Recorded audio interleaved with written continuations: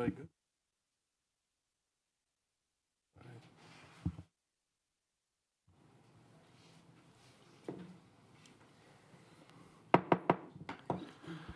Good afternoon, everyone. Thanks for coming. It is now 12:05. I'm going to go ahead and call the Board of Trustees regular meeting for May 12, 2026 to order. Item 1.02 is a roll call. Clerk call. Trustee Holt present. President Mayberry. Here. Dr. Nicolette. Good afternoon. Trustee Phoenix. Present. Trustee Smith. Present. Trustee Westlake. Here. Vice President Woodley. Here. And Student Trustee Peyton Weir. Here. All members are present and we have quorum. Thank you, Madam Clerk. Item 1.03 is a presentation of colors and Pledge of Allegiance. We are delighted to have the members of the Spanish Springs JROTC with us, and I'm going to ask Trustee J.J. Phoenix to lead us in the Pledge of Allegiance.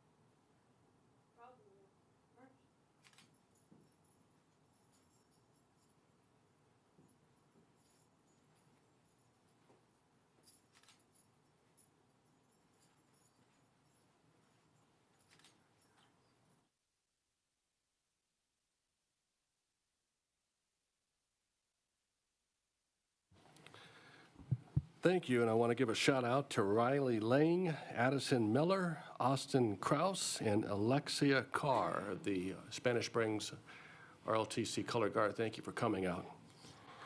Before we begin item 1.04, I'm going to turn the time over briefly to Superintendent Ernst for a statement. Thank you, President Mayberry. It's important for us to acknowledge that a deceased individual was discovered on the outdoor campus of a Washoe County School District school this morning. Preliminary information shows that this is an isolated incident, and law enforcement does not believe there are any outstanding threats to the school or the community. All students and staff inside the school remain safe, and families of the school involved have been notified. Please know this is an ongoing police investigation, and the identity of the individual has not been determined at this time. School counselors and psychologists and social workers and other district mental health professionals are on site to provide additional support. At this time, I would ask that we all pose for a moment of silence in acknowledgement of this situation.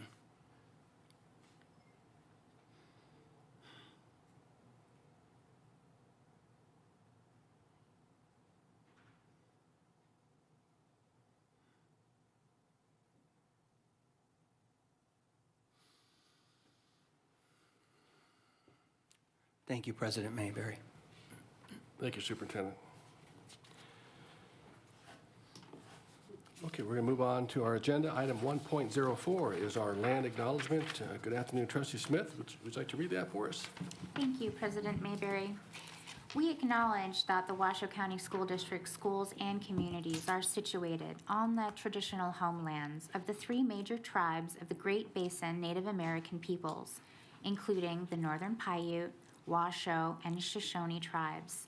We honor their ancestors past and present and recognize these lands as a continued gathering place for communities. We express our deep respect and gratitude for the opportunity to live, work, and learn here in Nevada. Thank you. Thank you, Trustee Smith.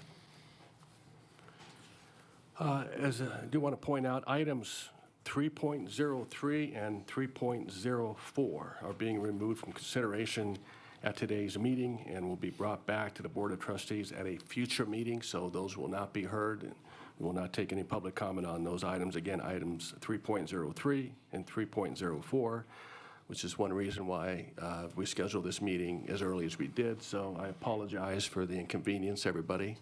But thank you for being flexible. That's the challenge of our open meeting laws sometimes. Okay. Move to item 2, consent agenda items.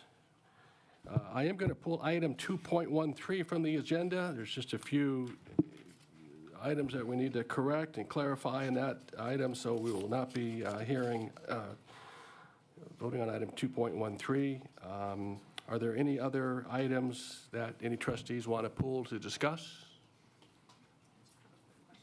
Yep, sure, go ahead. Okay. I just have a quick question on, sorry, I just need to find it again.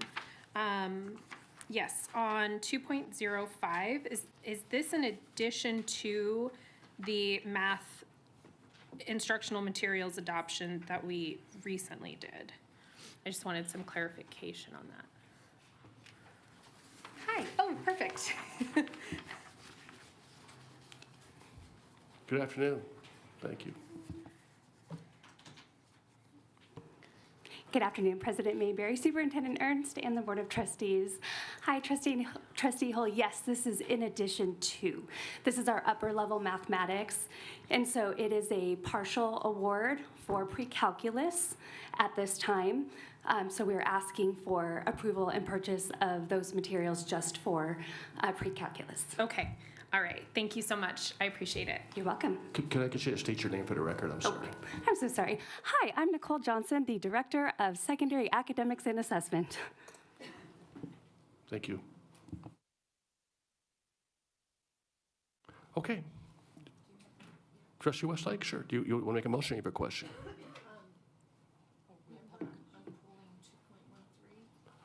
Yeah, it's not on the agenda. I'm pulling it completely.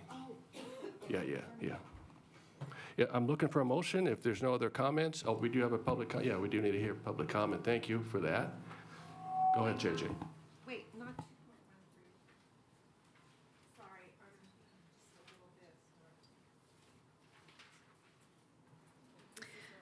John Eppolito for consent agenda items 2.03 and 2.05.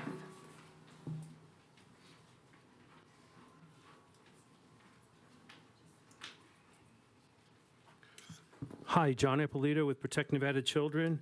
On 2.03 and 2.05, it looks like another 600,000 plus to put the kids in front of the screens for longer. And in addition to that, I think someone already asked about 2.05. That was 3.1 million that you guys approved in April. So way too much money on screen time. And I know I keep saying the same thing over and over. And I sent you guys this article, Teaching in the Age of AI. One time, I would really like to hear this board discuss why are we putting the kids in front of screens for so long? Because it doesn't help them. It doesn't improve their performance. And so this article that I sent you, well, I don't know, 2 weeks ago, maybe some of you read it. The section in here, most of the teachers that they interviewed were from Tahoe Truckee Unified. And right at the end, they interviewed a Nevada teacher from Incline Elementary. And I have a copy here for the record. The Nevada teacher said that her school, Incline Elementary, basically she said they're using screens too much.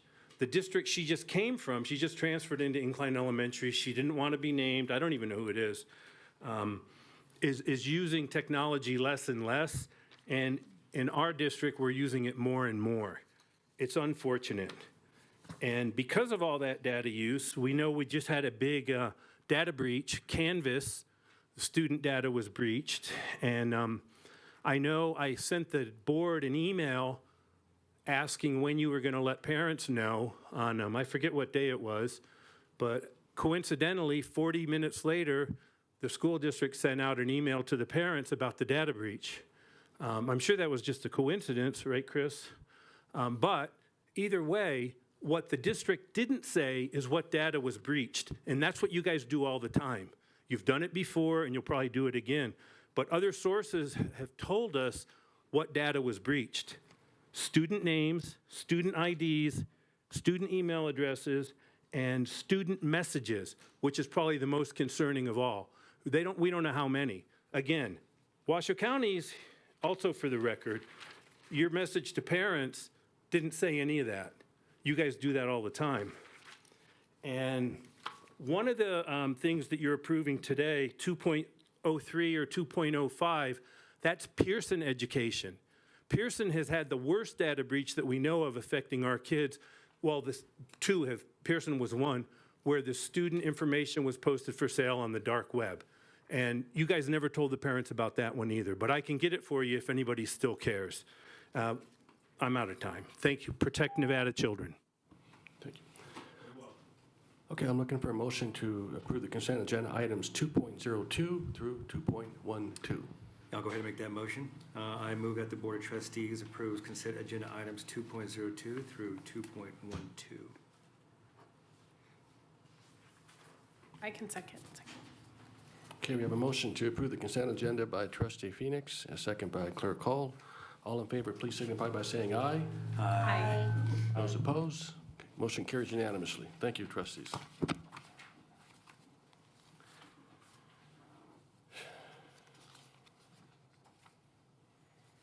Okay, now we'll move on to our items for presentation, discussion, information, and or action, starting with item 3.01. And this is a presentation, discussion, possible action, approve a one-year contract amendment with Curriculum Associates to extend the iReady Math and Reading Site license. Presenters today are Don Agnotti, our Chief Academic Officer at Elementary Education, and Dr. Chris Turner, Chief Information Officer. Good afternoon, gentlemen. Good afternoon. Good afternoon, President Mayberry, Board of Trustees, Superintendent Ernst. I'm Chris Turner, Chief Information Officer, and I'm here to kick it off with my colleague, Don Ngati, Chief Academic Officer for Elementary.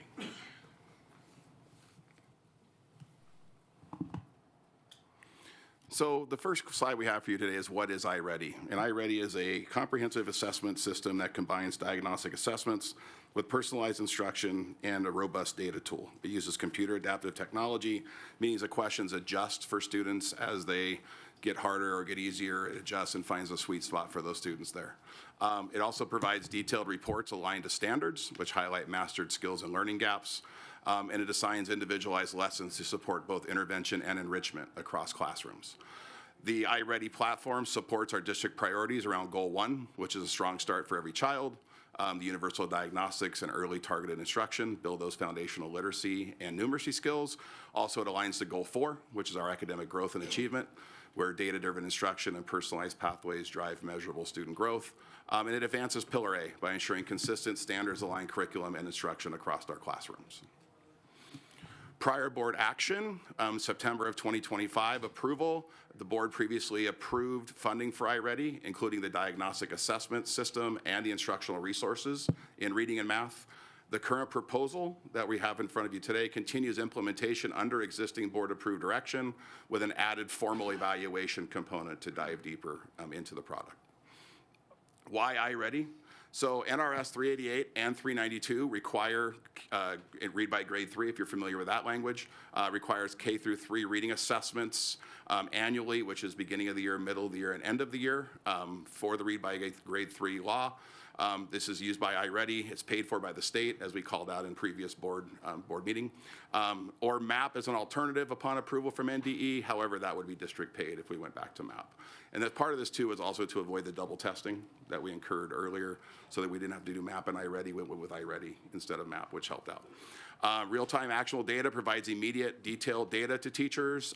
Immediately when a student finishes their pathway or their diagnostic, teachers have that report immediately, so they're not having to wait for that product to come out for them, and it informs their instruction quickly to assess their student needs.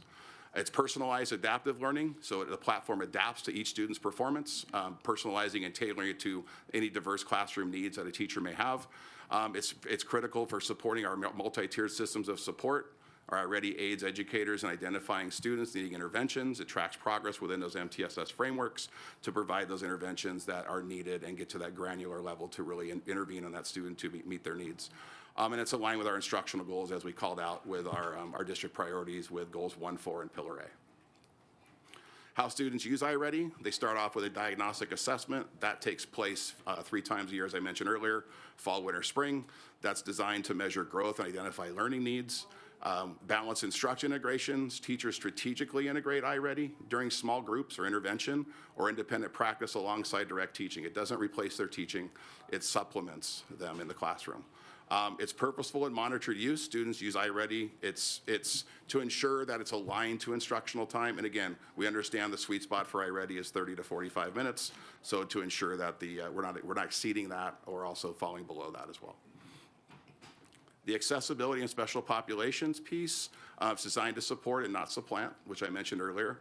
It serves as a supplemental tool with core instruction and MTSS. Our students with disabilities, the diagnostic data helps identify skill gaps to inform instruction, IEP goals, progress monitoring. Our resource teachers use it to write present levels of performance goals and IEPs. It's individualized pacing and targeted lessons. It supports differentiation that occurs with our students, and it's aligned to their needs as well. Our EL students, the reading instruction emphasizes foundational skills, vocabulary, and comprehension, which again align to our science of reading work and our letters training that we're providing for teachers as well. That data supports teachers in distinguishing language acquisition needs from content gaps. So we're able to delineate between that, and then again provide those students the resources they need to be successful in the classroom. Our advanced learners, it's adaptive again, so that if there's access to an instruction above grade level that needs to occur, we can also provide that for them as well. It provides that enrichment without removing them from core instruction to get that enrichment. It also provides that as well. So year-to-date usage reports. This table shows you a little bit of where we're at in terms of the grade levels as well as average time per week of usage. So again, I mentioned earlier the sweet spot for iReady is 30 to 45 minutes. You can see that at the elementary level, K-5, we are well within that 30 to 45 minutes. And I'd like to point out we're on the small end of that. We're not towards the high end of the 45. We're just trickling over that 30 minutes that's required. And another note there too, looking at kinder, our youngest learners are at 25, so they're less than any of our other 1st through 5th grade students there. And the same trend is for math as well. So you see that we are just meeting that 30-minute mark over it, and again, not exceeding that, which is important too, because that sweet spot, if we go over, there's drawbacks with that, and also if we're underutilizing it, then that. So we're staying within the sweet spot in terms of that 30 to 45 minutes on average for our students K through 8. How teachers use the data.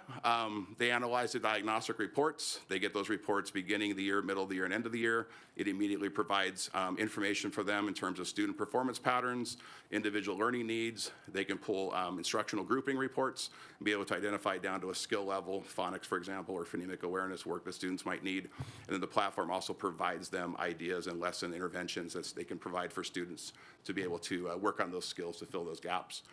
It's targeted small group instruction. The data helps teachers group students by specific skill. So while students are working on the platform, teachers are meeting in small groups with students to be able to address those skills. And that could be where maybe it's a skill deficit, or it could be even an enrichment for higher performing students as well.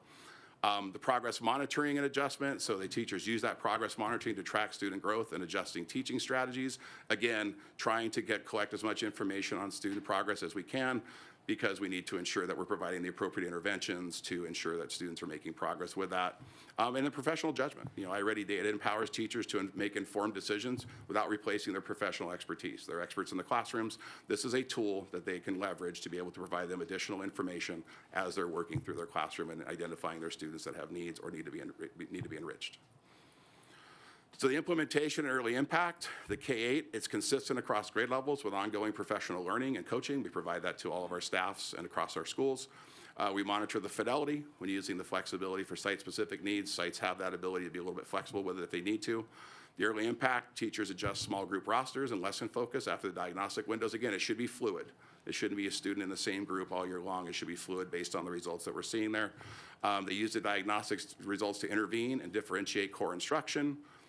Students engage more actively when iReady lessons are embedded in the daily classroom routines and in isolation. We want teachers to embed it in their daily classroom routines. It just can't be used in isolation. PLCs utilize the data tremendously to be able to make decisions in terms of instructional decisions as a school site or in terms of a grade level, identifying students that need additional support, but also enriching students as well to continue to push them with that. And then consistent expectations for iReady usage across the grade level teams. That PLC ensures that that's consistency across the board as well. So some ongoing efforts and evaluation that we've talked about. Back in 2024, iReady was on board in 2023. So in 2024, we conducted a focus group that consisted of 20 principals, 36 teachers, and 62 students from all grades. You can see the principals, the themes from them were that the data is useful for lesson planning, working with teachers, talking with students, because again, it's critical that we do evaluations after we have a product to determine how the product is performing for us. Principals indicated lack of devices was sometimes a barrier. Now remember, this was back after the first year, so I'm kind of dating it a little bit. Principals wanted more time to collaborate with each other to determine how to use iReady effectively and more functionality in the teacher tools. Teachers, some of the results from that where professional learning was beneficial, but they needed more time to use the tool. The diagnostic data was useful for sharing with students and families. Incentives help motivate students to work hard and do their best. Sometimes diagnostic data didn't reflect student capabilities, but some felt iReady restricts teaching flexibility, especially time requirements. And then we had student input there. So we had some student voice. Students like iReady, getting to track their progress. They liked the games and getting to work ahead or review concepts as needed. Many wanted more monitoring by teachers if they didn't pass a lesson. And then students did not understand why iReady and class lessons didn't always align. So again, that was after the first year, just some feedback and an evaluation that we conducted to be able to move forward with it. This survey was conducted this past year in our parent climate survey. So as you can see here in question 7, I'm excited about the use of iReady at my school. Just under 60% of, this was a staff climate survey, felt that they were excited about the use of iReady, and this is 25-26. And the same 7 questions we've asked since 23-24 on the climate survey, so the questions have not changed at all. So we have 3 years of data that identify and get feedback on iReady, including the students and how they're using it weekly in their classrooms, the professional learning that's identified there. So again, we have some areas that had upticks, we had some areas that had some drops, but overall it's pretty relatively flat in terms of that from 23-24, where we started these 7 questions, and this was the 25-26, which was taken in December of this year, and the results were given to schools early this spring. So that's current, as you see it there. And an 80% response rate is pretty strong when you're looking at that in terms of a survey. Ongoing evaluation efforts, kind of a quantitative analysis, obviously conducting various studies. One is the fidelity of usage versus students and smarter balanced outcomes. This was done in 24-25. We examined whether that 30 to 49 minute, 49 minute weekly benchmark was associated with better SBA. And then we found students with fidelity implementation outperformed students with lower and higher usage rates in ELA and math on the SBA assessment, which is a state assessment, which we shared with you back in September with our milestones and momentum and goal 4. Annual study, so equivalency with MAP and Smarter Balance, we found that the annual study to verify if iReady produces the same scores as MAP and Smarter Balanced, that high equivalency between MAP and SBA and proficiency and growth. What it allowed for was that equivalency was so tight that it allowed for removing that double testing requirement, which I mentioned earlier, and we were able to now just utilize the iReady screener tool, which is called out and read by grade 3, rather than having to do iReady and MAP testing this past year. Currently, and ongoing right now, spring of 26 to fall, we're conducting quasi-experimental design to determine implementations at an appropriate level. If lesson completion relates to positive student outcomes, again, not just the minutes, but how many lessons are students completing and what percentage are they achieving in that percentage? How successful are they with those lessons? And we continue to collect feedback and observe iReady in practice to make sure it's meeting the needs of student staff in our schools. And again, continuation with the ongoing evaluation efforts. Again, evaluation questions of the threshold of iReady usage per minutes per week associated with positive student achievement outcomes. Again, if measured, question 2 is a participation positively associated with smarter balance, iReady diagnostic, and or other achievement measures, because we know there's other measures that are being used as well. Continue to collect feedback and observe the iReady in practice. Looking at observations of random samples of classrooms representing a variety of grade levels. Is that instruction meeting the high threshold of instructional quality? Are we seeing students actively engaged? Are we not seeing them actively engaged? Are students able to describe their learning? Okay, can they repeat back to us, hey, this is what I'm learning and here's why I'm learning it? And then can they demonstrate their learning? And then also, how do educators and students perceive iReady? How would they redesign iReady if given an opportunity? And what are the educators' recommendations on whether to maintain the iReady lessons for next year and beyond? So again, those are ongoing evaluation questions that we're working with our team with in our research and evaluation team around some of that work that's moving forward as well. And on that, I'm going to turn it over to Chris. Okay, now that we've discussed all the exciting student achievement pieces and the perceptions around iReady, I wanted to be certain to include this slide because we want to ensure that the board is aware of pending federal class action lawsuit filed in December 2025 in Massachusetts against Curriculum Associates, which is the publisher behind iReady. The suit alleges that the iReady platform collects and transmits student data to third-party analytics services without obtaining parental consent. The plaintiffs argue this goes beyond what is necessary for educational purposes. Yet it's important to note that Curriculum Associates has strongly pushed back on these claims. They filed a motion to dismiss in February 2026, calling the allegations, quote, legally meritless, end of quotation. They affirm that they do not sell student data, do not use it for advertising, and do not build commercial profiles. They state all data use is strictly for educational purposes with school and district consent. Currently, there is still active litigation. The motion to dismiss is pending. No court has ordered iReady to be removed or shut down from use in any schools nationwide.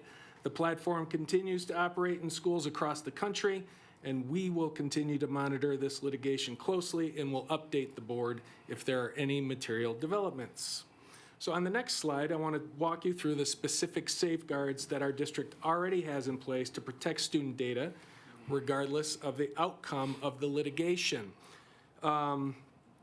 We have a contract review workflow internally in the district. It's not just an IT process, it's a district-wide process. But before we get there, our contract with Curriculum Associates includes data provision, privacy provisions aligned to both FERPA and CAPA. Under these terms, all student data remains the property of the district. The vendor is explicitly prohibited from selling student data or using it in any non-educational purpose. iReady operates under the FERPA, quote, school official, end of quotation, exception, which means the district authorizes data use only for legitimate educational purposes. Curriculum Associates' privacy policy confirms compliance with both FERPA and CAPA, and this is the same legal framework used by virtually every educational technology platform in K-12 education. Every educational technology application that the district adopts undergoes a multi-stage technical review via our contract review workflow that I already mentioned prior to its being used by students. This contract review process involves personnel from a variety of offices across the district, including academics, the Office of General Counsel, business for both budget and procurement reasons, as well as many technical evaluations from the Office of Information Technology. We all examine for areas of redundancy. So is the capacity of the tool already being used in another previously approved tool? Because we don't want too many tools approved in the district. We also look at contract language, the details that support all that contract language. We look to how the tool aligns to district, state, and federal governance, as well as the technical impact on the district, how it would be used on our network, how it would also primarily, how it would be accessed by our students or our employees, how it works in our environment, how it works in our infrastructure. But most importantly, IT security takes a careful view at the vendor's reputation, how it works in a sandbox in terms of capturing data privacy issues, and where the vendor indicates that they store their data. It has to be stored on United States servers. We remain committed to full transparency with the board on this matter. If the litigation results in any discoveries with how the vendor handles data, we will assess the impact and respond accordingly. To date, there have been no instances of student data breaches associated with this iReady platform. All right, thanks, Chris, and back to me. When we look at the iReady software funding, the initial acquisition was covered by ESSER grant funding. If you remember the federal stimulus dollars that occurred a few years back, iReady was funded out of that. This current contract ends on June 30th of this year. Planned transition to the general fund. The general fund support was always anticipated. The annual subscription cost was factored into prior 4-year financial plans. This is not a surprise expense. It was planned for within the budget. The fiscal year 27 budget presentation last September, we noted the estimated annual cost of $2.2 million. That figure has since been reduced to $2 million, and subsequent updates have addressed the state's partial reimbursement of these costs, which was $6.40 for the ELA screener. And then also, too, is the approval of this contract doesn't create any additional financial obligation. The funding was previously approved as part of the board's existing budget direction that occurred. Moving into the one-year contract rationale. The one-year contract rationale for the 1 year maintains continuity. It provides continuity of assessment and instructional supports for the 26-27 school year. We're to the middle of May right now. We're going to the end of the school year. So again, it provides that continuity for next year, and then obviously conducting the evaluation to be able to determine what the next steps will be for us. Commitment to ongoing comprehensive evaluation. We're going to evaluate student achievement, growth data, fidelity of implementation across sites, and alignment to our priorities. Right now, our priorities are science of reading, MTSS, teacher clarity, our systems and behavior. So again, how does this tool tie into all of those current district priorities to be able to increase student performance with that? Commitment to ongoing stakeholder input. Again, structured input will be gathered from associations, teachers, school leaders, students, and families. And then board approval, again, it positions us to come back to you as the board with recommendations prior to any future renewal consideration for 27, 28, and beyond when we have this comprehensive evaluation data collected as we move forward with that. The focus review of iReady, we talked a little bit about the evaluation. Again, kind of putting these into different buckets. The assessment practices, again, reviewing the NDE required iReady reading diagnostic for read by grade 3 with grade 3. Examine how iReady's intervention pathways, again, compared to science of reading, how is that aligned with interventions, and then determining whether testing at the secondary level should be universal or intervention only. Program use and participation, identifying which students benefit most, reducing unnecessary use for on-grade or advanced learners possibly, and evaluating the impact of weekly lesson expectations on instructional time. Cost and value analysis, reviewing licensing costs, instructional time trade-offs, and also the usefulness of the growth and achievement data for our teachers to be able to utilize. Implementation and feedback, again, I mentioned earlier, gathering input from teachers, principals, students, collaborating with associations, WEA, WSPA, to ensure transparency and a shared understanding. And overall, the evaluation will produce a clear, targeted recommendation for 27-28 that reduces unnecessary testing, focuses on where it matters, and maximizes value for students and schools. And on that note, we are to the superintendent recommendation.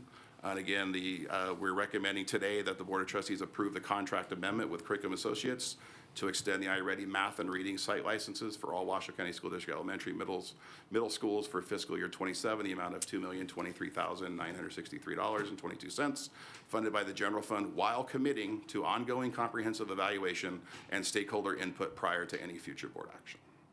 And at this time, we'll take any questions that you might have. Okay, thank you, Mr. Ngati and Dr. Turner. Appreciate that very much. I know that there's a lot of questions. It's not lost on me that we've received a lot of feedback on this item. So I'd like to do this very systematically and kind of just go around the dais with any clarifying questions you may have. and then we will take public comment after that. So Trustee Smith, would you mind leading us off? Thank you, President Mayberry. Just as a point, I think that's great to have us go around. I do reserve that if one of my colleagues asks a very good question, I may have a follow-up clarifying question because, you know, that's kind of how we use each other's minds to explore different parts of this. But thank you very much. So, wonderful presentation. I really appreciate it. I appreciate all the information that has come in. My questions are mostly born from the high-quality public comment we got on all sides of this. And so my clarifying questions are largely themes and questions that came up from the public. They're not really in any particular order. The first is, and I apologize if any of my colleagues have the same questions as me, does the instructional program align to our state curriculum? Because I'm hearing themes about misalignment, not that it meets the Nevada academic standards, but rather that the iReady program is not aligned to our curriculum. Not being an educator myself, I hope I asked that question the correct way. Yes, no, that's a great question. You know, there's alignment there as well with the curriculum that we have. Of course, everything we do in curriculum adoptions are aligned to standards. So again, when we look at programs that we are purchasing, we go through that process of how does it align to our curriculum, how does it align to standards, the assessment pieces as well as the platform pieces as well. So. Okay, so it does. So iReady follows, the program follows the same learning that's happening in the classroom. Yes. Okay, That's the design that I called out earlier, would be to align it with that instruction. Right. Thank you. All right. My next question is, so obviously we got a lot of public comment on this, and I'm curious because, I mean, I've heard about iReady. I have 2 children in the district. Full disclosure, I have a 9th grader who had previously used iReady in middle school, and I have a 4th grader now who has used iReady, I believe, since we started the program. So I've heard things about iReady over time, but when did we as a team or as a district start to hear that maybe there were some differences of opinions on this or concern? Like, did the emails come out of nowhere? I mean, I genuinely don't know. Or did we hear about this before? I'm not aware of any preliminary, like prior to the buildup of this agenda item, I'm not aware of any negative feedback, overwhelming negative feedback at this point. I'm sorry, I'll defer to Superintendent Ernst. Yeah, thank you, Dr. Turner. Thank you, Trustee Smith. I think with all aspects of curriculum, teachers, we're all very passionate in our trade and what we do. And so when we're looking at curriculum, might it be a social studies curriculum or textbooks that are 30 years outdated that we've had to, as a district, pause for many, many, many years before we were able to actually implement new textbooks. There's thoughts on how good those materials might be. There's thoughts on iReady. We've had so many different programs throughout the district that there's always feedback. I think the most recent round of public comment was something that had not universally been expressed to me as a superintendent. I've had numerous conversations. I meet with WESPA, I meet with WEA often. And really, I haven't gotten a lot of feedback about that echoed or was similar to some of the public comments we got.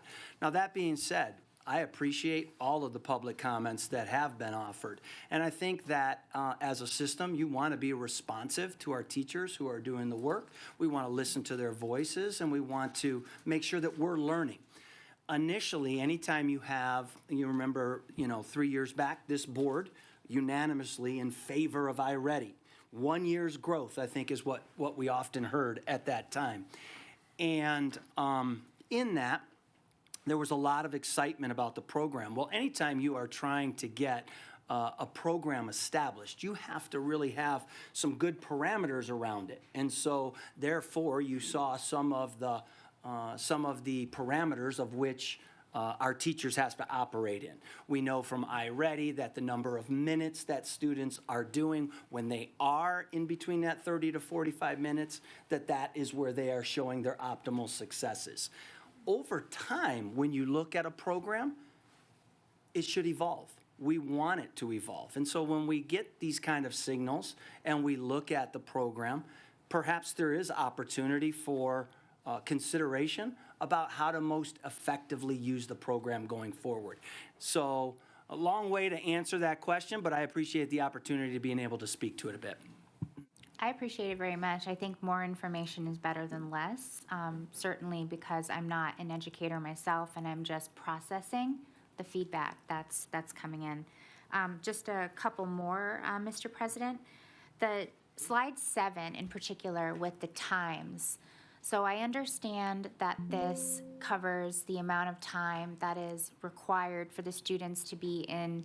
I just want to make sure I'm understanding this. This is the assessment and then it's also the learning, right? Okay. And then does this also include the time to boot up? Because this is actually a two-part question for you, Chief Turner. Does this include the time? So it's okay, let's say we're going to fly to Vegas and that flight is an hour and 30 minutes. So we know it's an hour and 30 minutes, but really you got to get to the airport an hour beforehand. You got to get your bag afterwards. Do we know the period of time that's really being spent on this? And part 2, since I see you going for it, Chief Turner, what are the tech challenges with this? Because we do hear that people have a lot of difficulty logging on. So that's a two-part question, if that's okay. Yeah, happy to answer. Thank you, Trustee Smith. These are diagnostics that are report figures exported from the tool itself. So it does not include the ideas around turning on the computer, logging in the computer, negotiating past forgotten passwords, all of those pieces. This data right here reflects actual time on task in iReady. Second part of your question? Is there an unusual number of tech challenges with iReady and that compared to all the other tools that students use? Because your team is the one that are on site helping with all that. Does it take an unusual amount of time on the tech support side, I guess is my question. I wouldn't say that iReady presents us with any additional time challenges in terms of support on the technical side. There remains always technical challenges, and we publish frameworks for how teachers use computers. Like we want a classroom set and in each individual computer to always be assigned to the same student so that the computer doesn't have to recreate a new profile if it's in use by a different student. So those pieces can make us more efficient. But I'm not aware of anything technically that iReady presents to us that's extraordinary compared to any other ed tech tool. Thank you for that.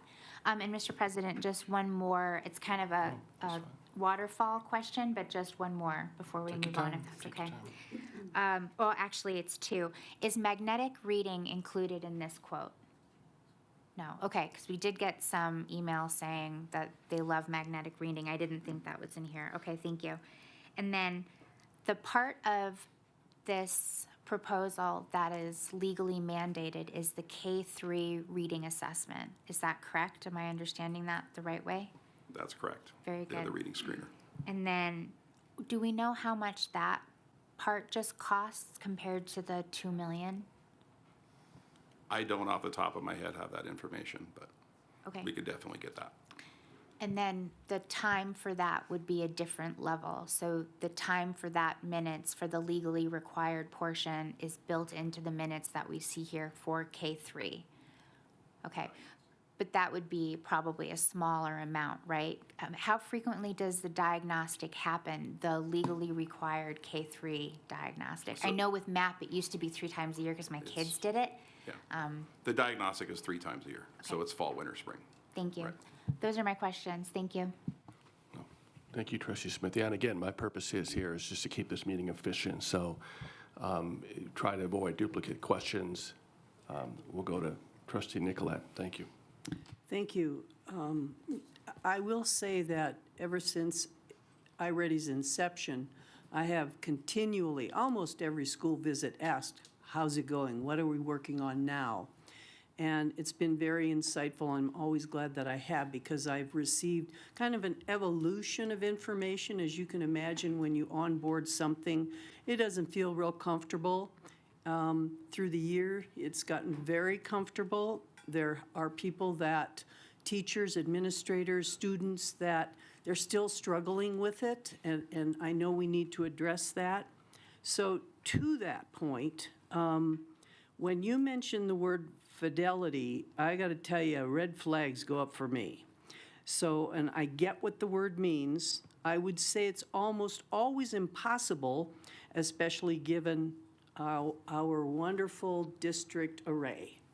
So can you please tell me, for your thoughts right now, what they are about how you would pursue that? So it goes back to, again, Don Angati, Chief Academic Officer for the record, it goes back to the expectations that we have around iReady and the sweet spot of what the program asks for. You know, that 30 to 45 minutes is what we're looking for in terms of that. We know that life happens in schools, and we know that there are other things that may take a precedent over that with instructional decisions or whatnot, with curriculum. Sometimes a science lesson may run over or a math lesson may run over. So we understand that flexibility piece, but really just trying to stay within the product identifies that there, you know, growth can occur and will occur with that 30 to 45 minutes, that minute range. So again, it's really trying to adhere to that as much as we possibly can to stay within that guardrail of that. You did a great job in helping me segue. So, minute-based versus successful lesson completion-based. Tell me how, in your mind right now, because there's a lot more that needs to be uncovered and talked about, et cetera, how can we manage the balance between minute-based and the child who's done in 5 minutes versus the lesson completion-based, and how a teacher is going to be able to manage that with 25 students in their classroom? Right, and that's a great question. I appreciate that. When you look at and you made a good point about the not just the minutes, but the lesson completion and the percentage of accuracy. Sure, Again, if students are just completing lessons and they're completing them at 50%, that's not meaningful either. So I really feel like, you know, again, and teachers have access to the data. They have access to those reports. They also are provided resources to intervene and provide additional supplemental resources for students with that. So I would say not only just the minutes is key, but also lesson completion versus the number of lessons that are completed in a week too. So, for example, if a student completes their 2 to 3 lessons and they're achieving that at an 80 to 90% clip, I mean, I think that's sufficient for what we're trying to accomplish with that too. So not only is it the minute usage here was because of screen time. That's why I wanted to share that a little bit, because that came up a little bit. But also too, it's key that you brought up that lesson completion as well as the accuracy that they are completing the lessons in. Thank you. It is really important because every student, as we know, is unique, and every teacher has a unique style, and so it's important to embrace that, especially when we're reaching for fidelity. I guess I have several more questions, but I'm just going to ask one. It's a yes or no. So let's just say today we in our infinite wisdom say, nah, we don't want to do this. $2 million, that's a lot of money. This is just Diane talking, right? Are we in a position to quickly pivot so that we can fulfill our requirement for the state of Nevada and NRS? Thank you. I would say that we would have to obviously do some analysis of that to be able to see what we could come up with that pivot, what that pivot would look like. I think that's pretty, I know your question is clear, but it's pretty vague on what, we would have to go back and identify what exactly it would be, the requirement from the state with read by grade 3, what that screener would entail. And then also we would want to get some input from other entities as well, like we called out in the presentation. Go back and we get with our teachers and our principals as well, because again, we have a tool that's out there, and we have, some folks see the value of it and some don't. So I do feel like when you're sitting in a situation like that, and then here we are a few weeks before the end of the school year with people planning for next year, I think that's a critical decision. We'd have to look at that and see. Are we in a position? I would say, strong position, no at this point, but I again would feel that that's what we'd have to do. We'd have to get into a good position with that. Sure. Thank you, President Mayberry. And if I could also, Dr. Nicolette, because that's a real good question in terms of what would be there to replace it if it was no longer there. And I think an important aspect of setting up our teachers and students for success is making sure that they have a toolbox of resources that they can use to support kids, particularly around interventions. Any of our students that might be reading below grade level, by grade 3, we have to have interventions in place for our Tier 2, Tier 3 students. And so that's an important component. And I would liken it to if we took away benchmark. We've talked about benchmark most recently. If we take that away, then all of a sudden you have, well, what's the curriculum that we're going to use? What are the core materials that we're going to use? How are we going to support that as a large system? Similarly, we stay with the Microsoft platform because we know that we can support Microsoft. When we get too much variety in the system, a system that supports just under 60,000 students, when you're looking at central resources and the ability to support those, that can have some challenges as well. So a lot in that question to be considered, but I think keeping materials, and I think right now you look at going into year 3, year 4 in terms of usage, that's where the opportunity is to refine.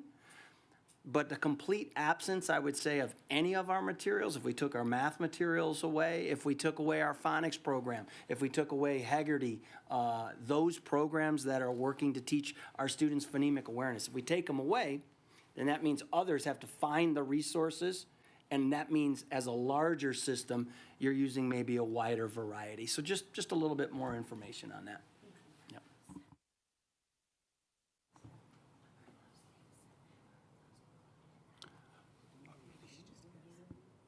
Trustee Nicollet, are you done? You have some more questions? Okay. Thank you.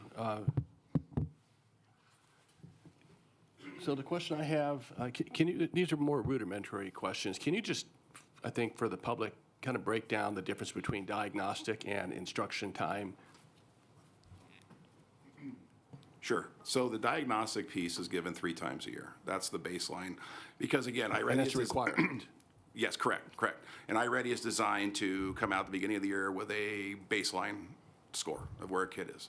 Then we provide the pathway. They work through the pathway piece, and then that's the gap between the next diagnostic. So they work through the pathway. It adjusts based on the questions or whatnot, finds where their sweet spot is in terms of their learning, and then here comes the middle of the year diagnostic. So then it evaluates growth. What growth has a student made in each of the additional ELA categories or math categories or the strands per se within that. Then they're on their pathway. The pathway is aligned to their learning, and then we have the end of the year assessment as well to determine we have growth from beginning of the year till end of the year. What does that look like in terms of that? And the instructional is a supplemental piece, essentially. Correct. Yeah. Correct. And so when I look at slide 7 and I look at the screen time, reading and math, I'll just take an average looks like I look at the average time per week, 30 minutes on both, roughly an hour. So is that essentially 15 minutes a day? So that's weekly. So I would say if students are averaging 30 minutes a week, that's about 6 to 8 minutes approximately, 10 minutes. And again, teachers utilize it in a little bit more of a window. Ideally, iReady at its best. You walk in a classroom, you have a teacher working with small groups of students. You've got students that are working on their individualized pathway.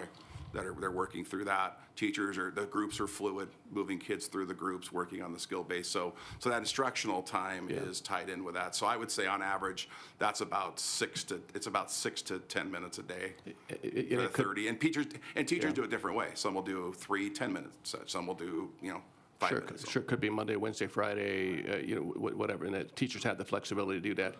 But what about the special ed piece? How does this benefit our SPED students? Can I phone a friend on that? You can phone a friend, sure. Where's Jen? I'm going to ask Jen Van Trest to come up and talk a little bit about that, because that's her expertise there. Sorry to put you on the spot, Ms. Ventress. There you go. Yeah, is there a benefit outside of the norm of general education students with the special education students with iReady? Hi, Jennifer Van Trest, Chief Academic Officer, Student Development and Success. Yes, there is some advantages, definitely some advantages for our students with IEPs. The MyPath, the online program, gives us hardcore data as to how they're performing on our standards and how we're closing that achievement gap. And so we can show during progress monitoring for report cards, weekly, quarterly updates on how they're performing on gen ed tasks. Typically, our goals and objectives, because they're standards-based and grade level based, are going to align with that, with what they're working on in iReady. And so it's a great tool for our special ed teachers who may not be in the classroom during every time that they're performing, to get that information.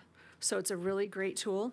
We use it in our IEPs as part of present levels for students. So yes, it is definitely a win for progress monitoring for our students with IEPs. Thank you for coming up to the podium. Clerk Hall? All right, thank you. So I don't even know where to begin. I think that I want to bounce off a little bit of what Trustee Smith was saying.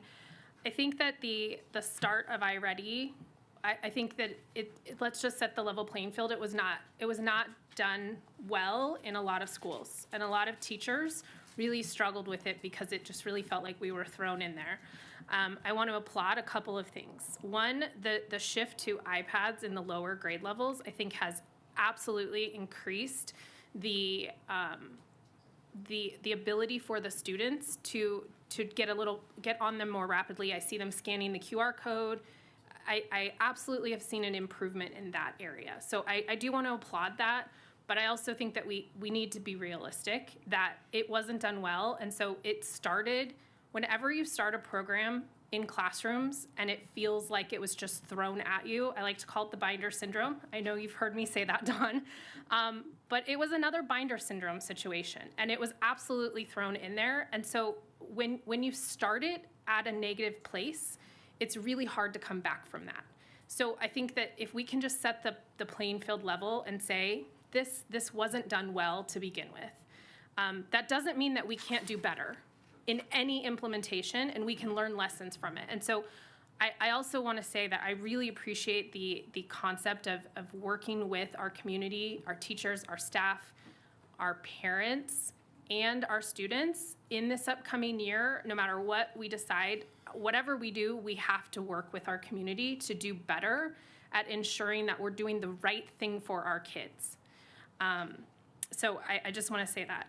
The other thing that I struggle with iReady is the words personalized, adapted, differentiation, and flexibility have been used over and over and over again with this program. But nothing about the classroom implementation is adaptable, differentiated, or flexible. Nothing. We've told teachers, you must do X, Y, and Z for every single student. I have a child who started kindergarten during COVID year and never caught up. She's now in 6th grade. She still scores lower on her diagnostic than grade level. On the other hand, I have a child who is brilliant, GT, tested out of the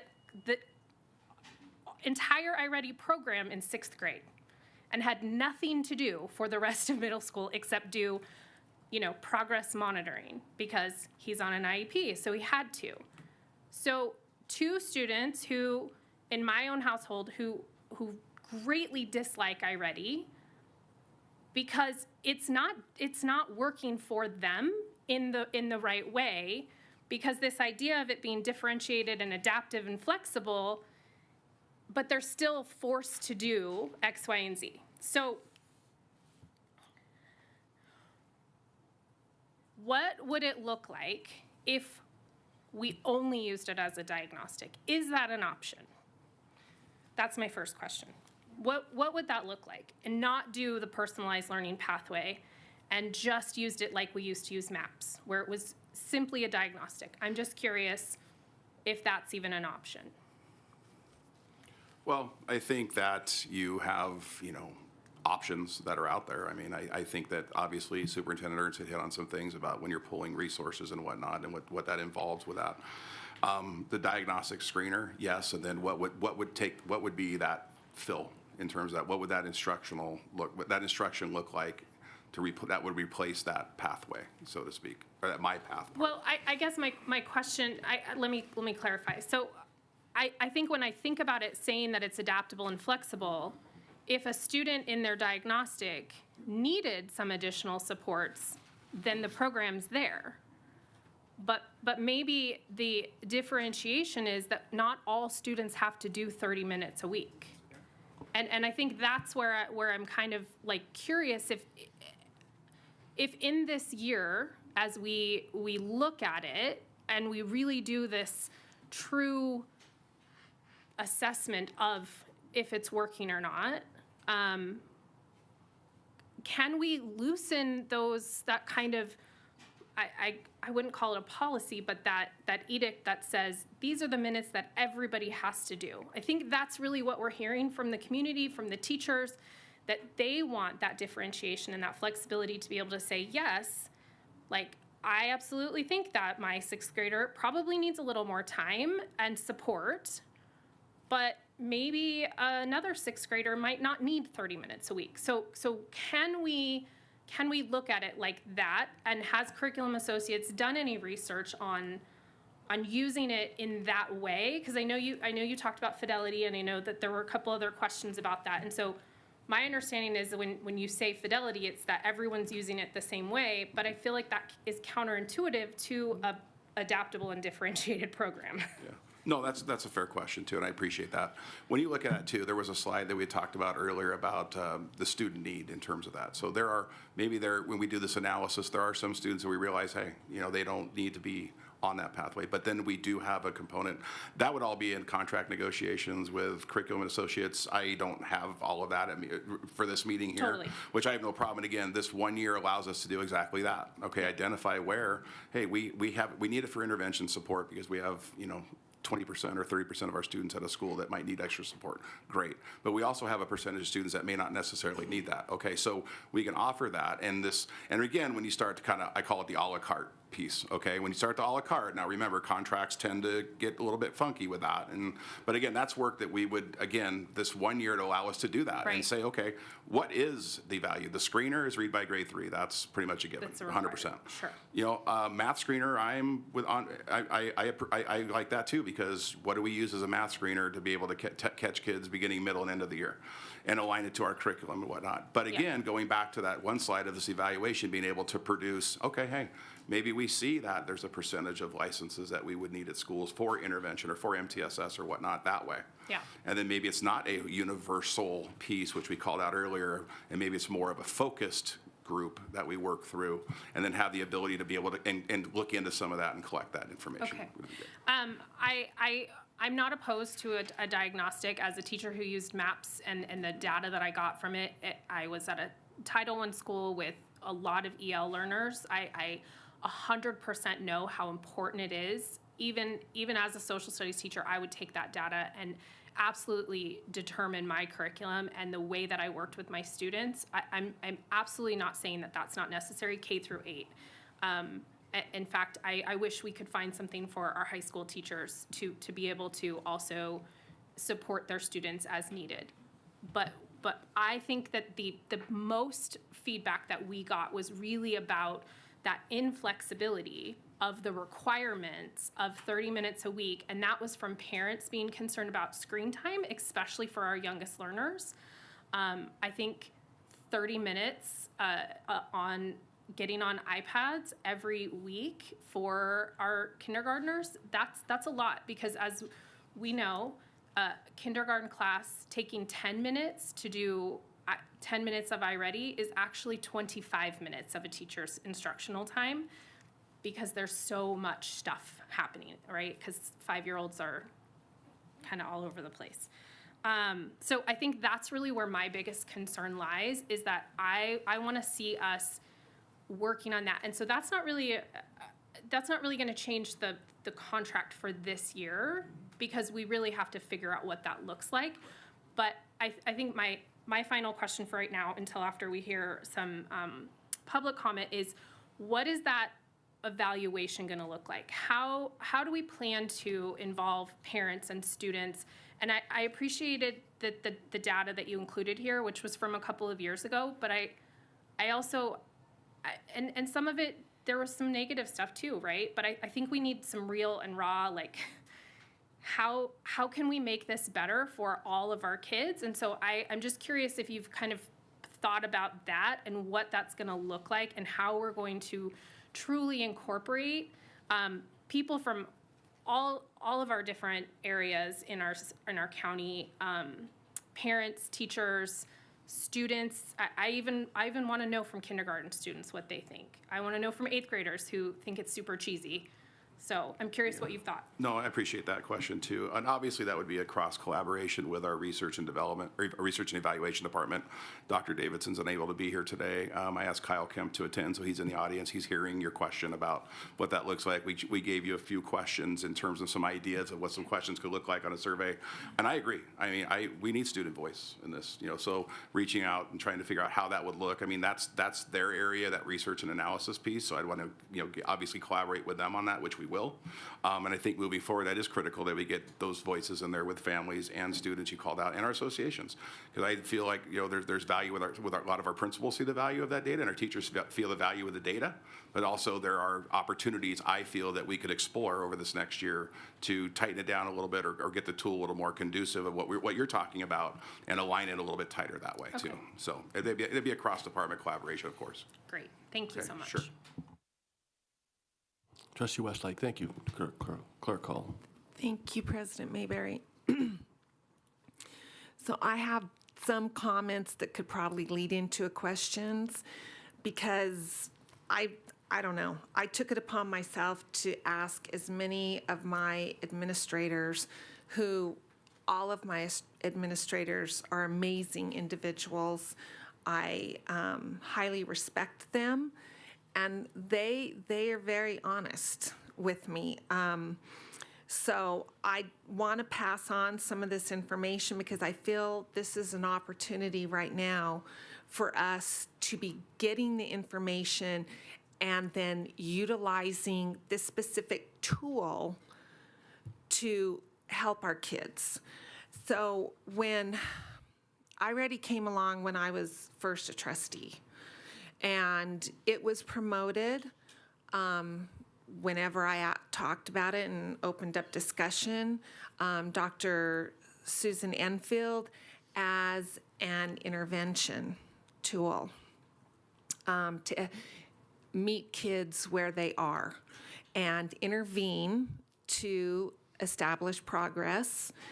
But what I was finding when I was talking to administrators is I think there's some misinformation out there, and there's really no blame or fault to be laid at anyone's feet.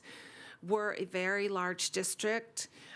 We have new, and I'm assuming, this may not be the case, I'm assuming the directive is given from superintendent and people on his team down to the area superintendents because they're the ones going into the schools and explaining what the expectations are.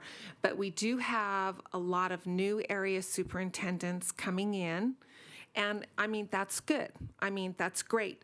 However, what I heard loud and clear from principals was we keep changing the message.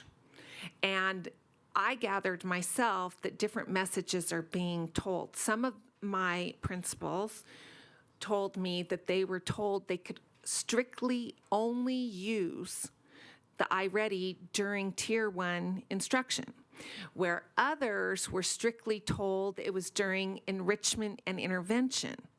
And so I was getting very confused. I mean, it was about a 50-50 grab bag.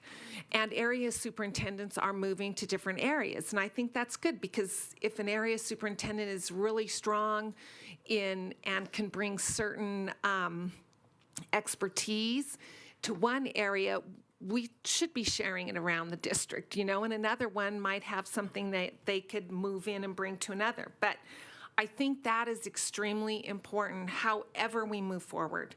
We have got to get it together, what we are telling our principals. And the other thing is, there's also a lot of mixed messaging going out there, what our expectations are. And some of my, I call them my overachiever principals, and she said I could use her name, like Teresa Quintana at Desert Skies, someone I respect to the moon.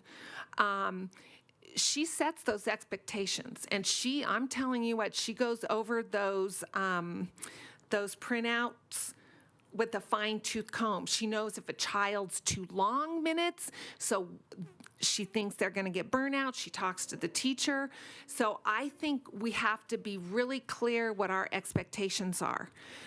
And I know we're always thinking about culture, and I do get that. But at some point, the rubber needs to meet the road.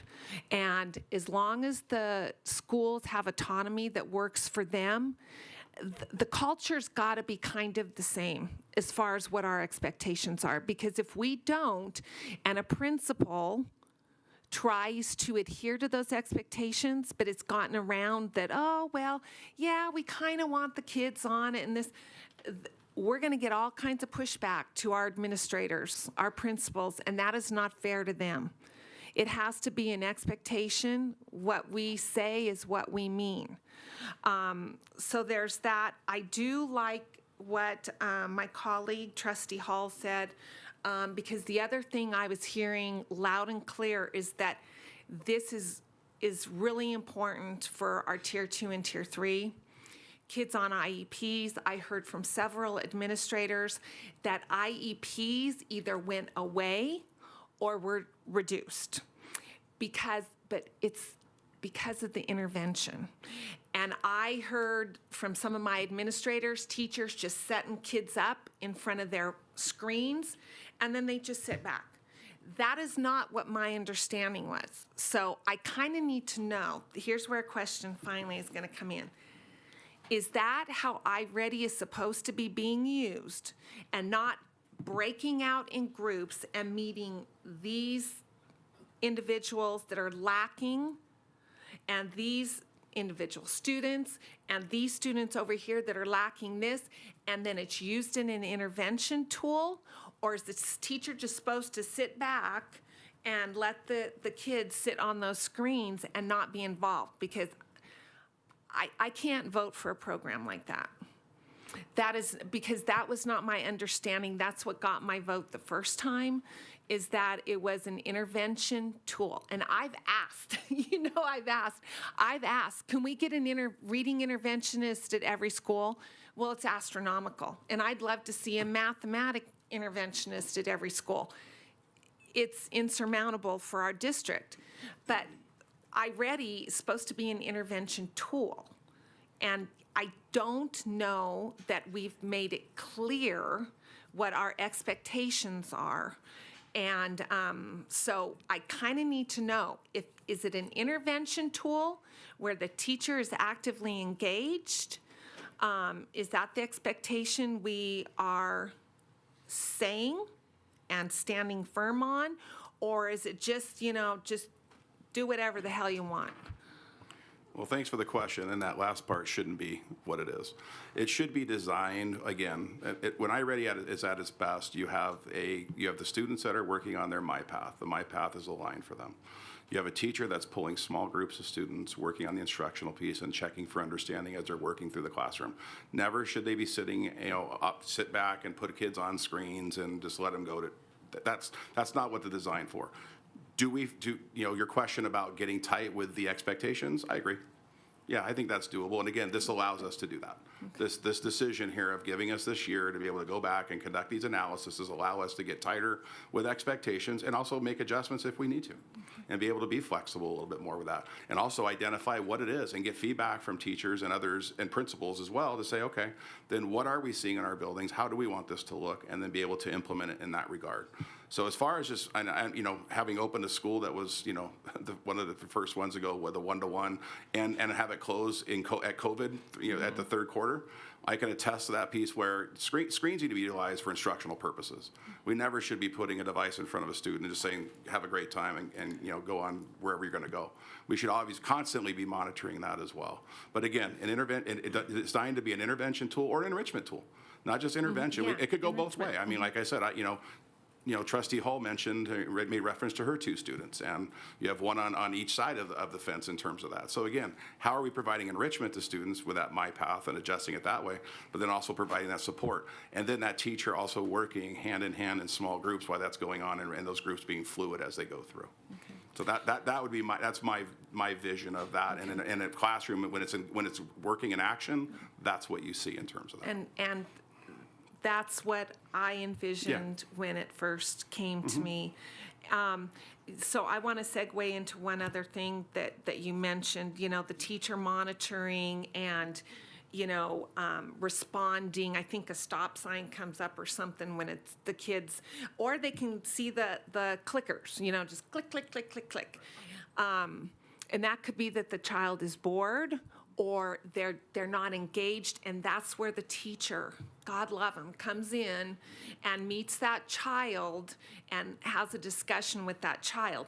That being said, I also learned that, and I am only one trustee of 7, but I have to say this, I'm hoping others agree with me, that iReady is being sent home as homework, and that is horrifying to me. There is no way we can train all our parents to be looking for the things that the teacher is.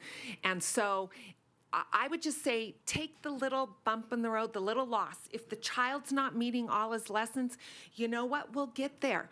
But sending it home with there's no supervision, the teacher isn't there to actually see what's going on, that's terrible.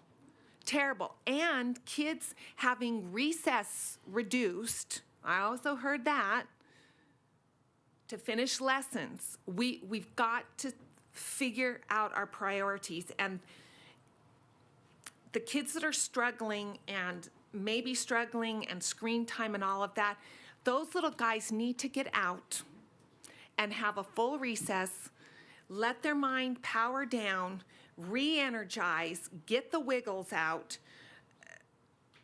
I don't want to see this become as a punitive, and I don't want to see it become as something that is not observed by our professionals in the classroom. So, thank you. All righty. Everything they just said. All right, no, so Yeah, I spent a lot you of got time. the easy job, right? Yeah, I got the easy job. Again, like the colleagues here, I spent a lot of time, considerable amount of time reviewing from multiple perspectives. I reviewed the district, your presentation, and then I looked at WE survey that was out there, listened and public comment, did some national research looking at the, how it is across at the national level, and spoke directly with principals and leadership to see how the implementation, keep that in mind, into the classroom. So what became clear is that it's a legitimate value, iReady, particularly with the diagnostic tools, progressive monitoring, intervention. You heard intervention, so another key word there, and real-time student data for educators and principals to rely on. It's not only just for the teacher, but it's also for the principal to help guide them and direct them, and helping that new teacher guide them through instruction and managing and learning. At the same time, I also believe that the concerns raised by educators are legitimate. Again, the WEA survey highlighted concerns regarding instructional timing, student engagement, implementation, expectations, and classroom alignment. And those concerns should not be dismissed, and I appreciate the district itself, again, with what you are doing, actively reviewing and these ongoing evaluations to all the stakeholder feedback. And so my question before I go on is, was this information brief you gave us, did you have this discussion with the associations and principals, and were they privy to all this in dialogue before it came to us? So can you clarify that for me in terms of what In other words, you're... I'm just saying this information that you gave us, did you already have that conversation with them? No. Okay, I just want to make sure that that is known, that type of Yeah. management work is where the rubber meets the road, and we have a better communication process, and I want to emphasize that. The other is that I found that it was important that the conversation does not appear to be simply whether iReady is good or bad, but the evidence suggests that the real issue, again, goes back to implementation, and it's how it is used and how it is integrated. And you heard from our colleagues here that there are real concerns, and they're hearing from the parents. And those things are very important, especially when it comes to instruction, which leads benefits most, whether schools are using this or not. It's really, we're looking for that high-quality led instruction. So I know that some of the teachers and are using this, and they are maximizing it, and they're doing a great job. There are ones that I spoke to that are in my district there, and they are really, they're iPro ready. They like all the tools that are there because they use it all the time. They use it in their discussions. It's a part of their team meetings, so to speak. So they kind of, they integrate that, but again, maybe not all of them. And I think I heard someone say initially, when it was integrated into the school district, it maybe wasn't all right aligned. But the next question I asked, not to put you on the spot, you said earlier, it says, when we do analysis, have you done already some analysis already? Or are you waiting for the curriculum associates to give you back that analysis? No, we've done, obviously, after the first year of initial implementation, there was analysis done. There's ongoing analysis as well. We just want to get tighter with that. We want an opportunity to dive deeper with that, because you brought up a lot of very good points about implementation. And we feel like we can get tighter with some of those aspects. It's been called out by multiple trustees here tonight. Gotcha. So again, that allows us that opportunity to do that. And again, in collaboration with our research department, to be able to do that work and make sure that we have, questions that are not biased and that they're going to be legitimate, and that we're going to get good feedback on that, which is going to drive that implementation and tighten down those expectations in terms of what we have. So that's exactly what And we're I looking really at. do appreciate that as management, looking at that for the rank and file, so that it's easier for them to use and understand. So I just take that perspective as a commander, they're looking down into the soldier, and taking how this is actually going to work. You know what I mean? I have my good ideas up here, and I just say, hey, go do good things. You're going to get all kinds of good things, but it's going to be everywhere but nowhere. And then you're going to come back to where we are kind of today, where, okay, we need to reset, we need to relook, and we need to redefine, and we need to redo what we are doing. So just keep that in mind from my perspective. The other thing about cybersecurity, and I'll just use that verbiage there, when it comes to what is it here? The risks, the potential risks. What are those potential risks for a breach? And then what are those mitigations here at the district? And I would like to publicly hear your perspective so that it's understood, because that is something that I believe some of the audience really want to know. You've heard them talk about that, so I would like to ask you to respond to that, sir. Happy to. Chris Turner, Chief Information Officer. All of our educational technology tools, we use a credentialing program that's called Clever. And so we align Clever's use with our Microsoft identity. So let me back up. A student or an employee, they all have a Microsoft identity so they can log into a computer and send email. In the student's case and in the teacher's case, that identity carries forward to another tool that we use called Clever, which credentials to dozens, if not hundreds, of ed tech tools that are in use in the district. The reason we use Clever is, there's a number of reasons why. So it makes a teacher's life much simpler because they can align all of their ed tech tools that they use in their classroom with this one credential. So Don's classroom might use 5 different ed tech tools, and all of his classes are rostered the students are already known because it's aligned with Infinite Campus too. So Don's students are already in there. Don is known as the teacher, and everything is already rostered, so he doesn't have to do any hand configuring. The other piece of efficiency that's realized through the use of Clever is students aren't required to remember innumerable URLs or web addresses, as well as usernames and passwords. All they have to do is remember to go to clever.com, use their Microsoft Washoe County School District credential, log in, and then Clever knows what educational technology applications they have rolled out to them from their teacher. So all they have to do is remember one piece. These are best practices that are in use in school districts and organizations around the country. The fewer credentials that you have to create, the fewer linkages between a person's identity and an individual tool, the safer we are. So this meets us in a space where we're much more efficient, both administratively and support in IT, and support in the classroom for the teachers and the students. But it also meets that best practice piece where there's fewer opportunities for data leakage. And that happens when, let's say, a student has to go through a process where it forgot password or mistyped the URL, or any of those mistakes can make us vulnerable. And the tighter we can get in that space, the better off we are. Does that answer your question? Yeah, no, I just wanted to. Did I get there? Publicly put that out there. I understand the concept, and, cybersecurity, you have your credentials, you have all that double layers, triple layers, identification, all that stuff. I guess my follow-up question is, the ongoing training for staff, and then the education to the parents and the public. So they're reassuring that, we are doing the best that we can, and it's not just, leaving it at that. Is that something that we communicate with the people? So that's an ongoing effort. In light of the news that's been released over the last couple of weeks related to data breaches for other ed tech tools that are in use in the district, it's an ongoing effort, like I already said. We have to re-educate all the time. We find opportunities. We find our employees are using opportunities to click on the wrong link and almost send money, all too often. And so it's my job to continue to communicate best practices and how to be wary, always be suspicious of what ends up in your email, never trust the source.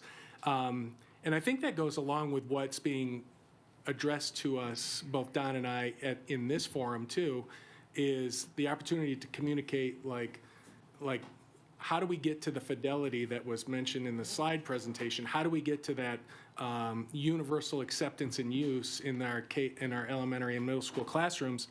It's that communication piece, the training piece, and we can continue to work in that direction. Don and I can partner up on the piece that's related to iReady, and then you'll see,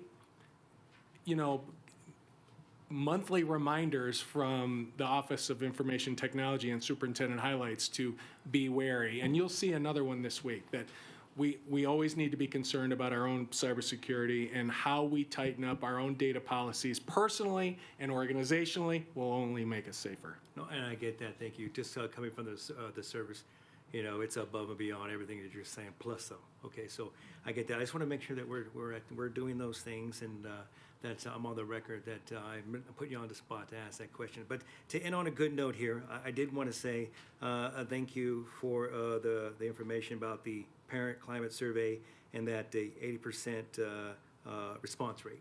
So you are getting some of that good stuff there, and that I liked that you said the 2 million was planned for. So it was something that was already in effect, and so basically. I think my colleagues asked about the required minutes. I thought I heard somebody say, and I think I wrote it down, 30 minutes required. And I was saying, is this a contract deal or is this a WCSD deal? But I think you kind of answered that a little bit already. Yeah, the 30 minutes is more of what the recommended platform is for the sweet spot to be able to, it's that My Pathway tool. That 30 to 49 minutes is about where that sweet spot you want to try to get kids into. Gotcha. Yeah. And then I also want to make it be known that, it is required by NRS 388-92 that we have to have something, and to stop mid-stride in the middle of the session, basically, that's not a good management move there. So the last piece was flexibility, and really taking what we've got here today and then listening to the rank and file, so to speak, and then taking that and implementing that into your strategy. And then when it comes back to us, it may not have to be, it may be something that might be, okay, very good, thank you very much for that brief. Does that make sense to you all? That's it. That's it for me.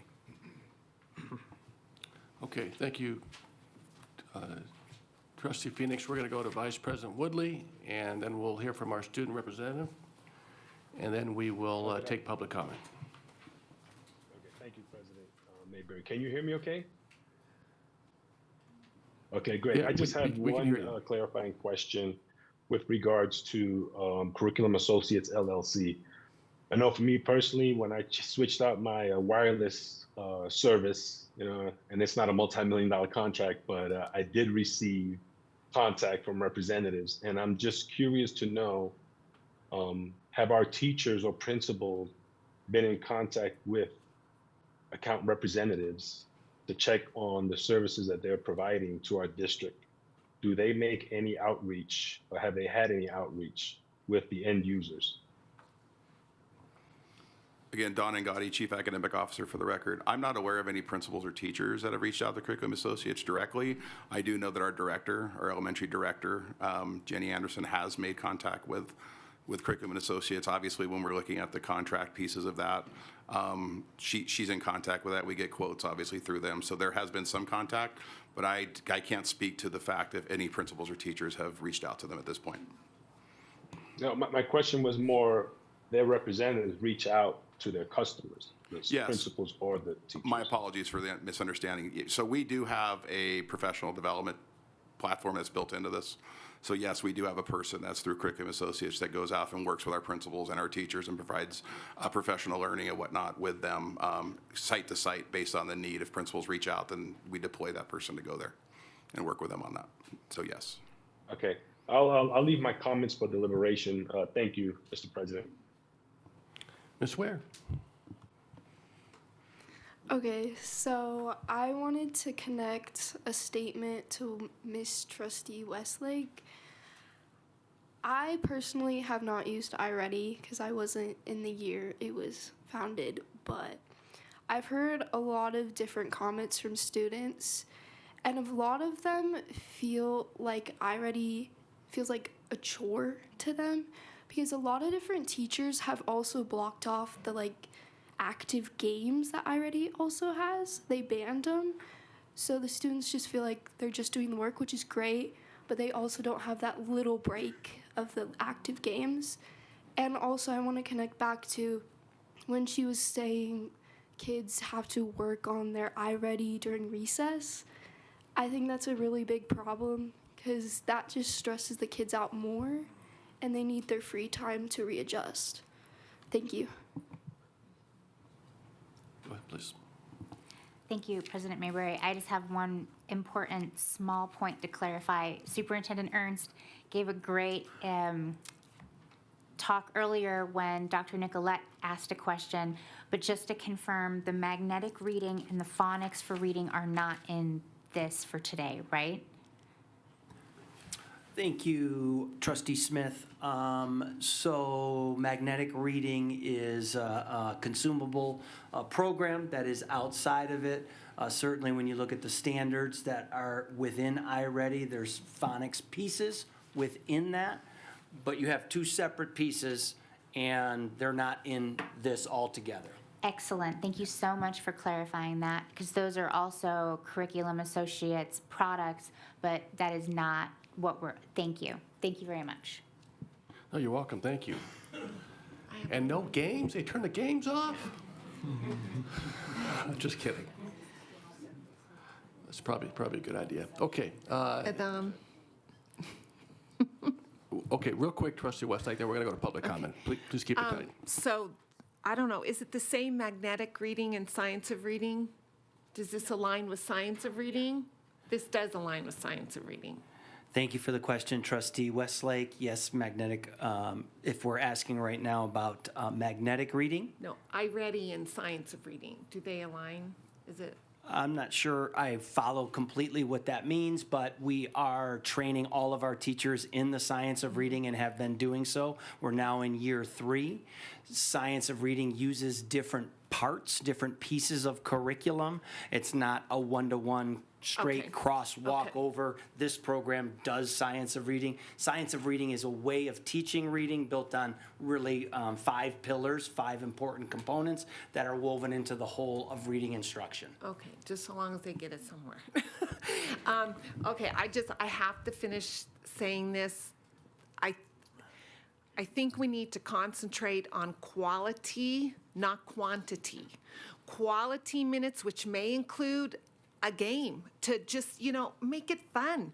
Kids learn by play and all of that. So quantity is not the most important thing. The quality, so being there with the teacher that's engrossed and supportive, and maybe not the exact minutes. Maybe a teacher can tell this kid's getting burnt out. Maybe he only got 1 lesson. You know what? We'll get there. But you push and you push and you push, and sometimes you end up back at the starting line with some very unhappy students. Thank you. Okay. You want to say something? Yeah, thank you. I know that you're about to move forward, but just a couple of thoughts in relation to it. I think the questions have been outstanding, and they show the value of us in the team and what the team needs to do in terms of looking at this and perhaps modifying, evolving, best use going forward. And I would also say that it's important to continue to remember, yes, we're definitely educating the whole child. And I think just a short while back, we were sharing some of our student outcome data. And really for the first time in the history of Washoe County School District, we saw historic gains in the proficiency level. And this is for all students, all populations of students. Every single one went up. Now, I'm not saying that's because of iReady. There are a number of pieces that go into the recipe when you're trying to educate students. But I just think it is a bit noteworthy to remind us all that we were just celebrating the largest historic gains in academic achievement. I just don't want to diminish that. I don't also want to overstate it, recognizing there's a lot that goes into that, but I do think that that's important. Thank you, Superintendent Ernst. Can we go to public comment, please, JJ? Brandy Vesco. Good afternoon, Ms. Pesco. Hi, Brandy Vesco, mother of a student in the district and former ed tech reporter for government technology in the Center for Digital Education. I urge you to vote no on renewing iReady, even for this reduced one-year term. Our children are not guinea pigs, and we do not need one more year to figure out whether iReady works. A product that has not already been proven to be both beneficial and safe for students should not have been purchased in the first place. Please don't make the same mistake twice. iReady has been on the market for 15 years and has more than 13 million users, which should have been plenty of time and data for a gold standard study or two that proves this product works. Instead, the best we seem to have are 2 Johns Hopkins white papers. White papers are not peer-reviewed, paid for by the makers of iReady.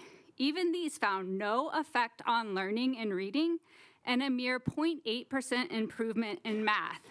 This is not worth our $2 million. Perhaps most egregious of all, during the 3 years we spent trying to figure out how to implement this product we spent $6 million on, our children have been suffering. At my own daughter's school, Marvin Moss and Sparks, play is withheld based on whether students met their iReady minute requirements the previous week or passed their lessons with at least a 67% average. So while the district was trying to figure out how to get students to use iReady correctly these past 3 years, play was being withheld from 2nd and 3rd graders at an already recess-deprived school. We're talking 15 minutes of recess in a 6-hour school day here, simply because these 7- and 8-year-olds couldn't figure out how to use this with fidelity either. Would you want your children or grandchildren attending such a school? When this issue was brought to the attention of Area Superintendent Waugh, she did nothing to stop it, and my school leaders refused to stop it as well.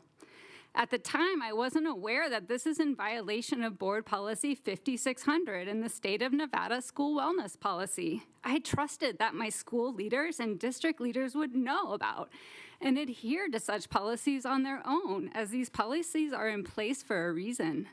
Instead, nothing has been done to bring my school leaders into compliance. At best, they may simply be moved to another school, and at worst, they might even be fired up to a higher position. This is all happening under the watch of the current administration, which is why I am in no way in favor of promoting someone from this administration into the top position of superintendent. Where were you when you were supposed to be looking out for the basic rights of our youngest students? Thank you. Thank you. Megan Manguso. Good afternoon, Ms. Manguso. Hi. In a little while, you will honor a teacher, one that has inspired the lives of thousands of students, one that has inspired a billionaire stranger to donate hundreds of thousands of dollars, probably millions, over the course of 20 years to dozens and dozens of the district's poorest and smartest students. Students who went on to become doctors, lawyers, chefs, engineers, and beyond. She has also inspired her students to become teachers as well, showing by example that education has value far beyond a standardized test score. It can change a life, and a teacher by profession can be a steward of that phenomenon. That same teacher inspired me to stand here today and every time before it to fight for the education all our kids deserve. That teacher is my mother. She is a genius, scoring 1,600 on the SAT 2 times, required to take it the second time because no one thought a girl from rural Nevada could be that smart. Luckily for all students, she would inspire years and decades later. Instead of climbing some ladder for corporate ambition she most definitely would have crushed, she was also inspired by one of her teachers. She was inspired to teach and show her students the power and value within them by way of education. She inspired them to want to learn. According to the survey by the Teachers Union, I pray you have all been updated on, only about 24% of 900 staff surveyed recently indicated iReady was either strongly worth the investment or somewhat worth the investment. That is a combined total of 24%, despite the district spending approximately $2 million annually on the program. Less than 30% of educators reported students are either highly engaged or somewhat engaged while using iReady. That means students aren't taking it seriously and don't care. iReady data is therefore not representing their clear capabilities. $2 million could hire a few dozen teachers to simply travel the district providing one-on-one instruction to kids who have fallen behind. $2 million could provide more art and PE instruction to schools that don't receive it. $2 million could reduce our deficit by $2 million. If you really want to honor my mother and any or all of the teachers, listen to them. Give them back those valuable instructional minutes and their autonomy to teach. That's what you do with those minutes. You give it back to the teachers and let them inspire their students to want to learn and harness the power of education to change their lives. Thank you, ma'am. Kaylin Evans.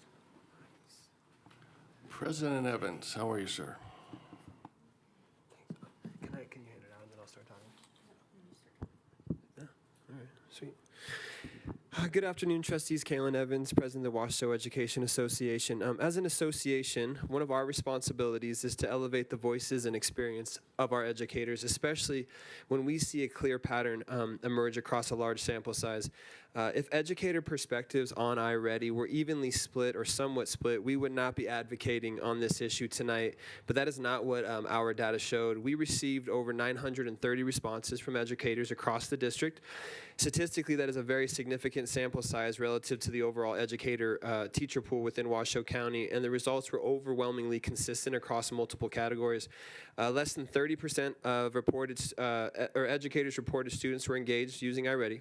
More than 70% indicated it takes away instructional time priorities, and only about 24% felt the district's roughly $2 million annual investment in the program was worth it.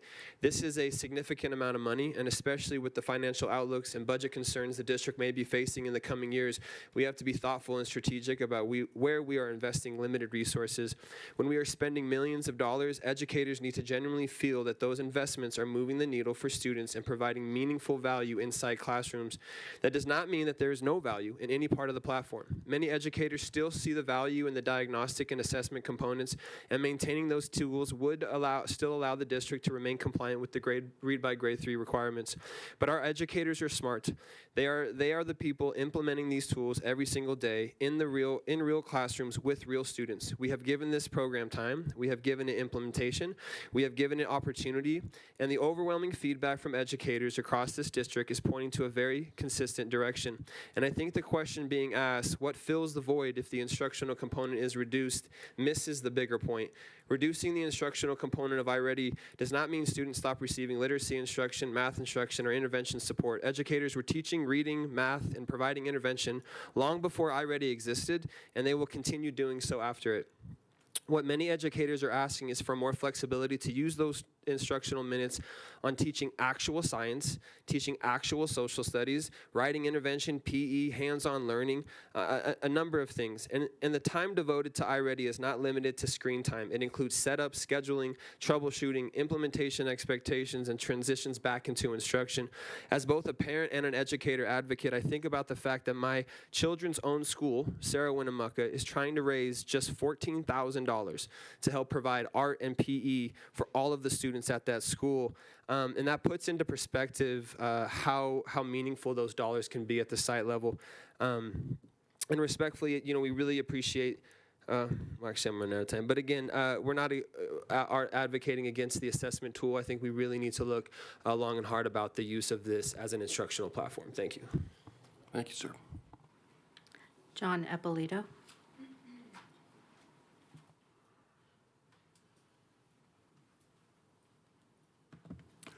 John Eppolito, Protect Nevada Children. iReady. This lawsuit relating to the student data, almost all of these vendors state in their privacy policies they do not sell student data, just like Chris said. Also, almost all of them say they, quote, share student data with their partners. No one really knows who the partners are and how that student data will be used. Chris doesn't know. He won't say he knows. Commercial profiles. Yeah, they don't create commercial profiles. What they create are student profiles. Legitimate education purposes. I disagree with that when you come to Infinite Campus especially.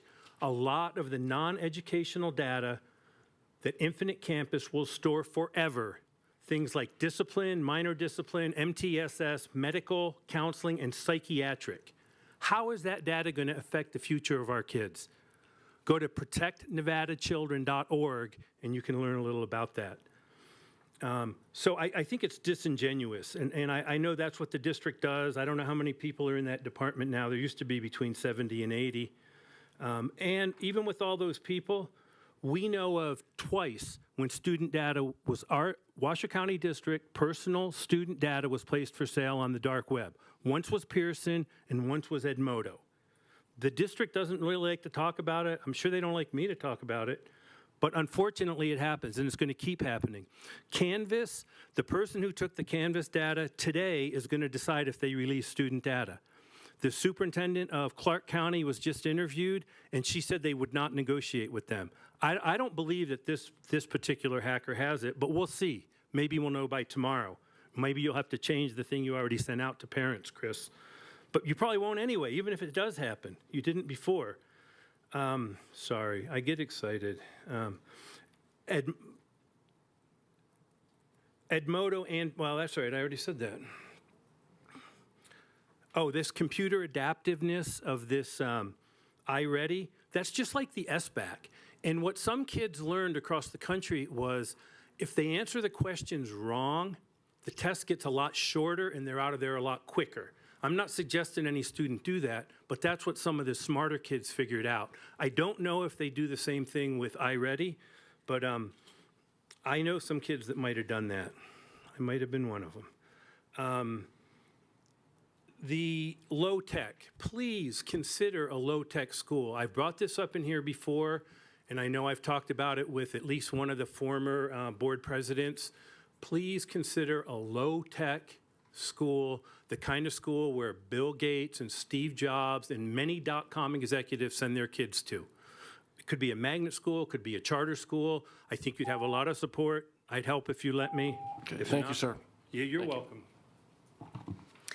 The board received emails from Colby Reardon, Maggie Babb, Kathleen Bailey, Midori Ishibashi-Wall, Raquel Pelletier, Cassandra Harding, Kristen Addis, Shandor Korda, Katie Yeager, Jerry Lynn Victorian, Cara Sierra, Julie Costa, Marcy Broderick, Nicole Hayes, Lisa Thomas, Joseph Vesco, Malika Landis, Julie Lucas, Shannon Ramacotti, Melissa Sullivan, Maddie Simon, Laura Bartz, Shelby Steffens, Scott Callahan, and Zoe Bray related to this item. Okay, thank you. Okay, we'll bring this back to the board. We've been at this pushing 2 hours. Let's begin deliberations. I'm happy to entertain some further discussion and a motion.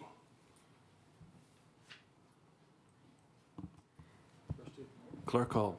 Thank you. I think one thing that I would just like to have addressed is the recess thing. We've heard it a couple of times, and so I'm curious if we could get some clarity around the district policy, from leadership. What is being, I guess, implemented by principals?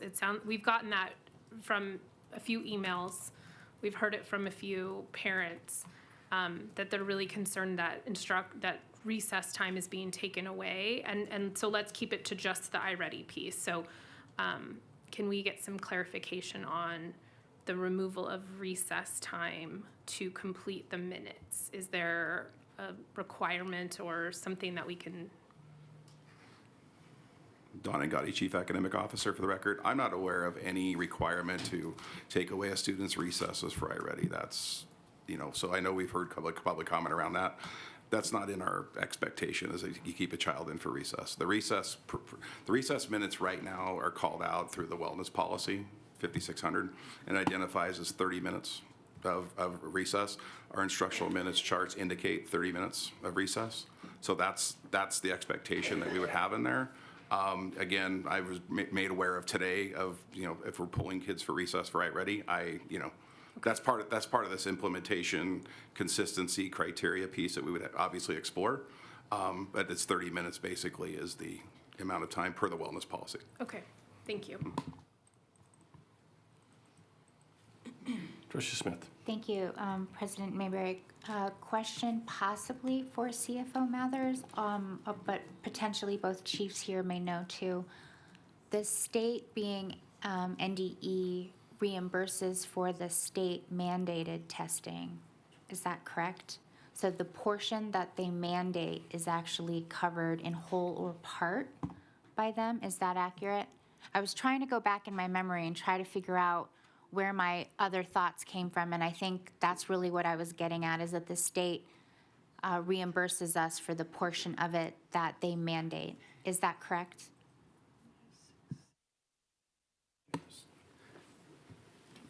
Thanks. Had to hobble up here.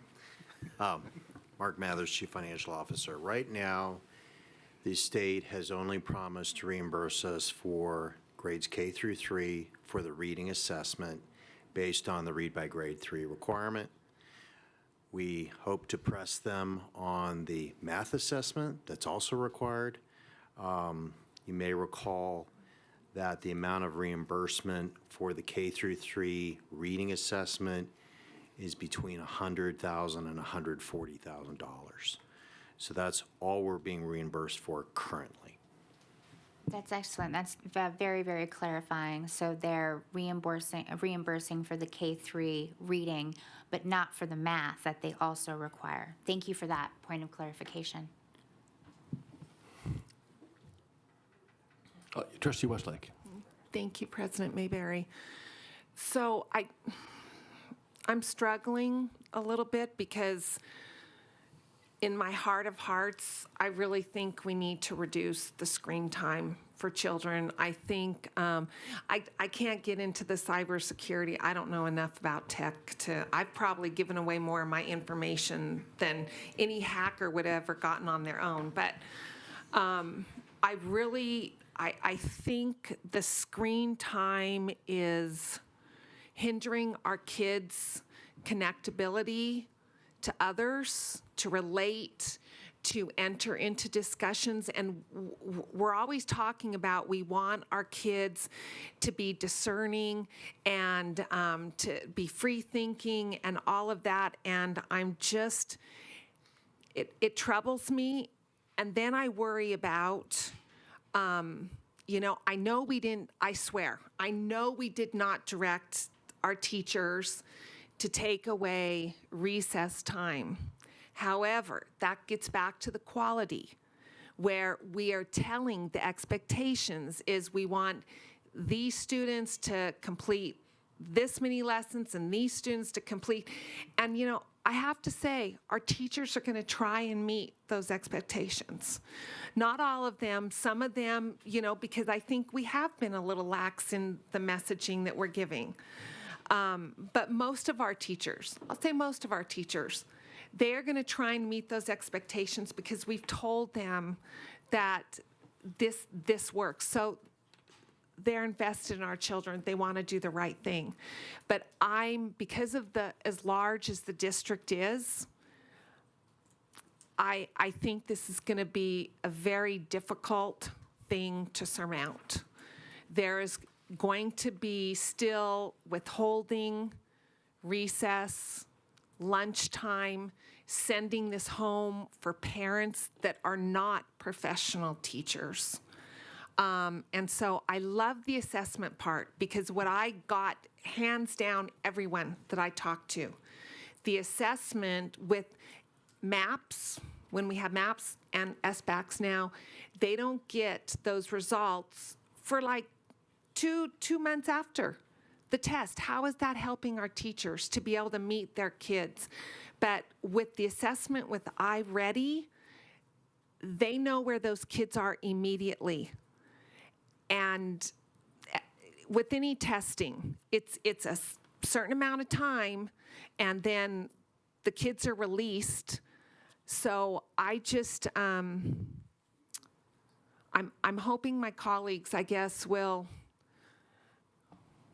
see the value in the assessment, but the other, I just don't see how we can grab a hold of those expectations. We don't have eyes everywhere, nor should we. I mean, our teachers are wonderful. They have to have some autonomy. But I just think that is really a hard thing to wrangle. The assessment is great. I mean, absolutely wonderful to help out our teachers. So thank you. Thank you. We're going to go to Vice President Woodley, and then we'll go to Trustee Nicolette. Okay, thank you. Can you hear me okay? Okay, great. I want to express some concerns I have and some feelings I have about this subject. I know previously Dr. Nicolette made a reference to ask the question of what would it look like if we decided not to approve this and pivot from this approach. I know that as responsible stewards, that's not something that we can just drop and do and change immediately.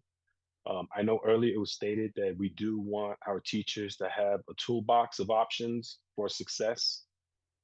Me personally, as a former employee that worked for an agency, I know if myself or my employees, if we had a software, if we had a gadget, if we had any tool that we were using that we felt was not successful, I would have hated for my leaders to select to continue with that tool.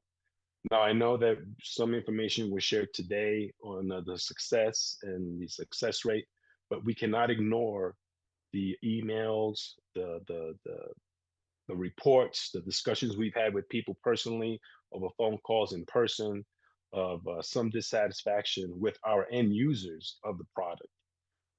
Initially, I was thinking maybe we should just take out 1 million out of each year and just get at least 10 interventionists. But then that's only 10, right? That's only 10 for a one-on-one intervention out of the dozens and dozens of schools that we have. So I don't know that that's feasible. This is not a direction, of course, because any direction we give as a board. But one idea that also comes to my mind is I'm looking on the invoices and it's delineated, stated there's between 11,000 to 27,000 per school for the personalized instruction. And I wonder if that's something that in the future we may want to look at as an option of tools for our principals if they want to either use iReady moving forward in the future or take that 12, 15, 26,000 and hire someone to help them address the issues in their school. The point that I want to make most importantly is that we have to listen to the end users of our software, of our tools that we give them to be successful. Obviously, we can't just abandon this the last minute, but I think it's very important moving forward that this is something that we take into consideration. Hopefully, in the future, all those, all that, all the responses that we received, all the input we received, is something that will be seeked out prior to being brought before us for millions of dollars. So that's because once again, going back to saving our deficits and our staff, that I'm not a fan of spending a lot of money on something that our employees don't even want. So I just want to make sure that moving forward, that it is something, whatever it is we're moving forward with, that it is something in fact that our employees believe is successful and is good use. Once again, we have to be responsible in the moves that we make here. So I look forward to hearing what motion comes to the table. Thank you. Thank you. I look forward to this quasi-experiment for next year, and I think it's extremely important to piggyback on my colleagues' statements. Every voice is important, and it makes it confusing, but it's very, very important. To that, to kind of revisit my question about, are we in a position to respond? $2 million, yes, that's a lot of money. Having said that, we wouldn't be saving it if we pivoted, would we? We would be spending it on another tool because we have to. Is there any kind of off-the-top comparison? We'd have to spend more, we might spend a little less, or is it just, we're going to probably spend this amount of money no matter what we use? Thank you. No, thanks for the question. So again, the option, if it wasn't iReady, go back to map testing, and that would be a cost that we'd have to incur for map testing for the state, for the screener piece of it. Any guess? And we would not receive any remuneration, that 100,000, 140,000. Any best guess as to, is it apples to apples? I would say it's probably apples to apples. That's a good way to look at it that way. Again, we don't, like you brought the question about pivoting there. We are, we definitely can explore that piece there. Again, it's going to take it's going to take time and work on that end there too. I think that what we look at now at our proposal here is the rationale for it, again, to collect further information so that we can make that decision on that, moving forward with that. Trustee Westlake. Thank you. So I feel like I need to say something because of what Trustee Woodley said and Trustee Dr. Nicolette said, because I did do a lot of, I felt like I was an amateur sleuth, just trying to drill down to the nitty-gritties. So I think it's important that it's clear that maps or any other platform probably would not give us an immediate assessment. And that is really important because the assessment is where our teachers know what interventions need to be provided for their students.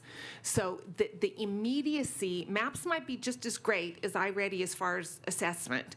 It's the timing. So with iReady, the assessment is immediate.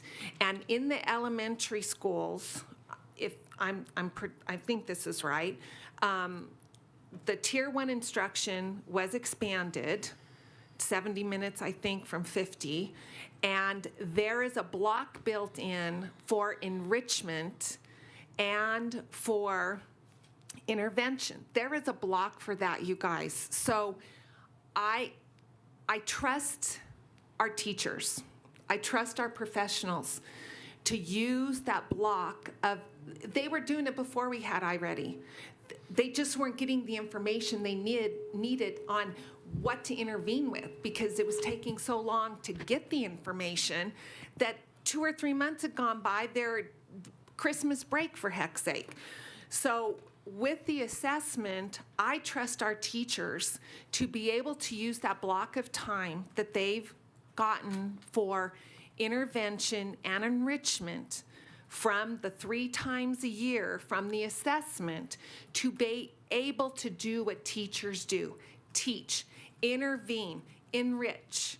The other thing that I think is important and why I think it's important to use the intervention and enrichment, to use what they find with the assessment, because that's generally when strats and our SPED kiddos are pulled out of that block of time to do their special intervention. And with those assessments, our SPED teachers are also going to know what the teacher and the SPED teacher can work on a plan according to the assessment. So I guess, in short, what I'm trying to say, it'd be nice if we could see, if we just did the assessment with iReady for this next coming year and make sure that the expectation is this is what's supposed to be occurring in Tier 1 instruction. This is what should be gleaned out of those assessments and how you utilize that and communicate it to your partners like special ed teachers. And then in the enrichment and the intervention, the teacher is using the information they got from the assessment to intervene and enrich.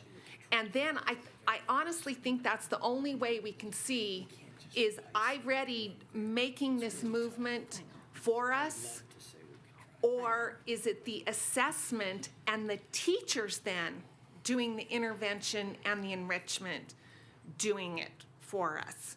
But if we keep going on with what we're doing, you guys, I'm afraid we're going to be hearing, and I heard it.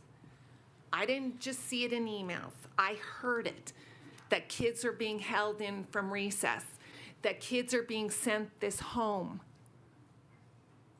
And it's too much for our kids. It's just too much. Again, quality over quantity. And I think our teachers can handle the enrichment and the intervention as long as they have the assessment tool. And especially like our little kindergartens, because we had to adjust the calendar, you know, just to get the assessment of where our kinders are so that we can get them caught up on alphabets or numbers or whatever so they're ready for first grade. Okay, I promise that is it for me. Thank you. Okay. Thank you, Trustee Westlake. Clerk Cole. Thank you. I think we have gotten, I think in my year and a half with the board, I think this is the most public comment that we have ever gotten, which is incredible. I love the communication that we're getting, and I think what Vice President Woodley said is really, really important, and I just want to drive this point home.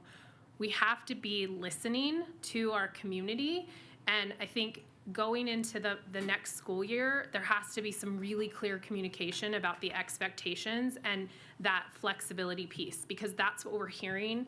And I understand that right now to make a huge pivot, one clarification, MAPS did provide the data immediately. However, we would not be reimbursed from the state if we pivoted to MAPS. So that would be the downside. But MAPS did provide us as teachers the ability to know. But what it didn't do is have the option to give a personalized learning pathway to a student to support them.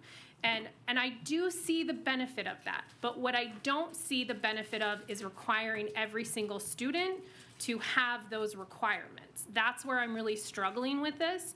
And so I'm at the point where I feel like I'm repeating myself with what I said last week or 2 weeks ago with Benchmark. I'm absolutely willing to move forward, and I hear our teachers. Like, I want everybody to know that I hear you so much, and I have been in that position where I'm like, how could the board make this decision? But I'm gonna have some faith that this conversation and the immense amount of feedback we've gotten from our community, teachers, principals, which some of them have been absolutely in favor of continuing using this because it's been incredibly helpful for their school community. I want to have the faith that we're going to move forward and start the fall school year off and say, this is what we're going to do this year. We are going to be listening to the feedback we got. We're not taking away recess from kids. We're not sending it home for kindergartners to do homework, because kindergartners don't need homework. Like, that's just bottom line, right? I really want to believe that. So here's where I feel like is a compromise, that we move forward and say, this year we have to do this right. We have to get the feedback from the community. We have to figure out what works best for our community. I don't actually care what Curriculum Associates said is best. I care what our community says is best, because they're out to sell a product. So they're gonna tell you that we need the full boat and we need all these things and we need all these bells and whistles, because that's their job. They're salespeople. So they're gonna ask Johns Hopkins to write those white papers. They're gonna do all of that. And I've read all those reports, and I think that's really important. But what I'd like to suggest is that, and hopefully this works, that we move forward with the motion as is, with the caveat that we add a reporting where staff comes to us at least 3 times next year, maybe in line with kind of the diagnostic time of year, so that we can continue to get additional feedback on how it's working, how the communication plan is going better, how the evaluation is going, and continue to get this feedback from parents and find out how it's really working. Are we doing better with making sure that kids are getting their recess time and that they're not getting it taken away? So that's what I'd really like to see, and I'm happy to make a motion with that caveat, if we feel like we're ready, unless other people have some other discussion points. I do have a friendly, maybe Well, I I'll haven't give made the motion yet. Okay, when you make the motion. Nothing's even been made. I just want to make sure that we were done with the discussion, so, but otherwise I'll be willing to make it. Folks, pardon me, we got to wrap this up here soon. So we'll go to Trustee Smith, we'll go to Trustee Westlake, and then I'll entertain a motion. Okay, thank you. And I appreciate that. I really haven't had the opportunity to deliberate, though. I've asked clarifying questions, and this is $2 million when we've already spent $6 million. So I personally won't be rushed on this. I'm uncomfortable with a few of the points today, but I'll start with the positives. The survey information that the superintendent has and that came out from the associations was favorable for the diagnostic.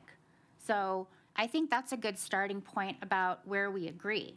I've heard lots of feedback that the diagnostic is a positive and we also need it. I understand need it is K-3, but there's benefits for educators all the way up to 8th grade. So I always try to start with, where do I hear the agreement, and build from there. And the agreement is that the diagnostic is fairly well received. I see the issue with the time that is spent for the instruction and the replacement of that with the in-person teaching with our educators. So I do want to positively reinforce the diagnostic portion of it, because it seems like that's something that educators like and the district also finds benefit for. So I feel good with that, K through 8, because we need something like that. But I have confidence in our teachers, and I really want the face time for them. And that's something that my own child has asked me. In all my nearly 5 years of being a trustee, my younger son has never, ever brought up an item in front of this board with me. But my 10-year-old knew we were voting on this today. I don't exactly know how, but he knew. And he gave me his own experience with that, which is in line with, he understands the diagnostic because you have to test, you've got to show your learning. But he said beyond that, he was like, I just really like it when my teacher teaches me. And he wanted me to know that too. So I also feel that the time to assess iReady would have been this current year that we're in right now, which is the year heading into the renewal, as opposed to spending another $2 million that we really don't have to spend. A portion of it, yes. I know that the state only reimburses us for the K-3 reading, and there's still the math, and if we want the assessments all the way up through 8th grade, which, spoiler alert, is where I'm leaning towards, is only doing the assessment for K-8 and stepping away from the rest of this. I do trust our educators that they will find a way to use these minutes more productively than putting our kids in front of a screen. And that is not to say that I don't support technology. I voted for iReady 3 years ago. I have voted, I think, for just about every bit of technology we've ever had. But there reaches a point where the pendulum starts swinging a bit too much. And it's nothing is ever too far down the line where we can't make an adjustment. And so that is really what I think. I think that the feedback in the national level concerns are just too great to ignore. When you're hearing from hundreds and hundreds of educators, I have to trust that voice. And so the motion I would like to make is that we simply move forward with the K-8 diagnostic for next year, for a 1-year term. That's what I'm interested in. That's what I think that we can do. I second. Well, they didn't I thought you exactly. said that was a motion. I can make that motion, but I'm just going to play my cards out on the table here, folks. So. Okay. Well, you're welcome to make that motion, but Superintendent Ernst, go ahead. Yeah, thank you, Trustee Smith. Appreciate you trying to find where there's common understanding or places of agreement. Relative to the diagnostic, I know that on some of the comments that we received, there was concern around the diagnostics themselves actually perhaps not giving accurate insights into the student's ability. So I think that's an interesting aspect as well. I also, I think that we're quantifying a lot of public comments that were received. We do a staff climate survey every year. These have been the same questions in the climate survey every year. And the understanding that we've received from far more than just the recent public comments leans the other way. We saw it in the presentation. And so I certainly, can appreciate all of the deliberation that's occurring. But I think, one of the things we're talking about is an evaluation, and evaluation's based on quantitative information, at least in part. The quantitative information that we've been receiving for the past 3 years shows that this is actually positively received, not from something that's just sent out. I mean, when our research team puts surveys together, they're very careful with the questions that they ask to make sure that they're not leading questions and they're not things of that nature. So I just wanted to point out that the diagnostics is not just this perfect tool. In fact, I would say there's nothing in education that's a perfect tool. It is the teachers themselves and their abilities to use these tools that's what makes it all happen. So I just wanted to make sure, if we're trying to kind of square up some information in the deliberation, that when we're looking at the number of comments and then we're looking at the number of teachers that actually took the survey, and then we're comparing those, I think there's also something to discern in there. I think the comments that you've offered are fair comments, but I just wanted to also make sure that we're kind of considering the quantitative piece. Certainly, as far as looking into recess and those types of things, fully agree. We'll happily follow up on that. We totally understand and don't feel like this should be used for it. Nor accelerated reader or anything of that nature should be used during recess time when students are using it. So we'll definitely be following up with that. But I just wanted to, again, just kind of help balance or just offer some additional information. Trustee Westlake. Thank you, President Mayberry. So I know we've gone over a lot of things more than once, but to me, this is extremely important, and I'm not even going to concentrate on the monetary, but I've got to think about our teachers, but I've got to think about our students even more so. And I can't get over all this blue. Okay? I can't get all over. This is not emails. This is a survey of our teachers. And we've got, I'll tell you, the side that's on highly disengaged, and if you cut neutral down the middle, and neutral going over half of it to disengaged and highly disengaged, that side of this little graph kicks the butt out of somewhat engaged and highly engaged. Little bitty.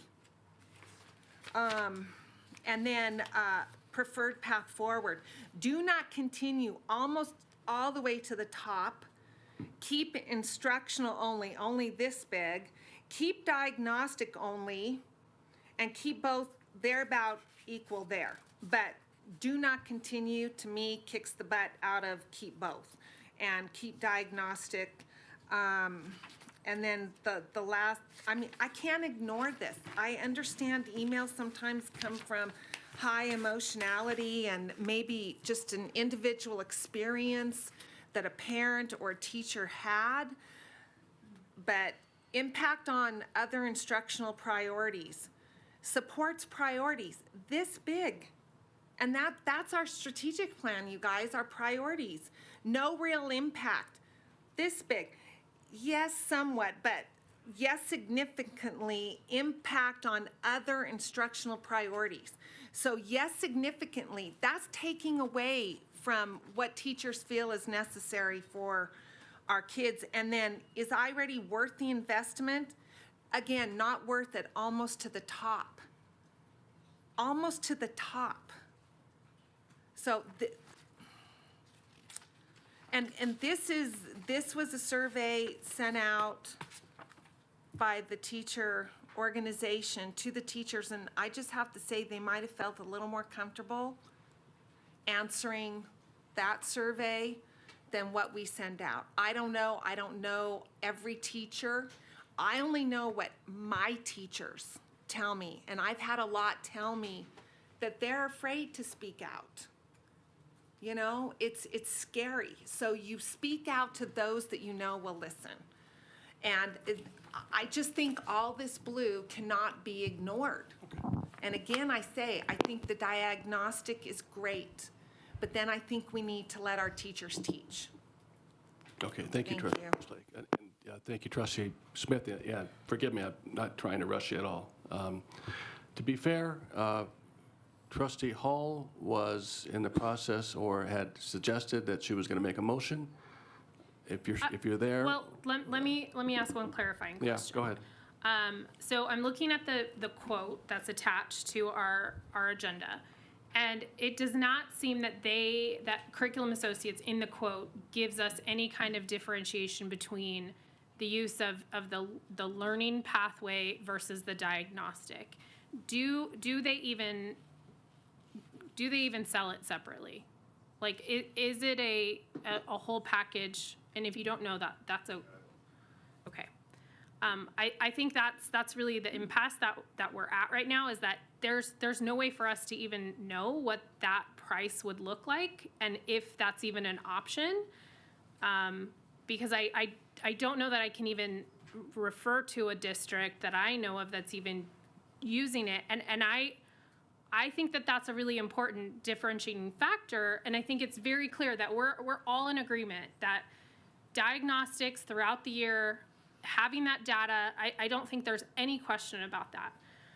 And so where I'm coming from, and I understand that this might not just, this is a lot of money, but we don't even know if that's even an option to only use the diagnostic, except by our own choice. We could choose to just use it, but that's an enormous amount of money, and to not use the full product, which we also got some great feedback that some people are using it and really appreciate it.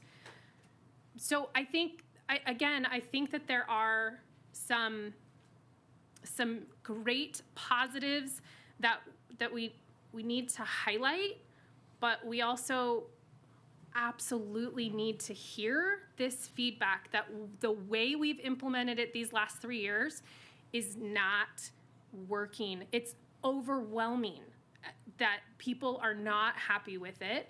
And I think that that's a really important factor that we need to take in. So again, I can make this motion if we feel like we're in a place where we're ready to, because we really don't have we don't have the ability to see if it's separate. So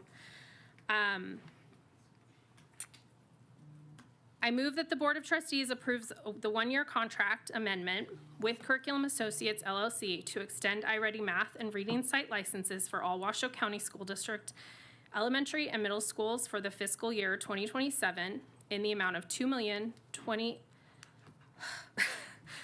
It's a big number. $23,963.22 with reports to the board on the evaluation progress at least 3 times in the 26-27 school year. Second.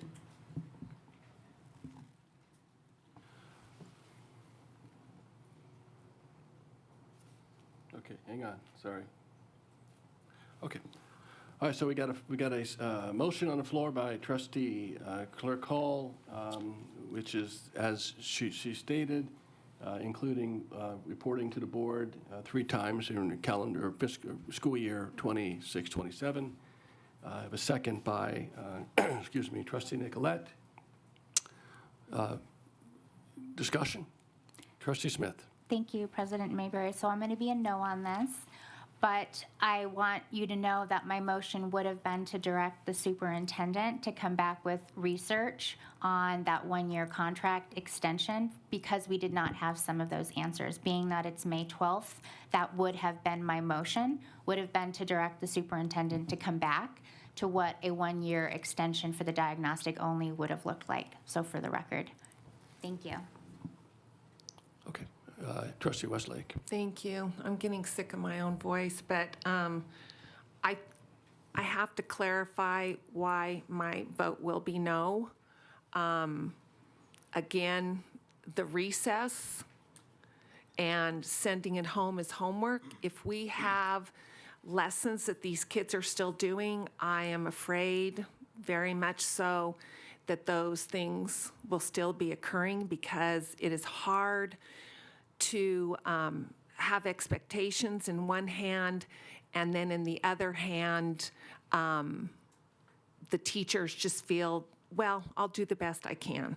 And I just don't think we're going to be able to nail those expectations down for the recess and the homework. And also, I have learned to love my teachers and respect my teachers. And I feel the teachers can do the instruction and do the lesson planning with the assessment they get from the diagnostic. And we have a lot of unhappy teachers out there, you guys. We have a lot of unhappy teachers out there that love the assessment, but the other, not so much. So that will be a no for me. Thank you. Trustee Phoenix. Oh, yeah, just for the record there, I don't view iReady as a replacement for quality teaching. There's no doubt about it. You heard that, and it's a tool that is used.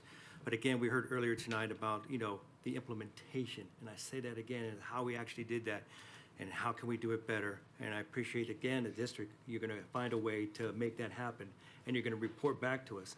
And when I get to is that, I just use my old military hat as commander. I need to find out, what are we doing? How are we doing it? How is it affecting them? And you need to report back to me so I can make that informed decision. And I think that's something that I would really like to see in the future, that all the work is done before you come back to us. And that we have a pretty good feel, and then we can ask those specific questions. But again, going back, I want to make sure that I emphasize that, the instructional impact, take a real good look at that, and listen to the stakeholders. You've heard that already, because you want to hear their feedback. And I also like what Principal said, or the Superintendent said about, how your survey questions go and how they are delivered like that, because you can have public input, and that is important. But again, you might have a variety of information and how you actually squeeze that down to actual outcomes of what you're really looking for in that survey. So again, at the end of the day, because we're on a suspense here, and we have to make something happen, I feel comfortable moving forward. Thank you. Vice President Woodley, you have anything to add? No, sir. Okay, thank you. Thank you. Yeah, and from my perspective, look, there has to be a middle ground here. We've heard from, not going to repeat some of the conversations we've had. There's got to be some middle ground. We started with a 3-year contract. We're down to 2. I do, correction, thank you, I stand corrected. We're down to 1. I do believe that this motion does allow for some accountability. The notion that kids are missing recess, it doesn't sit well with me either. I think this gives us an opportunity to review it for a year. For me, removing some of the instructional time is a bridge too far at this time.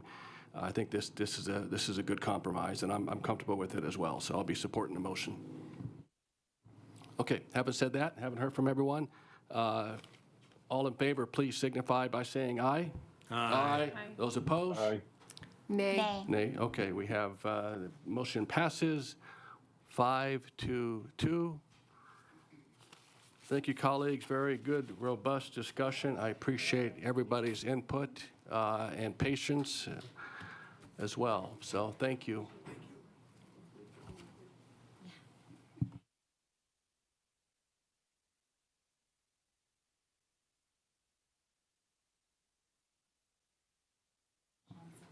Okay.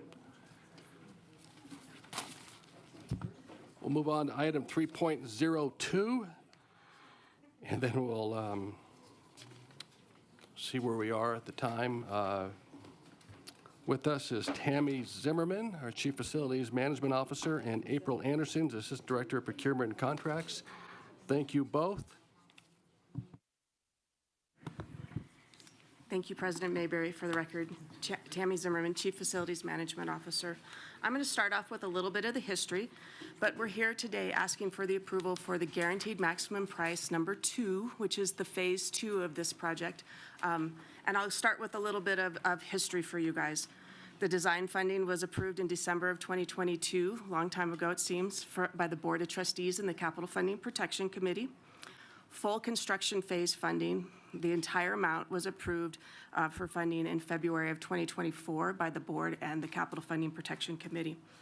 And then we came back with Guaranteed Maximum Price number 1, or phase 1 of the construction, in the spring of 2024 to award that to Clark and Sullivan so that we could hit the ground running and dig those footings and start that building.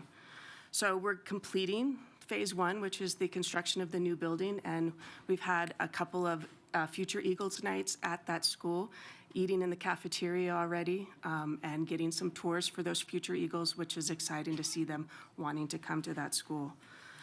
The scope of the work for this phase 2, which is Guaranteed Maximum Price number 2, is for the demolition of the existing building, and then the construction of the amenities, the outside amenities with the grass fields and that.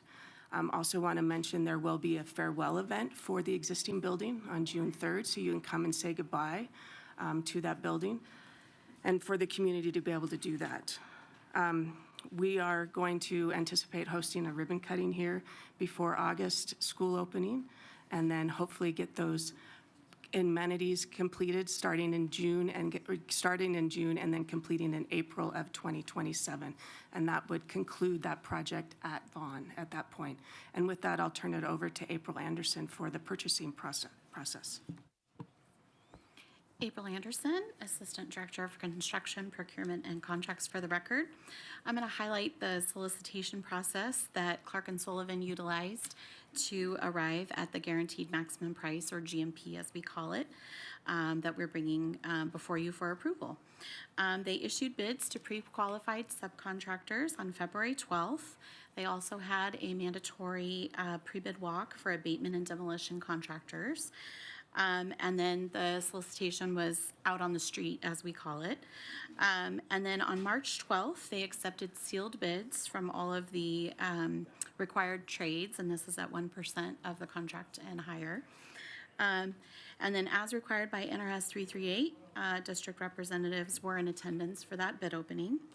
And then as we've been seeing trending lately, this project also generated quite a bit of interest, and Clark & Sullivan received, they received 80 total bids, which was multiple bids on most scopes.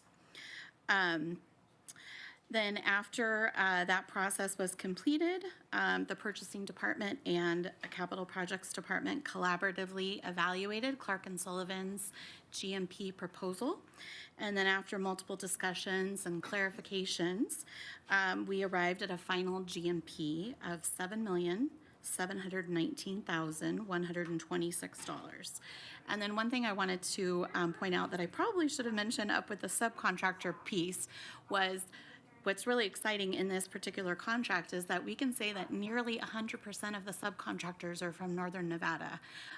Of the contract price, only $12,000 is out of our area, which I thought that was kind of a neat little trivia and wanted to share that with you. So at the end of the day here, we're asking for you to approve the GMP of $7,719,126 with an owner's contingency of $400,000, which would bring the grand total to $8,119,126.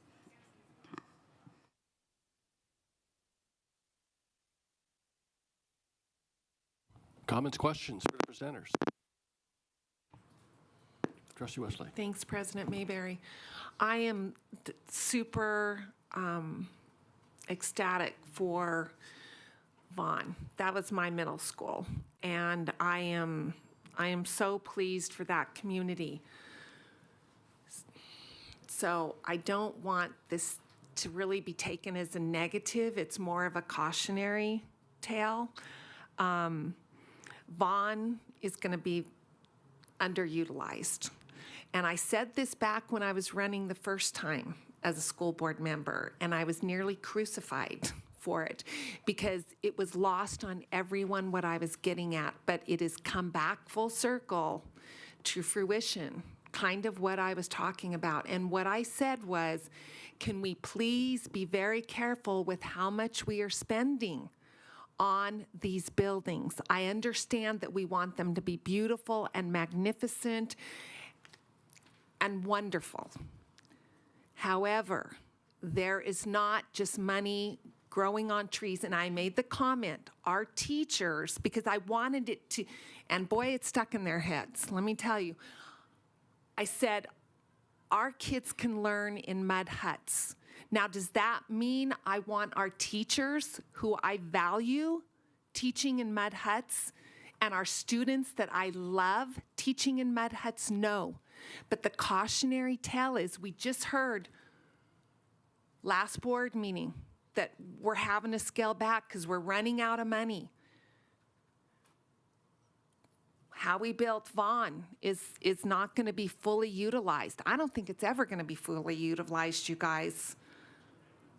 It's just not. I know those neighborhoods over there. My grandparents lived on Vassar and Cardoni, and I know the families that are over in that area. And they're getting elderly and they don't have children. I know that area. I grew up in that area. I grew up on a ranch on Kitsky Lane. So I guess what I'm saying is I love this for Vaughn, and I wouldn't take anything away from Vaughn, but I honestly think we need to be very, very careful. Very careful on what kind of countertops we're putting in, very careful on what kind of flooring we're putting in, because the money is not unlimited. It's just not. And then I got to go back where the amenities are $8 million.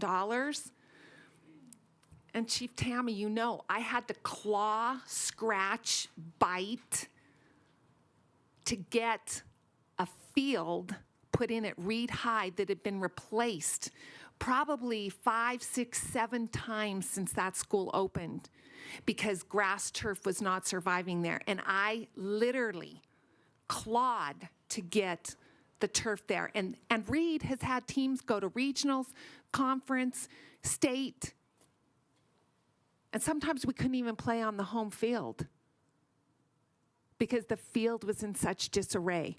So I guess I'm questioning how we're thinking about these things. And we've got to be thinking about these things, and we have to be careful, and we have to be fiduciary responsibility to our constituents.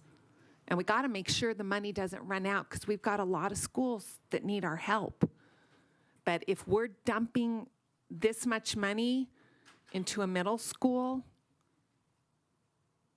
that deserves it if the money was unlimited, but it's not. We can still have grand middle school, but we're going to have to scale back at some time, not to a mud hut, but we are going to have to scale back a little bit. Thank you. Thank you, Trustee Westlake. Any other comments, questions? If not, I'll entertain a motion. Oh, public comment? I have no cards for this Okay. item. Thank you, JJ. Whew. Got me.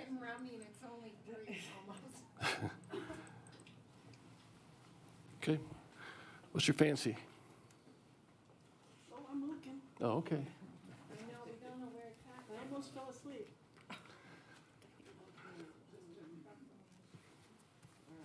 3.02, correct?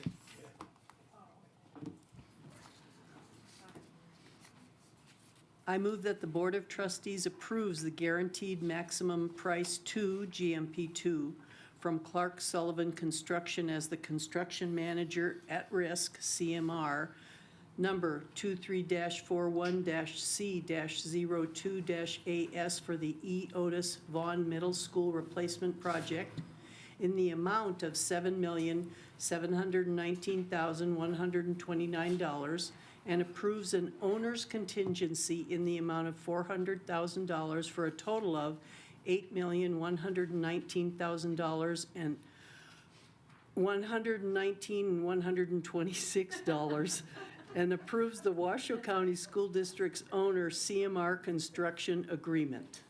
Second.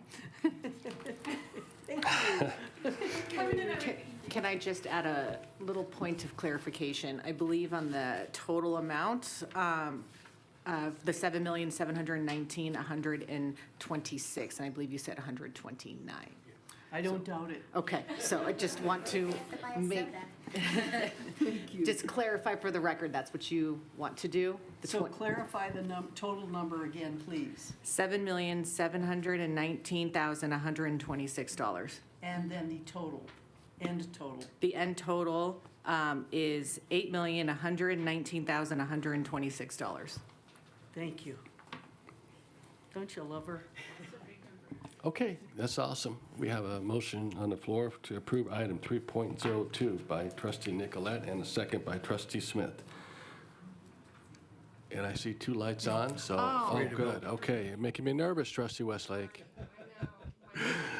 All right. Seeing no further comments, all in favor, please signify by saying aye.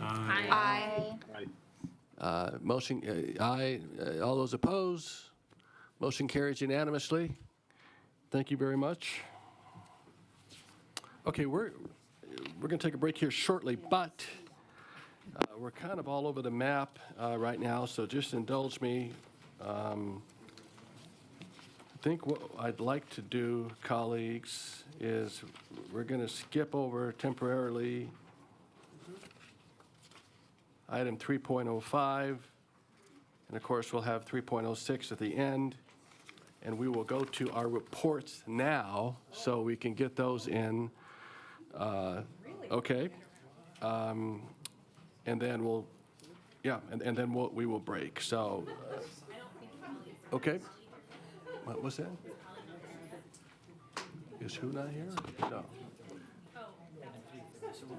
So we'll go with our student representative, Peyton Ware. Thank you for coming in today. Just give you some time if you'd like. Okay, up to 3 thank minutes. you. I actually don't have much to say, but last Friday we did have a student voice conference with all the schools, including elementary schools, which that was new this year. It's just so great to get them involved and see what they're thinking and their opinions. So I just thought that was really great, and I learned a lot, and definitely will be implementing that with the district student reps. Thank you. Student representatives don't have time limits, so thank you. Okay, we'll go to our board reports, item 4.02. Who'd like to kick us off? Trustee Woodley? I did not expect to speak today, so I don't have anything. That's okay. That's all right. Well, Thank that's you. all right. That's save some time. We'll go with Trustee Phoenix. We'll just come around the room and end to Trustee Smith. So I only had one. The Choral Academy over there with Diane Nicolette, and got to listen to the staff as they talked about the unique challenges they have and some of the successes that they have in the area there. They have a STEM coming up, I believe it's this Saturday. So, if you want to attend that, we've had the other sites that are all throughout Reno Sparks area there, so it's not just on 9th Street. So those of you that have been already.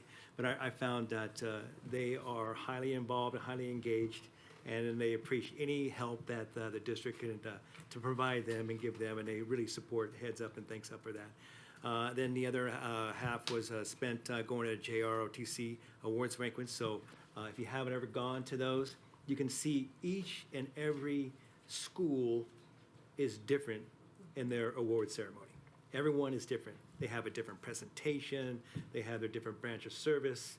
So it's very unique to go to see each and every one of those students with their chants. If you haven't ever served in the military or not like that, sir, yes, sir, aye, sir, it goes on and on and on. So it's very unique, and it's awesome to see. And to see that we are, at the district, that we are doing that still, and that we are supporting that. And then that really takes it forward where leadership begins. Leadership begins right then and there. And a lot of times, this is another avenue, if you're not in sports or any other type of leadership, you give that opportunity for that student to engage in that. And then the other is that the family. The family is there to be a part of all that. And they were acknowledged, and I believe it was at Galena where they did the rose piece, and they were able to give their rose to a certain family member, which I was like, oh, this is awesome. So way to go. So just those two things that I had there that I wanted to share and really expand upon JROTC and the things that they are doing. So that concludes my report. Thank you. So I went to, in the evening to Dilworth Middle School. I'm going to start crying, Joel. To welcome in the vertical elementary schools. And you're missed. You're missed. I miss seeing you there. But I'm happy for you. And I know you're doing great. But it was really great to see the parents get to tour the school. And I'm thinking, what a comfort it is for our middle schoolers who are so like little kindergartners. It's a whole new frontier. And it's scary but exciting, and just to be able to experience it without the pressure of like the first day of school, I appreciate it. And I didn't even have any kids of my own there, but I appreciated it. I visited Esther Bennett, Virginia Palmer, Lois Allen, Bud Beasley, Lloyd Diedrichson, and Marvin Moss, and just had wonderful discussions with the principals there. And I was a judge for the Mendive Art Show.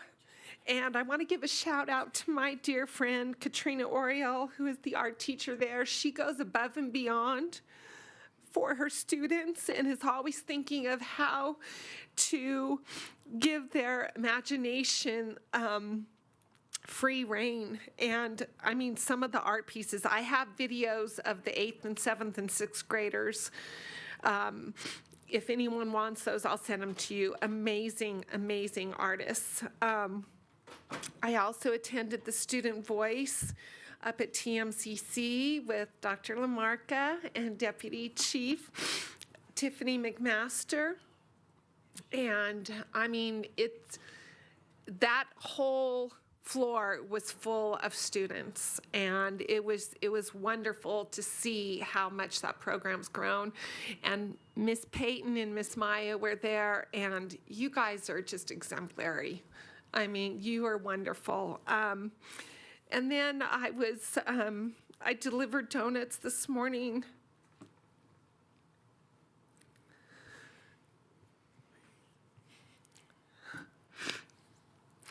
To Bennett, Palmer, and Allen, so I want to give them a shout out for the staff, administrators, and teachers, and the students that rose to the occasion. Thank you. Okay.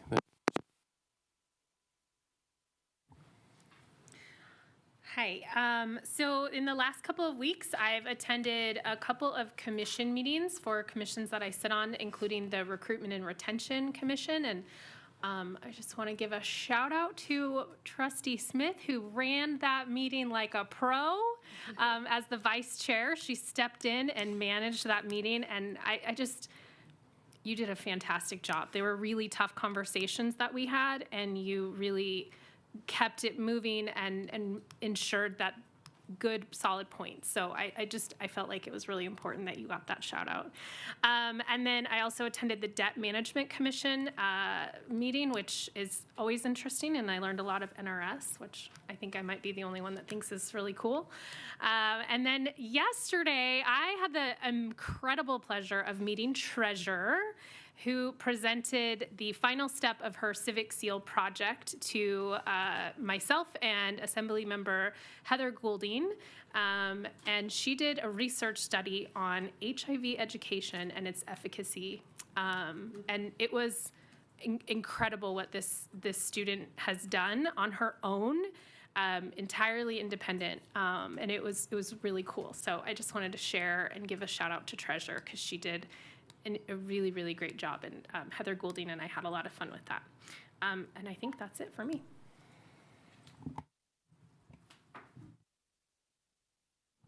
Okay, thank you very much. Attended a ribbon cutting for the Ghetto Transportation Yard with many of you a few weeks ago. Seems like forever. Vice President Woodley and I had an opportunity to meet with the WEA board.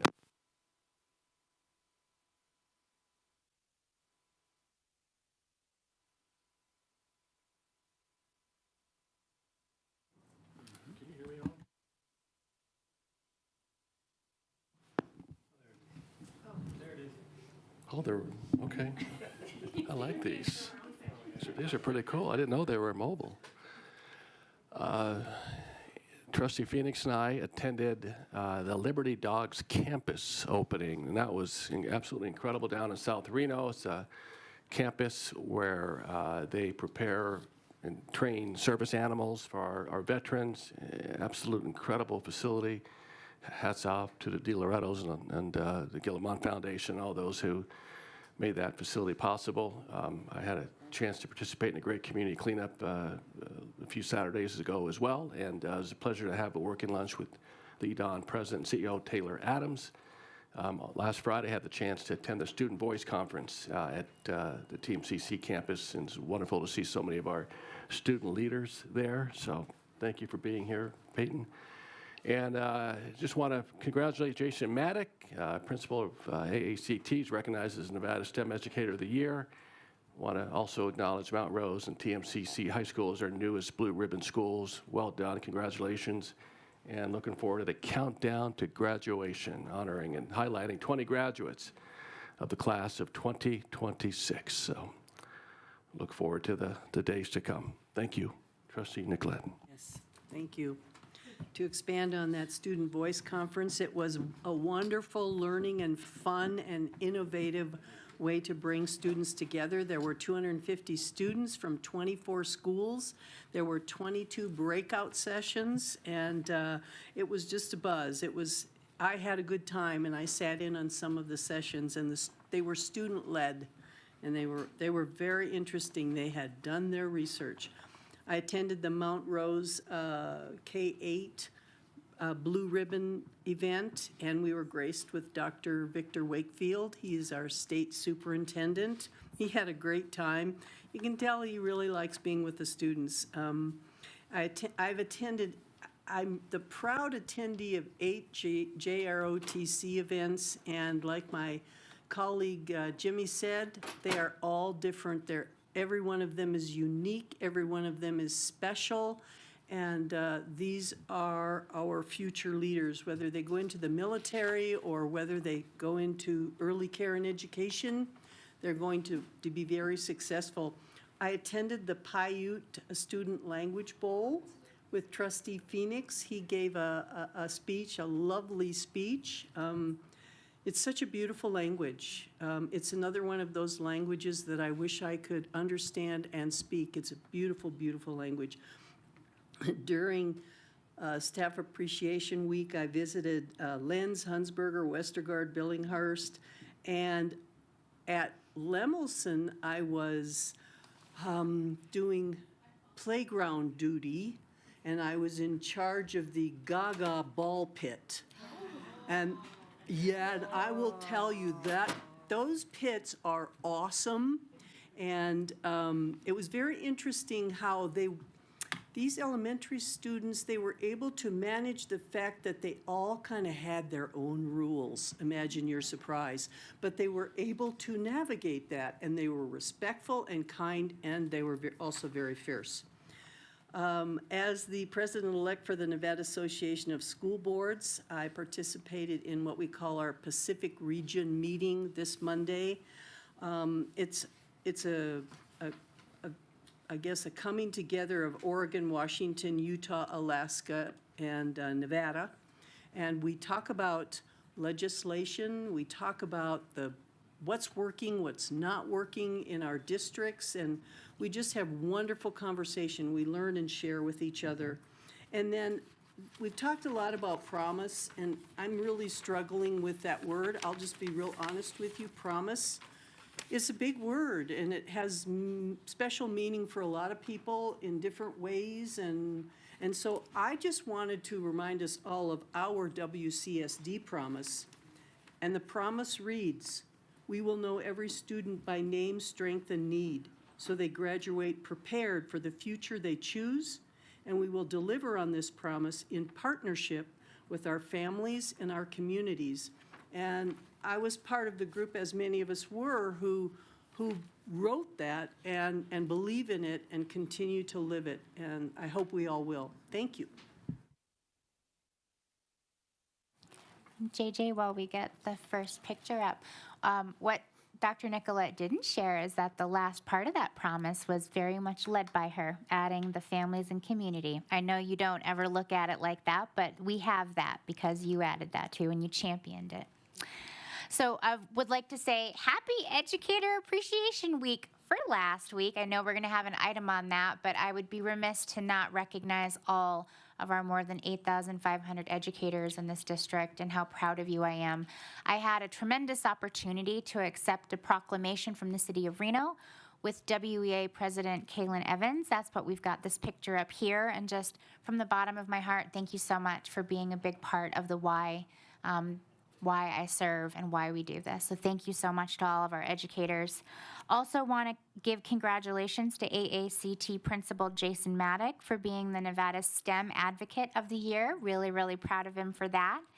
The next picture that we have here was really great. So it was a joy to share a visit to Vaughn Middle School with Senator Catherine Cortez Masto, where we heard from students from the comprehensive life skills, strategies, deaf and hard of hearing, and then student voice. And she was there because an educator wrote her a letter and invited her to come meet all of these students. And the photo that you see here is not from the current Vaughn, but we also got a sneak peek at the new Vaughn. And boy, was that a lot of fun. So that was an amazing opportunity, and our children really shined in their questions and in their engagement with the senator. So that was a very special thing. I also want to congratulate Mount Rose K-8 Academy of Languages for being named a Nevada Blue Ribbon School. Very proud of you, Mountain Lions.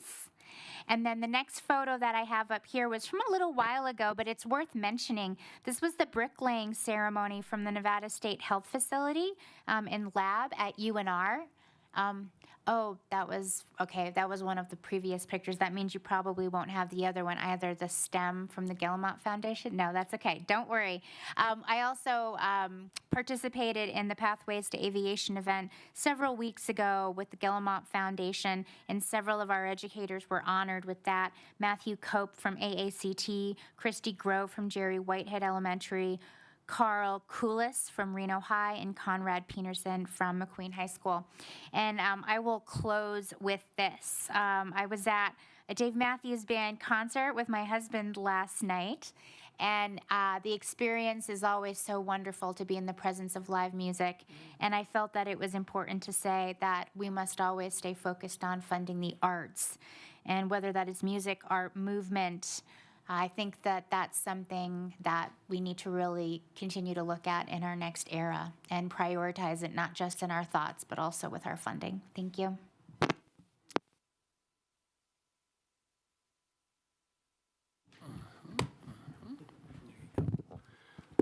Okay, almost done for our break. Normally, I wouldn't do this, but after consulting with the general counsel, I know there is a student in here that wants to give public comment, so I'm going to allow that. I think her father is with her too. You want to stand up? Where are you? Yeah, come on up. But let me just state for the record that it is, again, with guidance from our general counsel, I'm going to open up our this is a general public comment before the recess. I'm going to allow it again at the end, because of the unique nature of the long recess, given items are pulled, and so there's a long break. So those who want to give general public comment now can do so before the recess, but you cannot do it during the second bite of the apple at the end of the meeting. So, but yeah, I wanted to ensure, because I know you had to leave, and I wanted to make sure that we heard from you as one of our students. You're very important to us. Ella Furman. Just go ahead and state your name, and then you have 3 minutes. My name is Ella Furman. Good evening. As the people responsible for the safety and well-being of every student in our district, are you confident that our schools are safe? My name is Ella Furman, and I am a senior at Reed High School. I am here tonight to talk about the drug problem in our schools and what I've done to try to fix it. The drug problem in our schools is not a rumor. It is not exaggerated. It is real, and it is visible. Our bathrooms are effectively unusable because of drug use. They smell like marijuana. They are filled with students smoking and vaping. The stalls are packed with groups of people using drugs and doing everything they can to avoid getting caught. Many of you have children who have walked the halls through schools in our district. Would you feel comfortable sending your student to school knowing they're surrounded by unsafe drug use? There's no denying the problem. It is not hidden, it is not slowing down, and it is not something we can continue to ignore. This is not a reflection of the lack of effort from our school admin or our campus police. Our admin and staff do everything within their power to keep our students safe, and I have the utmost respect for the work that they do. But as we all know, they cannot be everywhere at once. And they cannot detect drugs in a way that a trained canine can. And that is exactly why this project matters. What makes a canine unit so powerful is how it operates. A drug dog is proactive, not reactive. Rather than waiting for something to go wrong, a canine unit works to prevent drug activity before it escalates. And unlike human intervention, a dog does not profile. It simply does its job. That's the kind of fair, effective, and consistent deterrent that our schools need. And that brings me to the heart of the problem. We have one canine unit covering over 100 schools. One dog for over 100 schools. The resources are simply not there to address this problem, and everyone in this room knows it. So I decided to do something about it. Over the past year and a half, I built what is believed to be the first student-led canine funding initiative in the state of Nevada. I spent over 100 hours on this project. I secured over $19,000 in funding. I obtained food sponsorships and donations. I've been working closely with school police throughout the entire process. Even the chief of police is fully aware of everything I've been working on. But despite all of that, I'm standing here without a resolution. When a student goes that far and still cannot make this project a reality, what message does that send? It tells the students that the adults in charge are not as invested in their safety as they should be. I do not believe that is the message this board wants to send. I'm looking forward to working with all of you to make this project a reality. The drug problem in our schools is real. The need is there, and the work is being done. So I will leave you with this. You have the power to make our schools safer tonight. The only question is whether you'll use it. Thank you. Thank you, Ella, for your leadership and speaking out. We appreciate you. Well done. Dan Furman.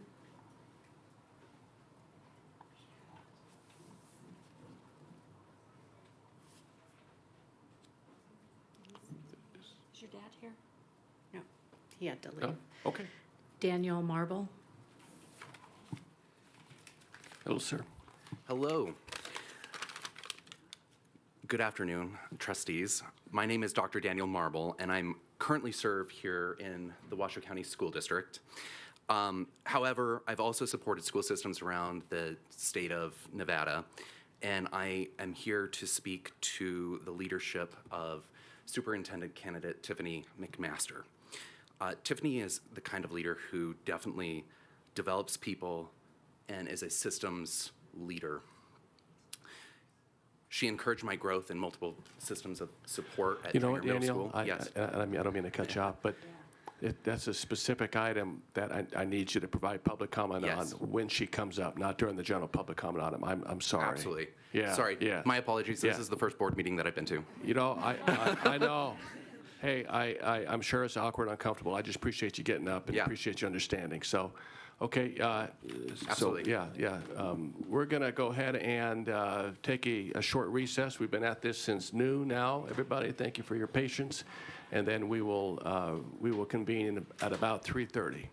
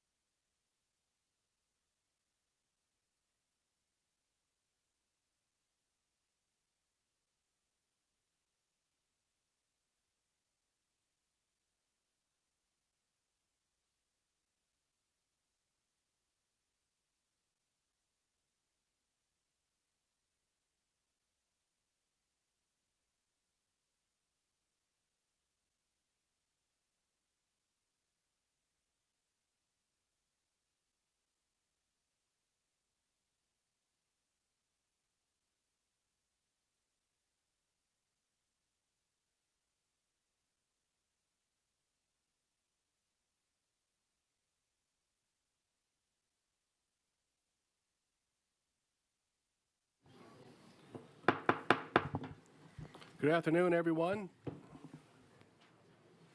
It's 3:44 p.m. on May 12th. I'm going to bring back to order the Washoe County School District Board of Trustees meeting. Nice to see everybody here. We have some exciting things to talk about and share, and there's a lot on the agenda, so I'm gonna let you drive this, Dr. Peixoto. So this is your show for now. Thank you. Great to see you. Good afternoon, President Mayberry, members of the Board of Trustees, Superintendent Ernst, and esteemed members of our WCSD community. I'm Dr. Joel Peixoto, Secondary Area Superintendent. This evening, I am honored to bring forward an Educator Appreciation Month proclamation, one that reflects both of our deep gratitude for more than 8,500 employees and our shared commitment to the values that guide our work. Throughout our district, our educators live out our guiding principles every day. They lead with integrity, treat students, families, and colleagues with respect, and collaborate across roles and departments in service of student learning. From classrooms and libraries to cafeterias, buses, and central offices, our employees model lifelong learning, embrace continuous improvement, and approach their work with humility, care, and professionalism. This proclamation is more than a formal recognition. It is an expression of our appreciation for the way that our educators build trust, strengthen our schools, and positively shape the lives of students. We celebrate not only what they do, but who they are and the lasting impact they have on our district and our overall community. We are especially grateful to the community partners throughout Nevada and our entire nation who support our educators and the incredible work that they do within our schools. In the audience today, we welcome Jennifer Fuller, Vice President from Milken's Educator Awards from the Milken Family Foundation. We'll hear more from Vice President Fuller shortly. For today, we have invited to recognize and celebrate 15 educators across our district who serve in a wide variety of essential roles. I'd like to acknowledge that one of our honored guests this afternoon, a dedicated teacher and EC program facilitator, Jana Barclay, could not be in attendance today to celebrate as she is leading professional development to her own colleagues. So that demonstrates her dedication and unwavering commitment to her work. So for the rest of you, as I call your name, please stand to be recognized. And I know that there are a lot of folks here, so some of them might be in the overflow room. So hopefully they can run out and be in here to stand to be recognized. Immediately following the conclusion of the proclamation by the superintendent, we'll take a photo with the Board of Trustees and Superintendent Ernst. We also have a copy of the proclamation tonight and a card and a set of flowers for each of you. So with that, let's recognize some people, shall we? All right, the first one. Odette Daniels, Athletic Secretary from Demonte Ranch High School.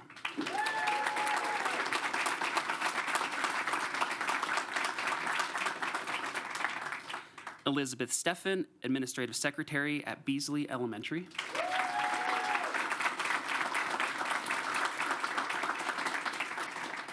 Heidi Gibbs, Admin Assistant from North Valleys.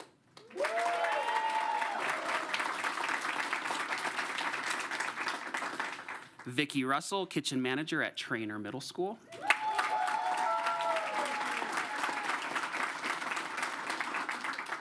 Juan Serta, SFC at Sky Ranch Middle School.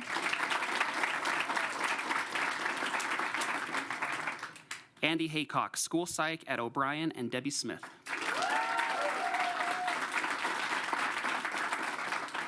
Fadine Oliver, School Nurse at many locations.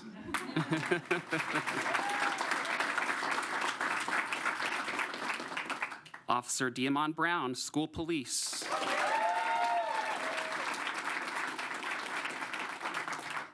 Even though she's not here, let's do a round of applause so she's watching. Jana Barclay.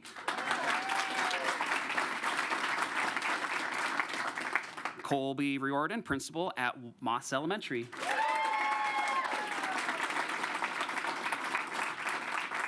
Joanna Wu, Algebra Teacher at Incline Middle School.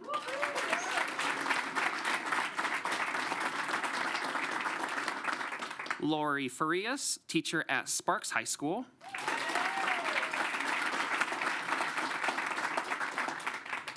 And from the Accountability Department, our School Improvement Coordinators, Nick Custer and Ron Coombs.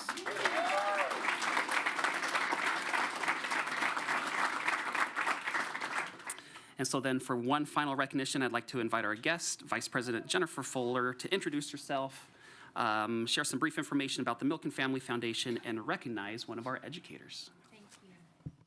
Superintendent Ernst, President Mayberry, members of the board, it is a joy to be with you tonight. My name is Jennifer Fuller, and I serve as Vice President of the Milken Educator Awards, a nonprofit based in Santa Monica, California. Before joining the foundation, I was a teacher and district leader for 21 years in Texas, and I received the Milken Educator Award in 2017 when I was a high school English teacher. The Milken Educator Awards have been recognizing outstanding K-12 principals, teachers, and specialists since the first awards were presented in 1987 to 12 honorees in California. Considered the nation's premier teacher recognition program and often called the Oscars of teaching, the awards have honored over 3,000 awardees across all 50 states and 94 here in the state of Nevada. The Milken, that's right. The Milken Family Foundation, established in 1982 by Lowell and Michael Milken, is driven by their belief that people are the greatest asset in any endeavor. Throughout all of our initiatives, the foundation invests in human capital by expanding access to resources, opportunities, and professional networks that empower talented individuals to make a lasting impact. The motto of the Milken Award is "The future belongs to the educated." And by that, we mean that if you are well taught in school, you will be ready to succeed, contribute to society, and enjoy your life. And under the able guidance of quality educators such as Ali Gallus, we can be assured that this motto comes to life in schools every day. Great educators do more than instruct. They change lives. Every successful person can name a teacher in their life that made a difference. Think for a moment of the teacher who helped you. Even years later, those teachers continue to inspire us through our memories of their example and advice. Milken Award recipients are the teachers that this generation's students will remember for years in the future. And after visiting Mrs. Gallus's classroom today, I know that her students will cherish the memories of the time that they were learning together in her classroom. But as a society, we don't thank and honor our educators enough. This initiative was established to recognize outstanding educators and give them a strong incentive to stay in education, to bring public recognition to the good news and results happening in schools, and by spotlighting the importance of educators to attract talented young people to the field of education. Milken educators are selected because they represent the best in the teaching profession and are known for their innovation, leadership, and results. There are unique features to the award that include a confidential selection process with no nomination or applications, an unrestricted financial award of $25,000. Milken Educator Award recipients are unsung heroes without any previous national recognition and are early to mid-career with the potential to remain in education and contribute for years to come. The obelisk that we present today is a tangible symbol of excellence that sends a message to students and the community that society values the work of talented educators. We celebrate success in schools and to remind educators of their power to make a difference in the lives of young people. With so many pressing issues in the world of education, today gives us the chance to pause and remember the importance of talented educators and to shine a light on examples of excellence. On behalf of Lowell Milken and the Milken Family Foundation, we congratulate Ali Gallus, a member of our family of excellence. Congratulations, Ali.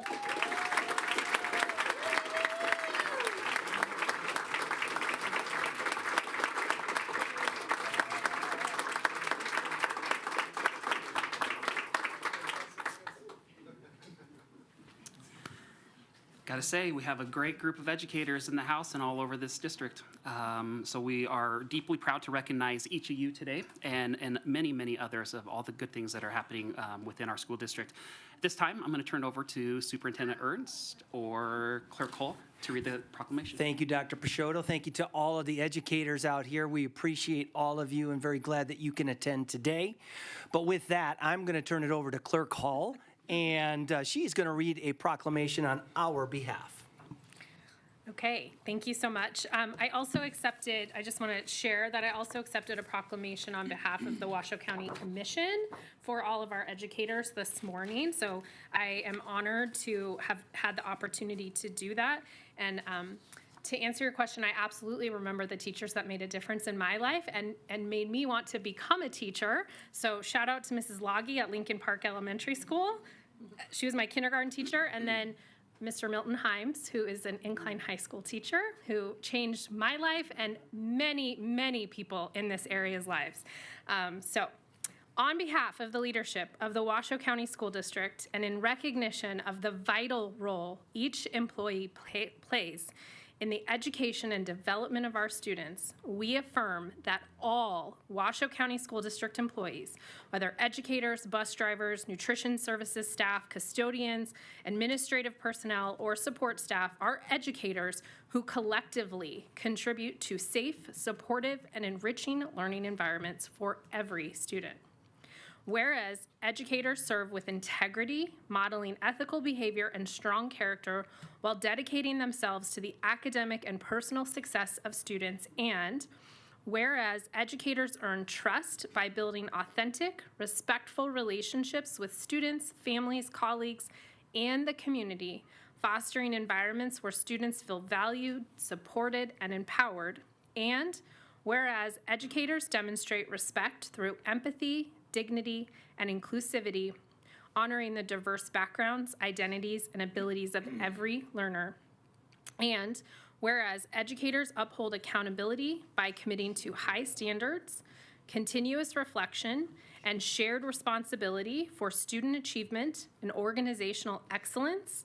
And whereas educators pursue knowledge through lifelong learning, innovation, and professional growth to improve student outcomes and encourage excellence in others. And whereas the impact of dedicated educators extends far beyond a single school year, shaping lives, strengthening our community, and influencing future generations. Now, therefore, on behalf of Joe Ernst, Superintendent of the Washoe County School District, I do hereby proclaim May 2026 as Educator Appreciation Month. And I'm almost done, I promise. And affirm that the Washoe County School District proudly honors and expresses sincere appreciation for all educators who exemplify our guiding principles through their service and leadership. The district recognizes the collective contributions of educators in advancing academic excellence, operational effectiveness, and positive school cultures. The district encourages students, families, and staff and community members to express gratitude for educators and to support their continued efforts to inspire learning, growth, and success for every student. That was it. We can clap now.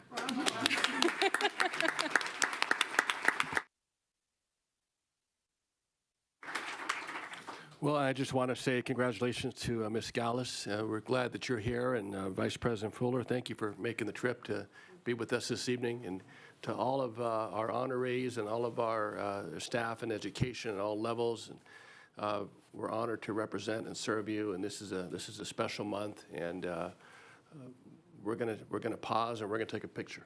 So thank you.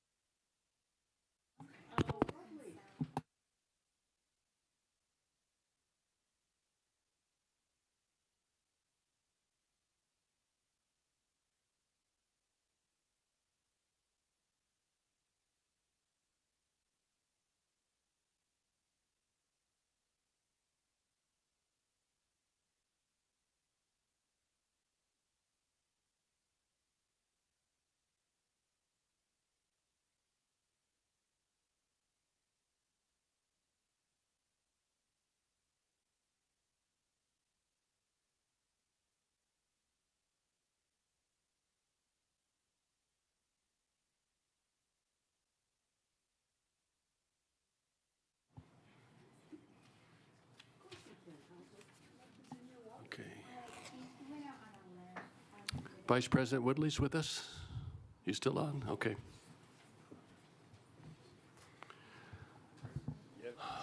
Okay. Well, thank you, everybody, for the opportunity to honor our teachers and our staff. Now we're moving into item 3.06. And to think we had 2 more agenda items that we pulled. What a blessing. Blessing in disguise. How smart are you? You're so smart. I am, yeah. Okay. We will now move to agenda item 3.06. I have a script, so I get this right. This is important. The interview of the Deputy Superintendent for consideration of possible appointment as superintendent. Today's interview is being conducted following the board's action at the April 14, 2026 meeting to interview the Deputy Superintendent, Tiffany McMaster, for the position of superintendent. The purpose of this interview is to provide the board with a structured opportunity to assess leadership readiness, alignment with district priorities, and the ability to provide continuity and stability for the Washoe County School District. Before I begin, I would like to briefly outline the interview structure for the benefit of the candidate, the board, and the public. The interview will consist of an opening statement by the candidate, up to 10 minutes, structured board questioning, 4 minutes per question, then a closing statement by the candidate up to 5 minutes. Very similar to what we've done over the last 2 consecutive interview processes. Each trustee has either contributed 2 questions or has been assigned questions developed from the community survey. All questions were reviewed collectively to ensure clarity, avoid duplication, and ensure compliance with applicable legal requirements. Trustees will ask their assigned questions beginning at one end of the dais and returning to the other. Following the conclusion of the interview, trustees will complete the superintendent interview evaluation framework, which will inform board discussion and decision-making. I'm going to ask our legal counsel for some clarifications. And so on the documents, you will have that interview framework document. If that is used as an evaluation tool, if you wish to use it. But because it is an assessment and potentially ranking and kind of scoring of the candidate, that is a public document. So please write your name on it, and it will be given to JJ after the conclusion of this item. And just a reminder, it is a public document, so it will be viewed and it will be provided as support materials for the item. You can take personal notes, and those are not public, provided you are not doing any ranking or scoring or assessment or evaluation on that. So if you are doing any assessment evaluation, please use your framework. If your notes are just used for kind of memory joggers, that is fine. They are not considered evaluative in that aspect. But if you are evaluating, please keep it on your framework because that will be the public document. Thanks. I believe Vice President Woodley has also been emailed the documents and has those in his possession. Any questions? Thank you, sir. Any questions for Ms. Montalvo? Yes. Yeah, go ahead. can I just clarify? So I've only been through the appointment process, so I just want to clarify. During the appointment process, we all had to fill out the scoring or evaluation framework similar. Is this we all have to, or it's an option? My understanding is that it's an optional framework, and our chief HR person is nodding his head that it's Okay. not required. It's just meant to assist you or guide you if you kind of need something to help guide your thought process. Okay, thank you for the clarification. Okay, seeing no other questions. Candidate introduction. Welcome, Deputy Superintendent, Madam Deputy Superintendent McMaster. On behalf of the Board of Trustees, thank you for your willingness to participate in today's interview and for your continued service to the Washoe County School District. We appreciate the time and the preparation that you've dedicated to this process. At this time, we invite you to provide your opening statement. You may take up to 10 minutes to share your background, your leadership approach, any perspectives that you believe would be helpful for the board and community to hear.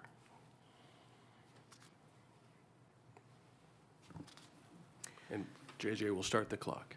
Thank you. Great. Thank you. Good evening, President Mayberry, members of the Board of Trustees. It's an honor to be sitting here before you today to interview for the superintendent position and to have had the opportunity to come before you in the April 14th Board of Trustees meeting to express my interest in the position and my qualifications. Before we begin the interview, I want to just take this opportunity to let you know a little bit more about me, who I am, and what has happened to me along the way to develop me to the leader I am today. Whether it's been in my career, raising my family, projects at home, I've always approached everything as a math teacher. I'm a math teacher at heart. I'm very inquisitive about the world. The world's a puzzle to me. I like to problem solve, analyze, research, evaluate, look at different perspectives, approach problems in different ways. I am a math teacher at heart, and this has shaped my inquisitive, problem-solving, and analytical approach to leadership. This journey as a math teacher really began when I was in high school. I was the teacher assistant for the algebra teacher, and he had a student who, as we know today, was chronically absent, but then he just was never in class. And the teacher said, well, can you please go try to find this student and get him to come to class? So I did, and I found him, and I said, come to class, and I would love to tell you I was able to get him to come to class, and he was so excited, and that was not at all the case. He absolutely said no. I went back to the math teacher and said, I tried. And he said, keep trying. So I did the next day and the next day and the next day, and I kept trying. And it wasn't until I reflected on myself and realized I needed to stop asking him why he wasn't in class and start figuring out why he wasn't in class that I was able to make a difference. I learned that he struggled with math all through middle school. He absolutely hated math. He was failing. He had missed so much school. He was so far behind. He didn't see a point in going. And when he did go to class, he felt like he didn't belong. The other kids were so far ahead of him, and he had completely given up. So I went to the math teacher and I asked, would it be okay if I could get him to come to the library to tutor him in the library during class time? He said, absolutely. Again, I'd love to tell you, I got him to come to the library, things weren't great. Wasn't really the case. It was a struggle. He had so many gaps in his learning, and I couldn't even start teaching the algebra concepts without going back and filling in some gaps. I got him to come most days, not all. Some I still had to track him down on the football field, but I never gave up on him. And eventually he did return to class, and eventually he did pass algebra. I tell you that story because having a child-focused leadership style is at the core of who I am, and it started when I was in high school. I also learned that having a relentless pursuit to change the life of a child is what guides my leadership. As I continued my journey as a math teacher, I became the math department lead at Pine Middle School. I remember in the March of 2021, as the department lead, my principal came in and said, here, these just came from the Nevada Department of Education. It was a stack of academic content standards. We'd never had those before. So I got together with my department and said, what does this mean? What are academic content standards? So we actually got a hold of the Nevada Department of Education and realized that those standards were going to be used to build criterion reference tests. So some of us were able to volunteer to be on the committee at the state level, writing those assessment questions, unpacking standards, figuring out what they even meant, using that to drive our instruction. And we were able to bring that back and do really great things in our department to come up with a really cohesive structure for advancing student learning, having pacing guides, and we were really proud of that work. But through that partnership with NDE, we also learned that we had a network of people outside of our school. We started working with other middle school math teachers across the district, started building more and more assessment questions, and the project kind of took a life of its own and got to the point that it really became a district initiative, and that's when I left the classroom and became a teacher on special assignment as the K-12 math coordinator for the district. That experience showed me that leadership is always better when it's done together. It also showed me the power of a guaranteed and viable curriculum, not just to make a difference for my kids in my classroom, not just to make a difference for students in my school, not just to make a difference for every kid in our district, but throughout the state. That was really a profound moment very early in my career before I ever got into leadership. As I entered into roles as an assistant principal or principal, I really had opportunities to go beyond collaborating with other people and elevating expectations, and got into some really innovative space in every role I had. At Shaw Middle School, it opened as the first and only standards-based grading school, which was an exciting opportunity. I then went to Clayton Middle School, where we were a school improvement grant school, and we started the first and only pre-AP academy. Then I went to Westergaard Elementary School, and I was able to see how when you invest in positive climate and culture and unite people who are experts, you can make incredible gains for students. Those gains were all done through unity. They were all done through a shared purpose. We were able to get an incredible amount of support from all of our families, and we had a relentless pursuit for excellence. When going to Trainer Middle School, we had a focus on school improvement efforts. But what was interesting about that is somehow that united us as a staff. We were so fully committed, and it really started with building a shared vision and mission, because it had been a while since we had done that at Trainer. So we did that work together. We had shared ownership. We built teacher leaders who were casting a wider net and supporting the whole school and advancing our initiatives. We were able to leverage some grants. We got the one-on-one technology grant as well as a Zoom grant to really hone in on language development of our students. And we had 2 incredible instructional coaches who provided weekly professional development and ongoing coaching and support, as well as sitting in on our PLCs to support our teachers with making just the right time decisions that advance student learning outcomes. Lastly, my last principalship was at the Academy of Arts, Careers, and Technology. That's where I learned the power of career and technical education to really empower students for their future. I learned that grad tracking was so important, so you make sure no student slips through the cracks. I learned so much about community engagement because we had the opportunity to partner with business and industry to advance our career and technical education academies, and we also had the opportunity to partner with them to get students out into the workforce through internships. That put a whole new perspective of community engagement in my mind and opened up a world of possibilities for me. We had students engaged in dual credit classes, but I had concerns with access and opportunity. So I brought the first concurrent enrollment class to AACT before I left, and that was really a passion of mine.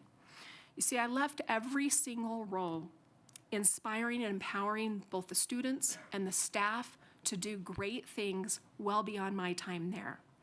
The power was with them.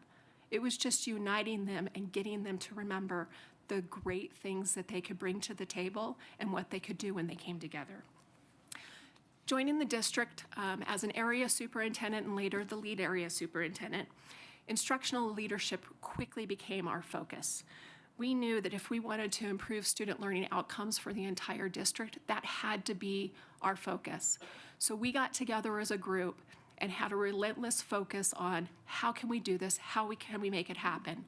Through research and exploring other ideas from different districts, we were able to build a cohesive scope and sequence for our rounds with schools, as well as the professional development we were providing to principals. We established partnerships with our higher education institutions, and we partnered with our principals and our associations to tackle really tough problems like student discipline issues, like climate and culture issues, tackling student unique needs, and advancing academic outcomes for all of our students. You see, in each one of those roles, I collaborated, elevated, and innovated. Now, as your deputy superintendent, I've brought together the academic leadership team that has been committed to cycles of data review, needs assessment for our district, constant engagement in research and evaluation, but not just looking at the data, but making commitments to go into school and see all of the work in practice so that we can deploy the necessary resources and supports to our school. I have led work around chronic absenteeism. I led the Phone Away and Learn Today campaign. I brought concurrent enrollment through our partnership with the University of Nevada, Reno to Washoe County School District. I advanced student voice, clubs, 6th grade athletics. I was engaged in the legislative session with our Excellence in Every Hire Act and getting or eliminating double testing. I've supported the facilities modernization plan, and in all of those roles, I've been a math teacher, a principal, and a district leader. Thank you. Thank you, Deputy Superintendent McMaster. We will now move into the board's structured questioning portion of the interview. I'll ask Trustee Phoenix to begin by asking the first question, after which we will proceed around the dais to our student representative, and then we'll bounce back this way. Trustee Woodley will be in this seat, so he'll follow Clerk Hull. I want to ask the trustees to keep their questions and any follow-up questions focused and within the scope of the assigned question to ensure consistency and fairness. So you as a trustee can ask a follow-up to your question, but the other trustees cannot. Okay, we'll start with Trustee Phoenix. All right, good afternoon. Question one is transition and stability. As the current deputy superintendent serving in a key leadership role, how has your experience prepared you to transition into the superintendent position if appointed? And what aspects of the role do you believe will require the greatest adjustment as you lead the district through the challenges ahead? Thank you for the question. I have had the privilege and honor to work along Superintendent Ernst for the past 2 years. All of the decisions that have been made, all of the problems that we have tackled have been done together, not just with me and him, but with a whole team of people. The executive leadership team has been by my side through all of these decisions, and we rely on this team to really make thoughtful, analytical decisions. I would say that in this role, obviously my career has been in education, and being a leader in the education realm and leading academics for our entire organization has been something I've done not just in the role as deputy superintendent, but in other roles as well. I think the part that's different in the role of deputy superintendent is forming the academic leadership team. We didn't have an academic leadership team before that, so we brought all of the chiefs that report directly to me that impact all of the instructional decisions that are made in our district. We've formed biweekly meetings where we get together and really dive into data. We look at every aspect of data and look at all of the program evaluation being done so that we can make well-informed decisions. Like I said in my introduction, we've made a commitment to going out to school and seeing things in practice. We're learning from excellence within our organization. We don't always need to go outside of our organization. When we see something that's working well, we lean into that and want to learn more. How can we take what's working well and spread that throughout the district? How can we learn from each other? How can we connect people?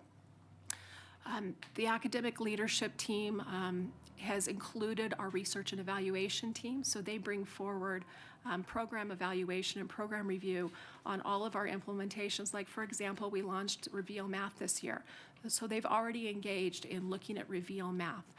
We look at all aspects of our organization, special education, EL, every aspect that impacts the day-to-day academic life of a student comes forward in the form of data. But it doesn't just stop there. We're a think tank. How can we do better? We're always engaged in a continuous improvement cycle. The one part that's been kind of new to my role as deputy is my deep involvement in the operational side of things. We have had so much change with the facility modernization plan and making sure that we're connecting the operation side with the academic side so that we are partnering with our schools as these decisions are made. Reaching out to schools, getting staff voice, getting student voice, reaching out to our families, holding engagement events. That's really where the academics and operations comes together. And I believe in my role as deputy superintendent, I've been able to be the connector, constantly saying, how does this impact budget? Let's get Mark Mathers at the table. How does this impact operations? How does this impact HR? Always trying to connect and get the right people at the table to make the decisions and give the important information that's necessary to move forward as a district. When I think about challenges ahead, just really quickly, I am already doing the role, but I do want to take advantage of the fact that Mr. Ernst is still here, and we have a legislative platform that we need to build, and his experience in that realm and his work with NAS is really essential. He works with superintendents across the entire state of Nevada. That's not an experience I've had. He works with the Council of Great City Schools. That's not an experience I've had. So I would look forward to working hand in hand with him to pass the baton, if you will, and really learn about those things that would be new to me in this role, as well as building relationship with this board.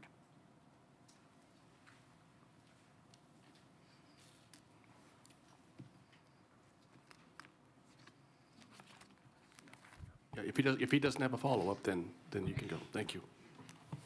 Thank you, President Mayberry. Good afternoon, Deputy Chief McMasters. Question 2, leadership qualities and board support. What strengths, experiences, and leadership qualities would you bring to the superintendent role, and what support or partnership from the board and community would be needed to continue advancing student success across the district?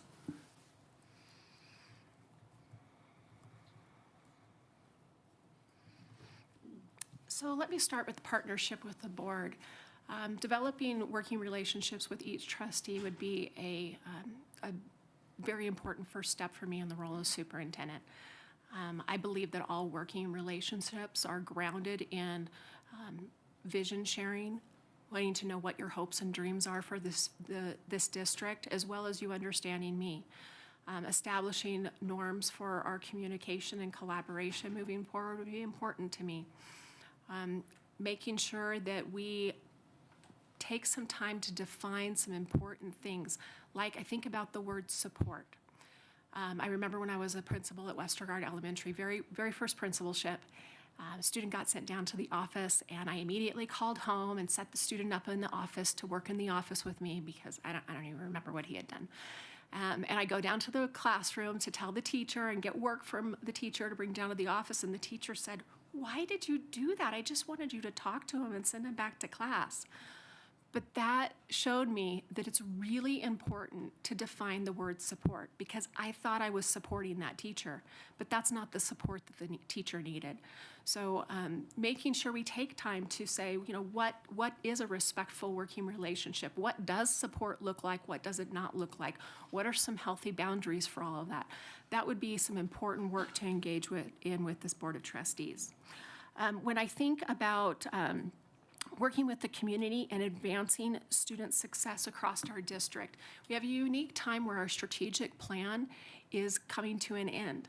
And as it comes to an end, I don't think it's ready for a big, huge overhaul. I think it's due for a refresh. And I think a refresh is done in partnership with our community.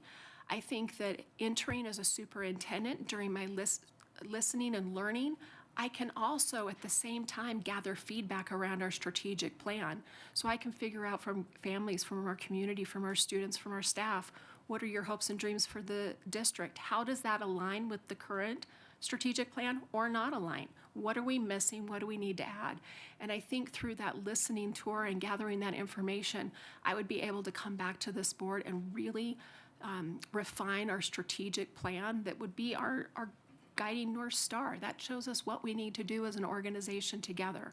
So like I said, it's a really exciting opportunity to not only engage as I enter this role, but engage with purpose around a refresh of our strategic plan.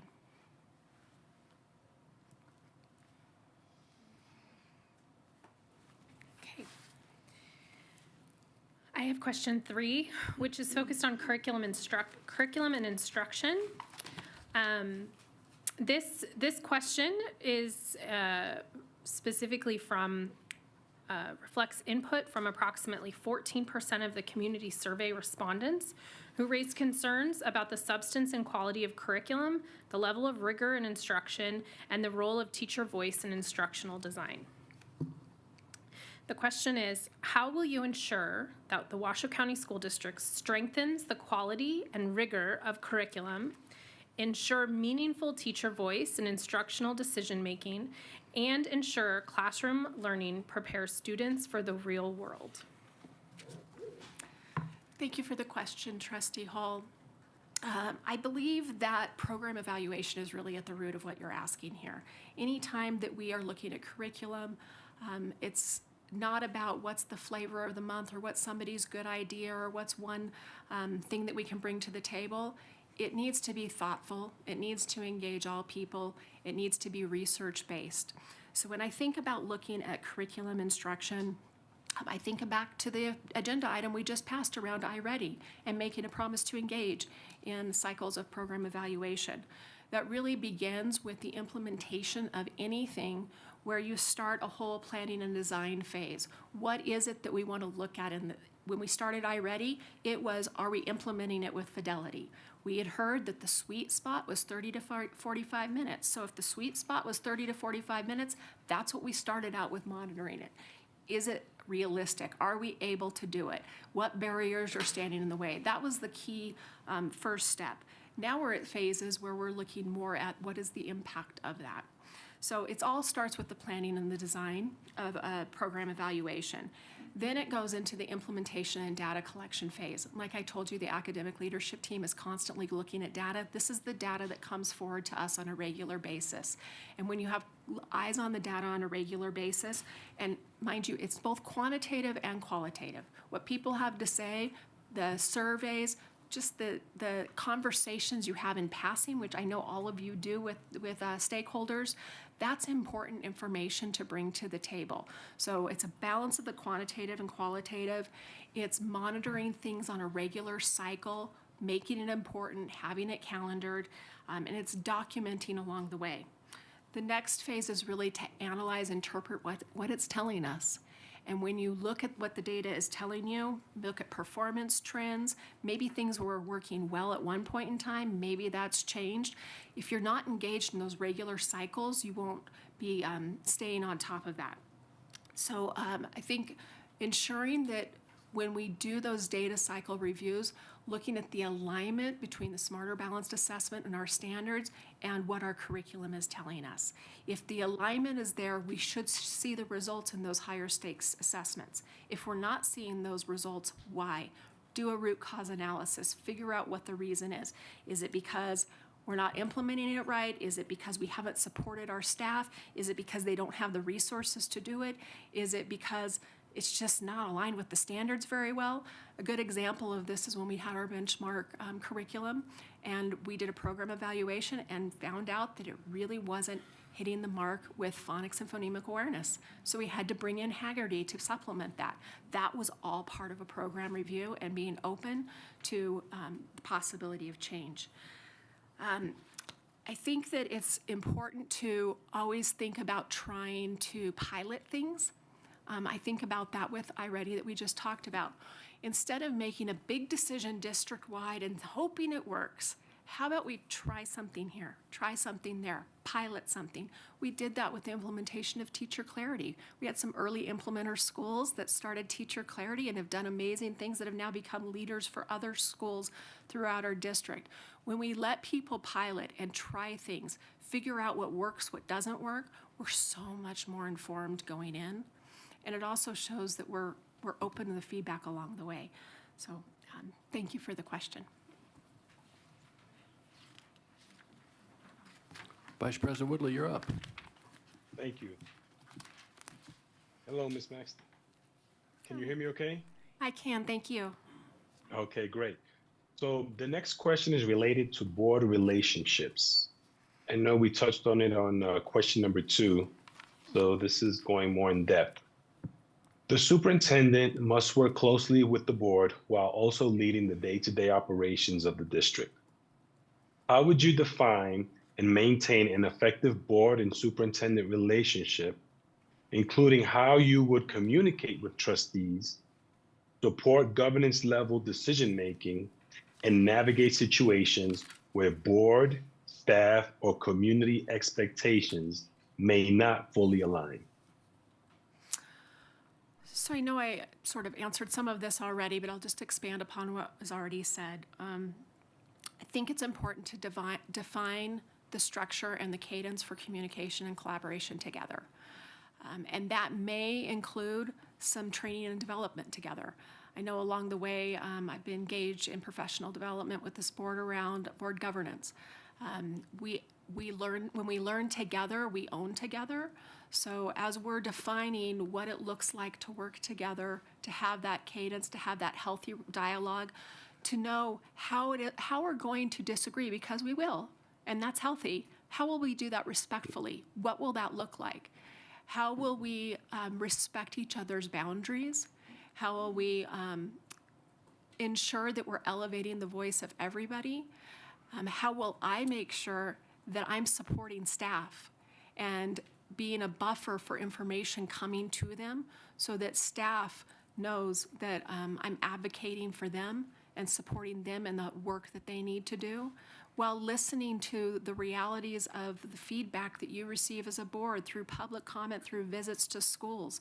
How can we be flexible and nimble with that? I believe it really comes down to having a regular cadence, and it starts with some relationship building. Like I said, getting to know you. What are your hopes and dreams for the future of this district? Why are you a trustee? I get the opportunity to tell you today why I'm interested in being your next superintendent, but why did you choose to be a trustee? What is the common ground that we have, and what are maybe some differences so that I know better how to work with each one of you? I also hope that through my focus on collaborating, elevating, and innovating, you realize that innovation may come with some mistakes. So having grace with me, that it's okay to make mistakes, because if we're going to innovate, that's how we do it. Did I run out of time? Okay, sorry. Sorry, I'm trying to get used to the clock up there. Okay. Yeah. Thank you. 4 minutes goes fast. Yeah, it sure does. Okay, I got the next one for you. This is a community and staff input theme. This question reflects the most common theme from the community survey raised by 17% of respondents, who emphasized the need for long-term leadership stability and a vision beyond a single budget cycle. What is your intended term of service as superintendent, and what strategies would you use to maintain your own effectiveness and longevity in the role while promoting leadership stability, organizational continuity, and improved outcomes for the district? Thank you for the question. You're welcome. So I'm committed to this district. That's why I'm sitting here today. This is where I've grown as an educator and leader. This is my passion, not just as an employee of Washoe County School District, but as a parent whose kids went through this system, and as a community member that knows that public education is at the heart of everything we do as a community. I think about a book from Simon Sinek called The Infinite Game. And he talks about how in finite games, there's a clear beginning, middle, and end. There's a clear winner, there's a clear loser. Education is not a finite game, it's an infinite game. The goal of the game is to perpetuate the game. How do we always make education better tomorrow than it is today? That's the challenge of infinite leadership. Not making decisions about the here and now, but looking ahead, what's in the future. I think for me, committing to this community, committing to Washoe County School District, means taking responsibility, not just for some short-term results, but committing to that infinite game and our long-term stability, which means I invest in building trust, I listen to feedback, I have a relentless pursuit to improve student learning outcomes. With that mindset, I think the real question is, how will I ensure that the work lasts, perpetuates, grows, and is better year after year? I think about a recipe for long-term stability really boils down to we, not me. How are we uniting as a community? How are we uniting as a trustee and superintendent? Because if we build something together, it's sustainable. If we're committed to the people who are doing the work, it's sustainable. Having deep familiarity with the district already helps a lot, because I can hit the ground running.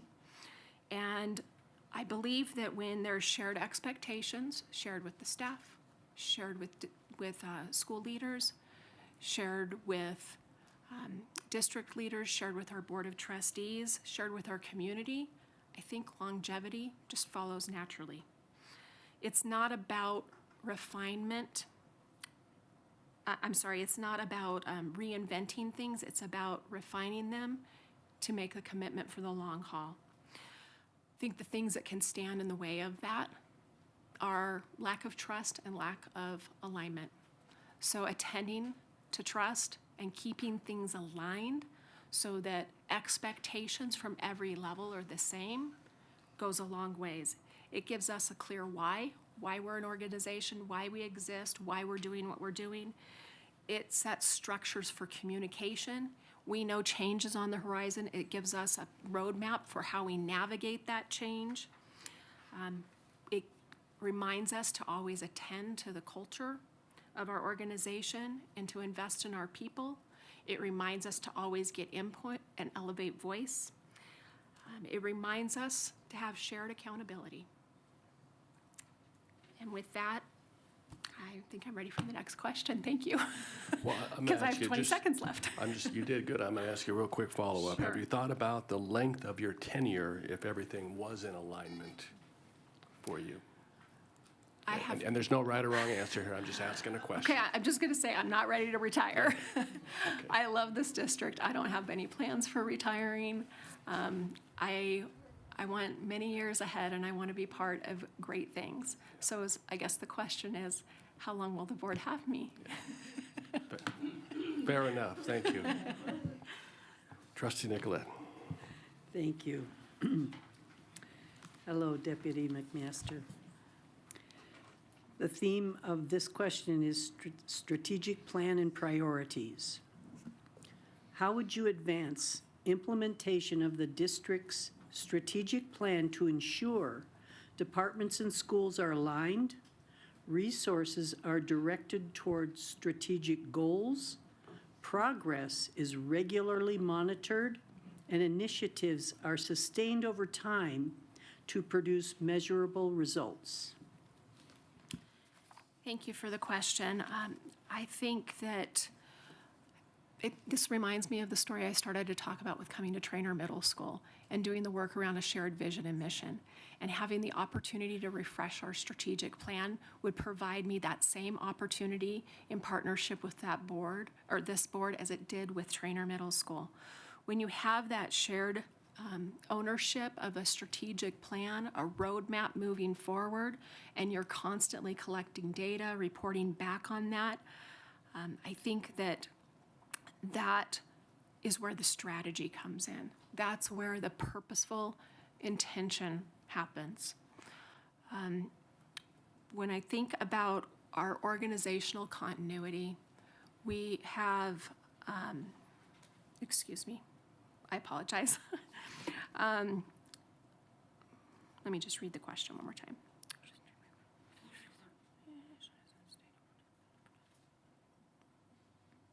When I think about our current strategic plan and the work that we've done around milestones and momentum and coming forward to this board on a regular cadence and reporting out on each goal that this board has determined as a priority for our organization, it not only has provided you with insight as Board of Trustees to see where we're going, keep your finger on the pulse of things, but it holds us accountable as staff. We know that these presentations are coming up. We know when the reporting structure is. So we know the measures, and we know how to backwards plan, just like I talked about at my time at Pine Middle School as a math teacher. Backwards planning. If this is the goal, how are we going to get there? What's the action steps that we need to take? What are the reporting structures? How do we backwards plan? Each chief in our organization has what we call deliverables, and they're really tied to the strategic plan. It's where everybody takes ownership of different aspects of it and collects that information along the way. It allows us to figure out the supports and structures that need to be in place so that we can make those mid-course adjustments. I do feel like it's a gift that the strategic plan is due for a refresh. There are parts of it that have really come to an end. I mean, we've made great gains with expanding clubs and activities, but we're using all of our slots. creating more clubs may not be the answer. How can we take the clubs that we have and make them even better? Who's participating in the clubs? What are those barriers? Maybe those are the questions that we ask. It's time to take the great things that we're doing and tweak them a little bit. What's the next step? I think the core tenets of the strategic plan are really good. We spent a lot of time. I know many of you in this room were on those committees. I know I was. I know most of the people sitting behind me were. A lot of time and effort went into building the strategic plan that we have. The structure of it is good. The question is, how do we make those little tweaks to that so that we can have accountability structures to hold ourselves accountable, for the board to hold us accountable, for the community to hold us accountable, but most importantly, for students to hold us accountable because they deserve our best.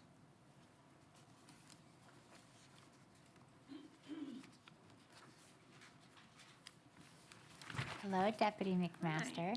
So I'm going to read the question, and then if you would like, please feel free to take a moment.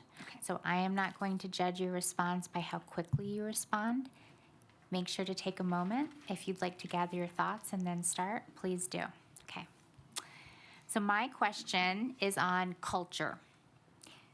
How would you assess employee morale and organizational culture across the district, including among school police, education support professionals, school psychologists, professional technical employees, principals, educators, and district leadership? Based on what you learn, what specific actions would you take to build on strengths and address areas needing improvement? Great, thank you for the question. I think about when I entered my principalship at Westergaard Elementary School, and I think the staff would admit to you that when I entered as their principal, they were divided. There was a lack of trust, and they were at the point where they were questioning their own individual value. It broke my heart to sit one-on-one and listen to all of their stories. But by doing that, I found some common ground. I learned that every single one of the staff members cared deeply about that school. It was a very veteran staff. Many of them, I think 2/3 had been teaching for over 20 years in that school. Their kids had gone to that school. The community, the partnership with parents wasn't just a teacher-parent partnership. They were their neighbors. They saw them at the grocery store. Their kids grew up together. They were in sports together. I mean, this was some deep-rooted connection. So by listening to that, I was able to discover that that was why this disconnect with the staff hurt so deeply. I was able to find some common ground, and it started with some just minor operational issues. There was some common themes from every staff member about some little operational adjustments, so I made those right away. And they felt valued and heard because we made little adjustments. And in a way that sort of brought them together because they were able to see they did have a common ground on something. Then as we continued, the importance of, eating with people, having monthly potlucks with the staff, that really started to bring us together even more. And then, like I said, that was a staff of people that were incredible experts. And elevating them as educators, asking them to lead professional development, asking them to form and lead committees, partnering with our PTA, we were able to bring the family back together again and unite a community. So when you ask me about employee morale in organizations, I would use that same process of engaging. I may not be able to engage one-on-one, but if I cast a wider net by leveraging my chiefs in my departments and all of the leaders in our organization, and we make a commitment to listening and learning from our staff, what's some common ground, some things that we're doing right, what are maybe some things organizationally that seem to be a common issue that we need to deal with. Making commitments to form committees, have regular cadence, meeting with our associations, and I think always having follow-up. What are the action steps we're going to take away? And they can't just be my action steps. What are the shared action steps that we're both going to commit to move forward? Investments in climate and culture is what changes an organization. People will do anything when they feel like they belong. So making sure that everyone has ownership in where we're headed, everyone sees how they fit into a strategic plan, helps them feel valued and heard. Making sure they know how they belong, seeing how they fit in things, and knowing that each individual person, is an important contributor to that is essential. Thank you very much. Thank you.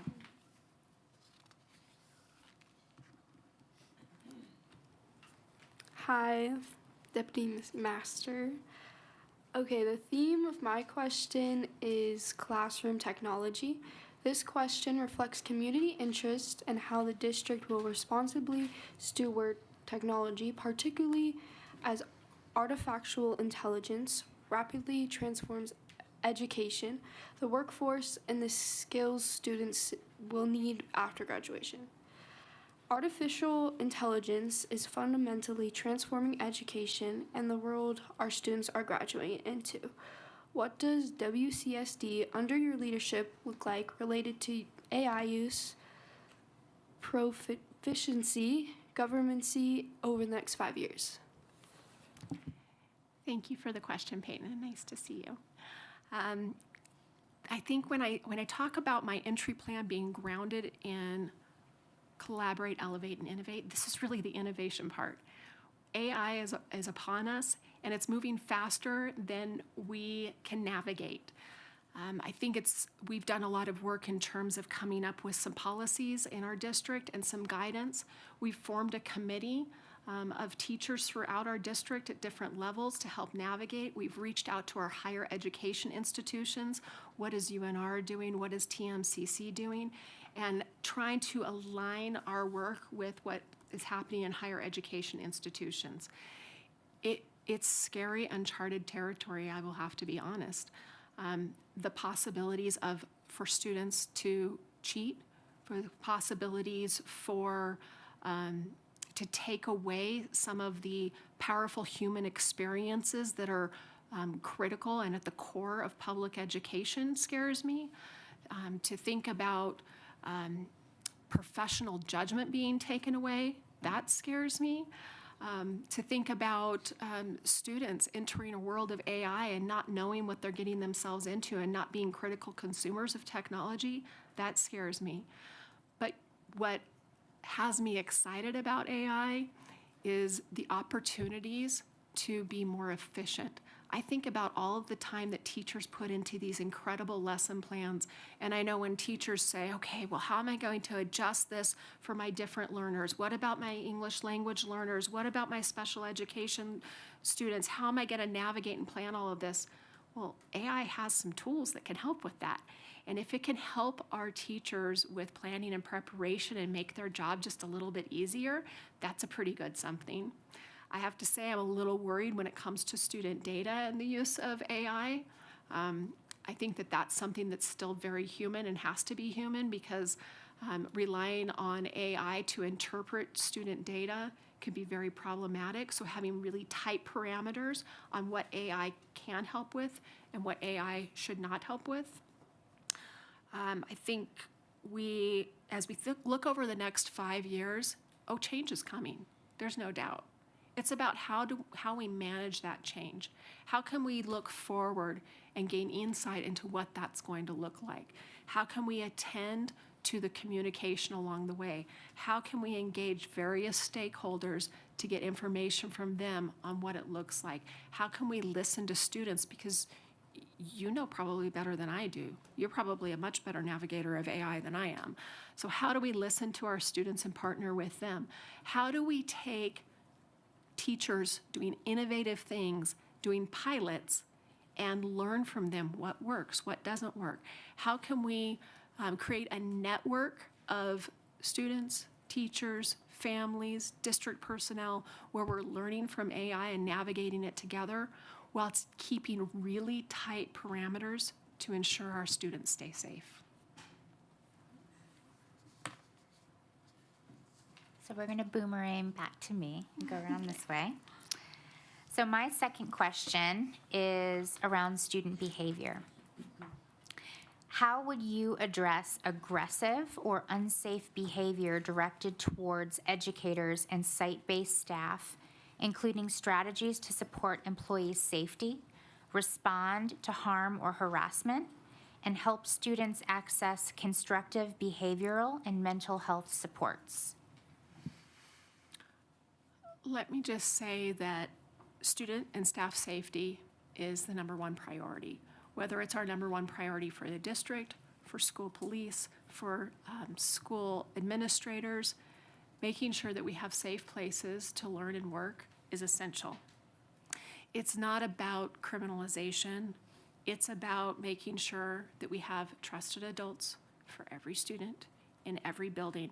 And sometimes that trusted adult can be school police, it can be a counselor, it can be a mental health professional, a social worker, a teacher, an administrator. It doesn't matter, but every student needs to have a trusted adult. So really attending to that is the proactive step that has to be in place.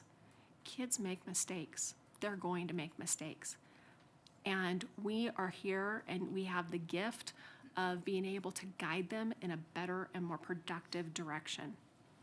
There are certain things that we cannot have tolerance for. We cannot have weapons in our schools. We cannot have violence in our schools. We can't have drugs in our schools.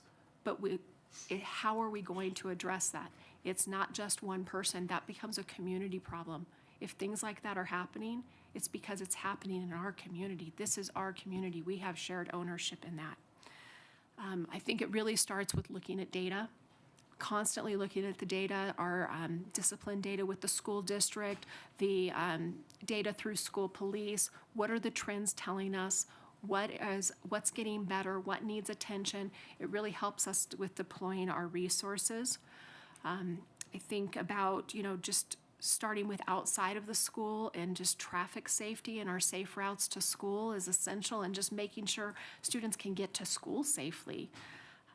The power of that is they can work with agencies outside, like for example, working with the city of Reno recently and adding flashers so that students had a safer route to school.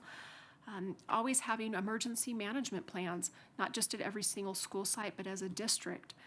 Making sure that those plans are updated annually so we're prepared, we know how to navigate things, doing our drills, making sure that people understand what secured campus means and doesn't mean, what do we do during those situations, making sure the protocols at our schools are in the sub-binders so when we have guest teachers coming to our school, they know what to expect, making sure we have our strategic system working so that we can rapidly respond to issues.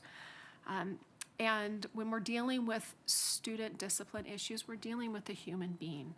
There isn't always one answer. Yes, we have a behavior manual that helps guide and helps us navigate how we're going to address these issues, but we're dealing with students. So it's really important to have that student-centered approach and do things in partnership with the families, giving them the resources they need, whether that's mental health resources, community resources. We have wonderful family resource centers. Oftentimes when students are exhibiting student behaviors that are less than what we expect, we find that there's a root to that problem. Why are they acting that way? And how can we help support that? So when I think about addressing student discipline issues, I think it has to be done collectively. I think we have to have open doors and lean into issues. I think we have to work in partnership with our associations because we do have to protect our staff and we have to make sure that they have the tools to do their job and feel supported. It looks like dropping everything when a staff member asks for help. Thank you.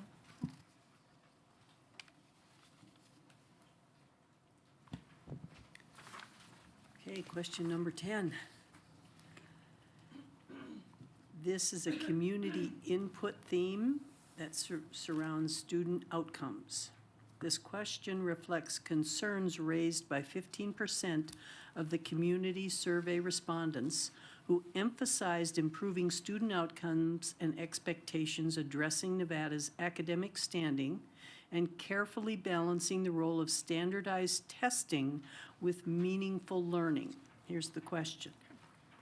What strategies would you use to improve student learning and whole child outcomes, prioritize evidence-based practices to strengthen academic achievement, and measure student success beyond test scores and graduation rates?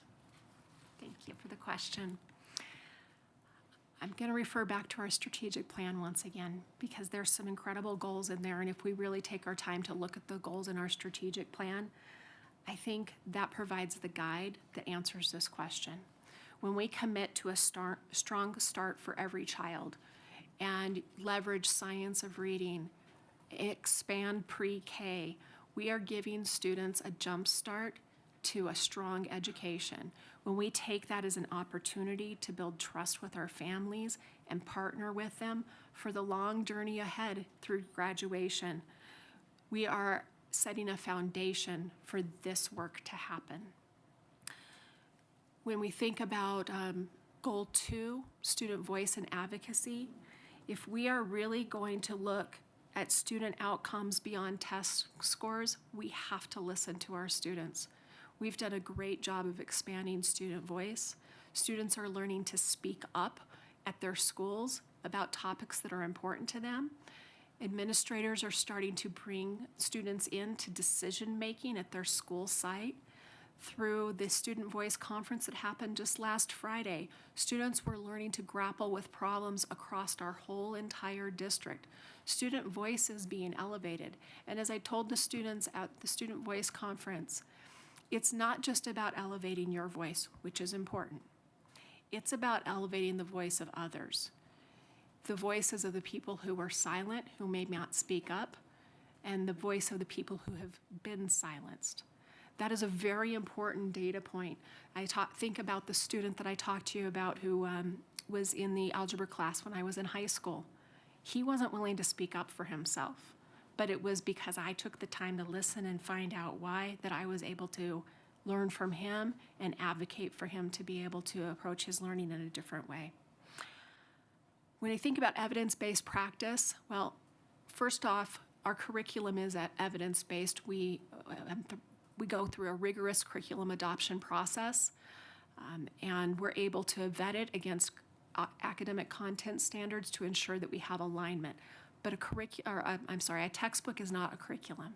It's a resource for the curriculum. It's a marriage between our standards, the curriculum resources, and the beauty, the art of teaching that happens in the middle there. That's the curriculum. That's how we advance what's happening in our classrooms. So if we want to advance student learning outcomes, a key part of this is providing professional development for our educators, investing in them, because they're the ones that directly impact our students. Sorry, I was just doing a time check there. When we think about whole child, it goes back to that trusted adult in every single school and making sure that there's somebody to advocate for every kid, just like that student I was talking about when I was in high school. Not giving up on them, being persistent, never taking no for an answer, looking for solutions, finding why, trying things that may not work, but continuing to persist. We need to provide our educators with the resources to do that, because the answer should never be, well, I don't have the resources to help that child. That's not acceptable, and we need to provide our educators with the tools they need to do their job. Constantly working with our research and evaluation team to assess the effectiveness of all of those programs and make tweaks, like I mentioned earlier with Benchmark, by bringing in Haggerty and bringing in supplements. But we don't do that if we don't listen.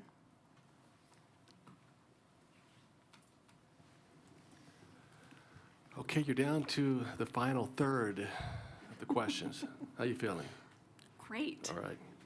Who doesn't love interviewing? This is fantastic. Right.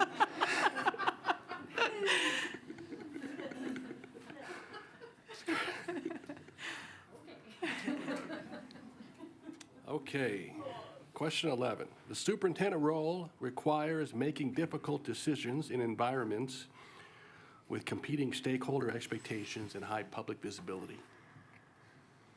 Please describe a tough or unpopular decision that you were responsible for, and what you learned from that experience, and how you would apply those lessons as superintendent when exercising judgment, communicating decisions, and leading through complex or controversial issues.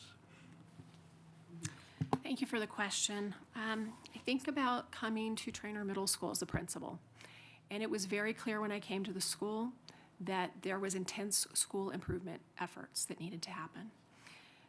That didn't land well with all of the staff who was there day in and day out, doing a lot of hard work. They felt a little bit defeated. And so spending the time to really listen to them and build that vision together and let them own the roadmap or the plan for school improvement was really essential. When I think about leading change, that's the first part of leading change. How do you set a vision as a leader? How do you get people to buy in to that vision? How do you get them to see themselves belonging and advancing that vision? That's a key component to really start the process. Once that vision is set, you have to have a plan to implement that vision. You have to have leaders that are going to take on different components. I think about our strategic plan, and we had different individuals who really own different aspects and action steps within the strategic plan. It was their job to advocate for that one action step and make sure we never lost sight of it. It's the same thing in a building at Trainer when our teacher leaders in every single department owned a part of our school improvement plan. It really made a difference. We were able to then say, we can't do this work alone. We need more resources. We were able to advocate and work and get grants to bring it into the school, to bring in new initiatives. We brought in people that provided the professional development and coaching that we so needed. And I share that story because it wasn't popular when I first came in. And I'll tell you, part of the reason it wasn't popular was because when I became principal, it wasn't at the start of the year. I didn't get the grace of being able to do this right when the school year started. I had to do this. I came in October and had to start this process. And I thought, okay, I'm going to take my time. I'm going to do it slow. I'm going to build relationships. But in hindsight, I actually think that moving slow was a mistake in that case, because we had such incredible momentum with the staff. They were so eager to do the work. They were so vested in it. They would have been ready to go earlier on. And I thought about that. I waited until the end of the year. I got my end of the year assessments and thought, wow, we can do better than this.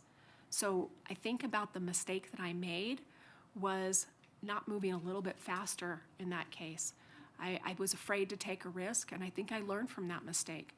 I'm not always afraid to take risks anymore. When it's clear that the data is telling you to do something, you know you've got the right people in the right place, and we're primed to move forward, we need to take the risk, because that's what innovation is. Thank you, and we have Vice President Woodley up. All right, thank you.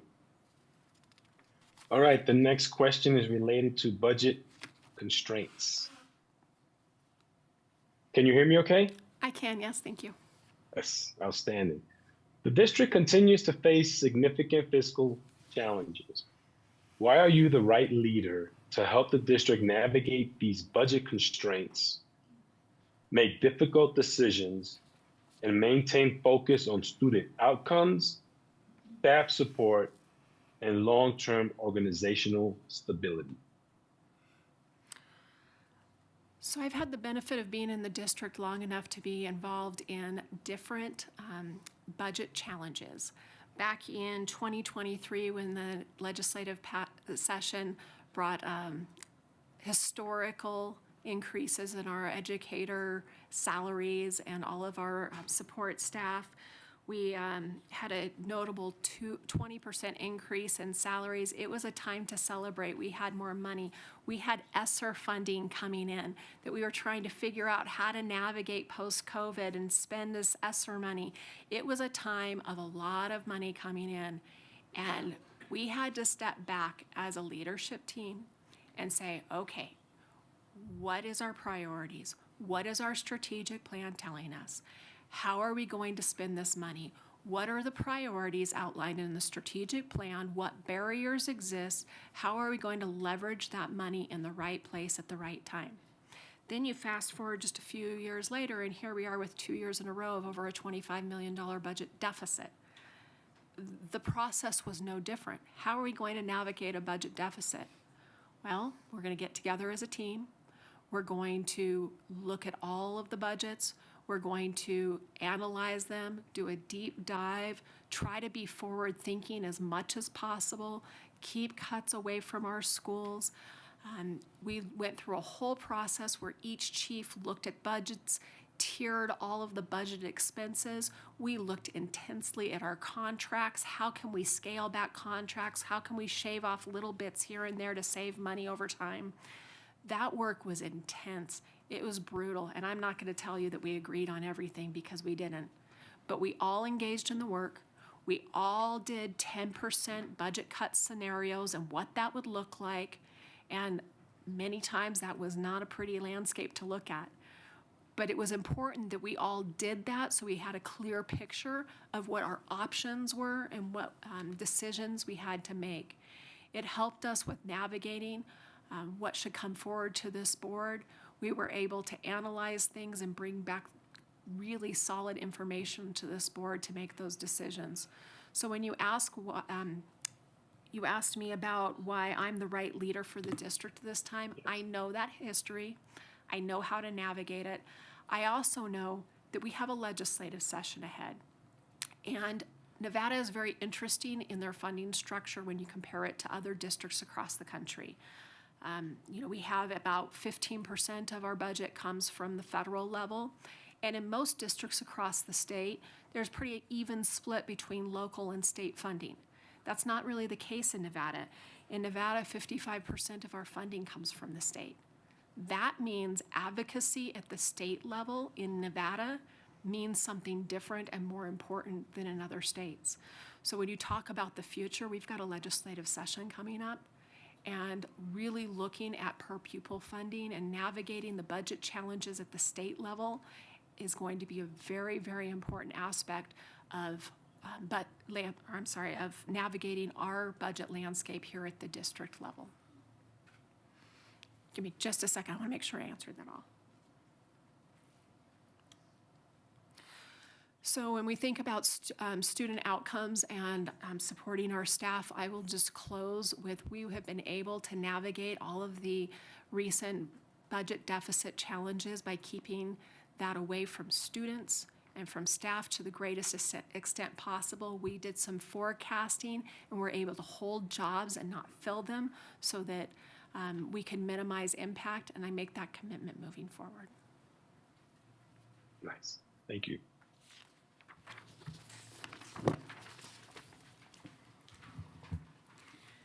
Okay. Question 13 is around family engagement, and this is a theme that came from parents and family. It reflects concerns raised by 14% of community survey respondents who felt disconnected and identified a lack of communication as a point of frustration. Given concerns expressed by families regarding trust, communication, and engagement, how would you strengthen relationships between families and schools and build sustainable, authentic partnerships across the district? So I think I'll start by sharing a story. When I was principal at Westergaard Elementary School, we had an issue with the traffic in the morning and parent parking. It's a very difficult single road in front of the school to navigate. And I remember a lot of conflict occurring. We would have parents upset at each other over double parking. We would have students coming in upset because their parent was upset. We would have staff upset because they tried to address something and got in a predicament that was not a fun way to start a day. And I thought, what are we doing here? This is just ridiculous. We are all better than this. How can we address this in a positive way?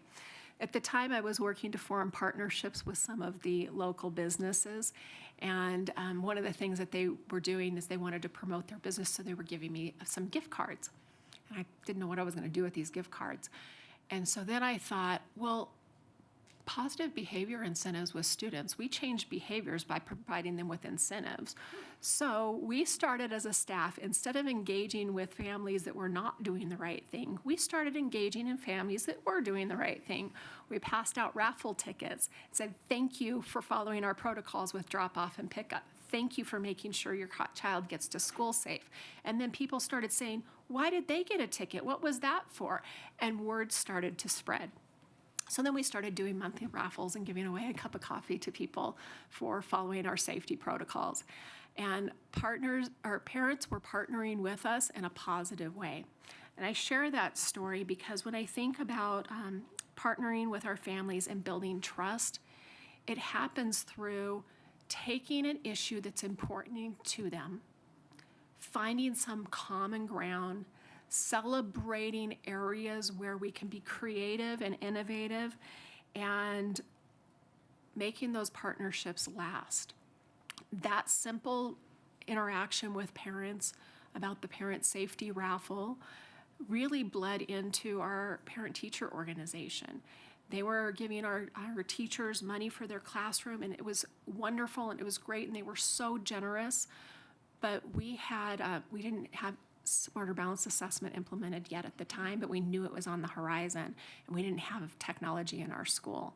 So we came to our parents and we said, here's our issue, here's our problem, how can you help us solve it? And they were so generous and they helped us solve it. We were able to get laptop cards for every grade level in advance of our Smarter Balance testing, so our students could practice their keyboarding skills and prepare to take an assessment online.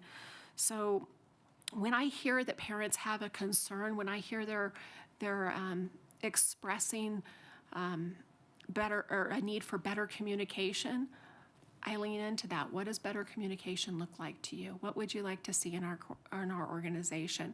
I hope to do those things through my listening and learning tour to find out, just like I said earlier with defining support with this board, what does support look like? I hope to define with our community, with our families, what does support look like to you? What does trust look like to you? What does true engagement and better communication look like? Because I will tell you, we have a lot of people doing an incredible amount of work. Our family school partnership team is amazing in their ability to connect with families. Our communication department is stellar in their work, trying to leverage social media platforms, Connect Ed. We try every day to engage in our families. So if parents are saying this, I want to go back to that question of why? Why do you not feel that way? What is your definition? What does that look like to you? And how can we make that happen? Yes. Okay, back to me. Question number 14, community relationships. What specific steps would you take early in your tenure to build and strengthen relationships with community partners, local governments, and organizations across Washoe County in support of district goals? So I look forward to the opportunity to share my entry plan with you around the theme of collaborate, elevate, and innovate. It's really, the answer to this question is really woven into that. Through the initial phase of listening and learning and engaging in feedback around the strategic plan, and moving forward with regular cycles of engagement. Just one second. We have an incredible community and community partners that want nothing more than to help support our district. I think about strengthen our community, joining with us on our chronic absenteeism initiative. We would not be where we are today if it wasn't for their help and support. Advocating for expansion of our family resource centers and our middle school engagement middle school engagement program. That would not happen without the interconnected support of all of our community partners, local governments, and organizations. I would want to establish partnerships with key stakeholders in all of these different areas. I know that Superintendent Ernst has a regular cadence of a roundtable meeting with community partners. I would want to continue that work. I know that going and working with all these organizations on their initiatives, so it's not just what can you give to us, it's what can we give to you is really important. I think a prime example of that is last winter, the executive leadership team all decided to give back to our community and went to the Food Bank of Northern Nevada and volunteered our time as a collective group.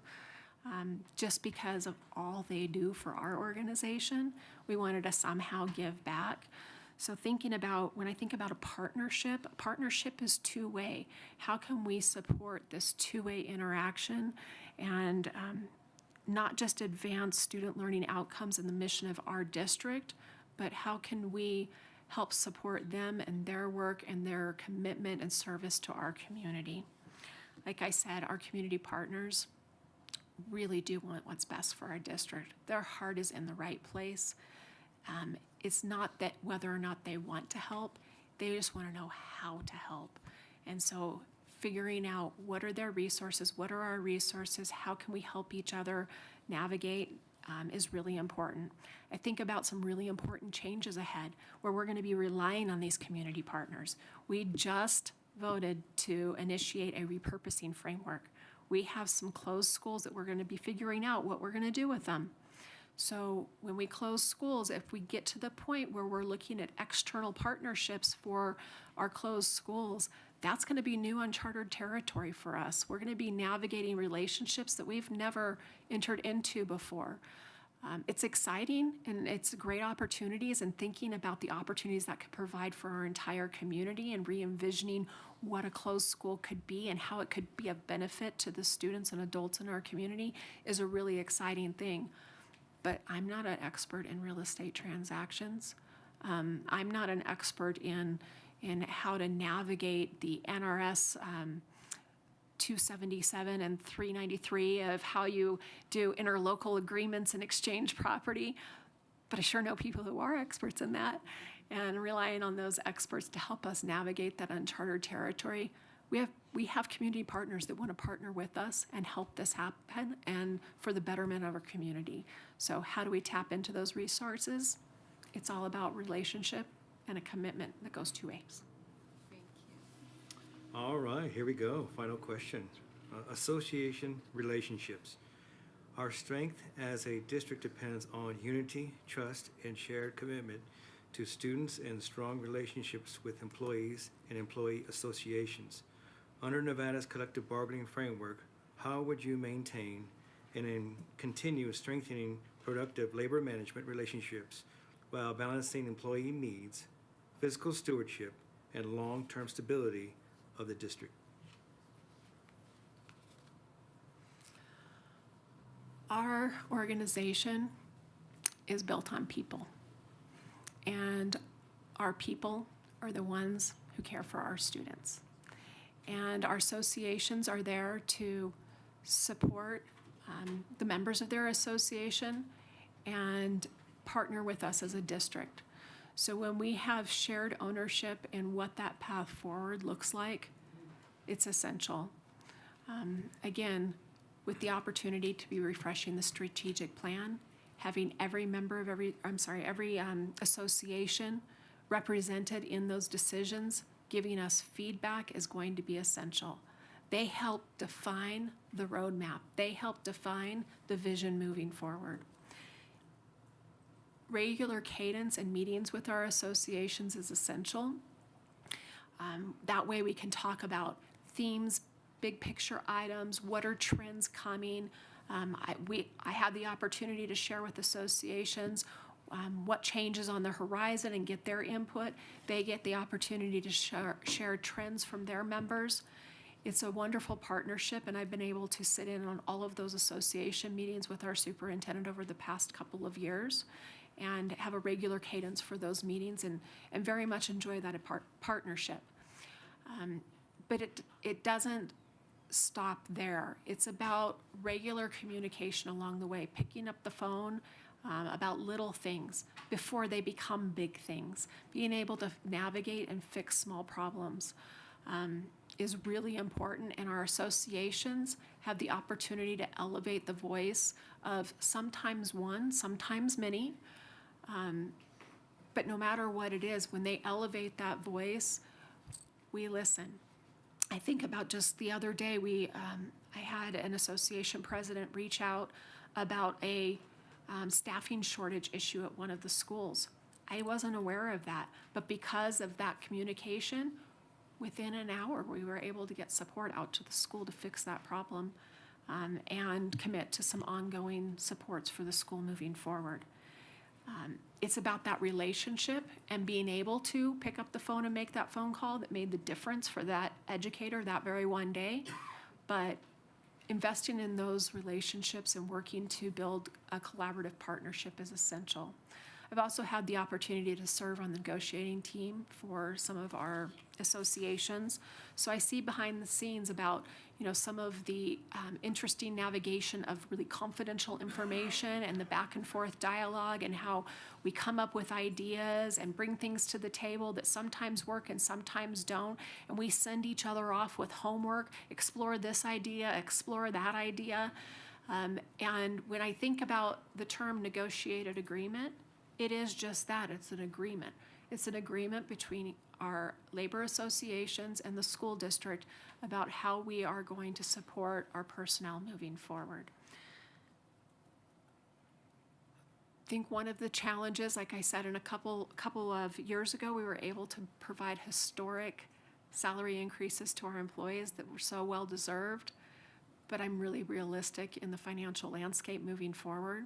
I wish I could say that this next legislative session has a big pot of money that's going to be going to our educators, but I don't know that that will be the case. We certainly will be advocating to increase per pupil funding, but when changes happen with financial landscape, we have to be honest with our associations and partner with them and help navigate the roads ahead. When I think about long-term stability of our district, it's just a continued commitment to our employees. Okay, thank you, sir. All right, that concludes concludes the board's questions. Thank you very much. Thank you for your thoughtful responses. Now at this time, we're going to invite you to provide a closing statement, and you can take up to 5 minutes on that.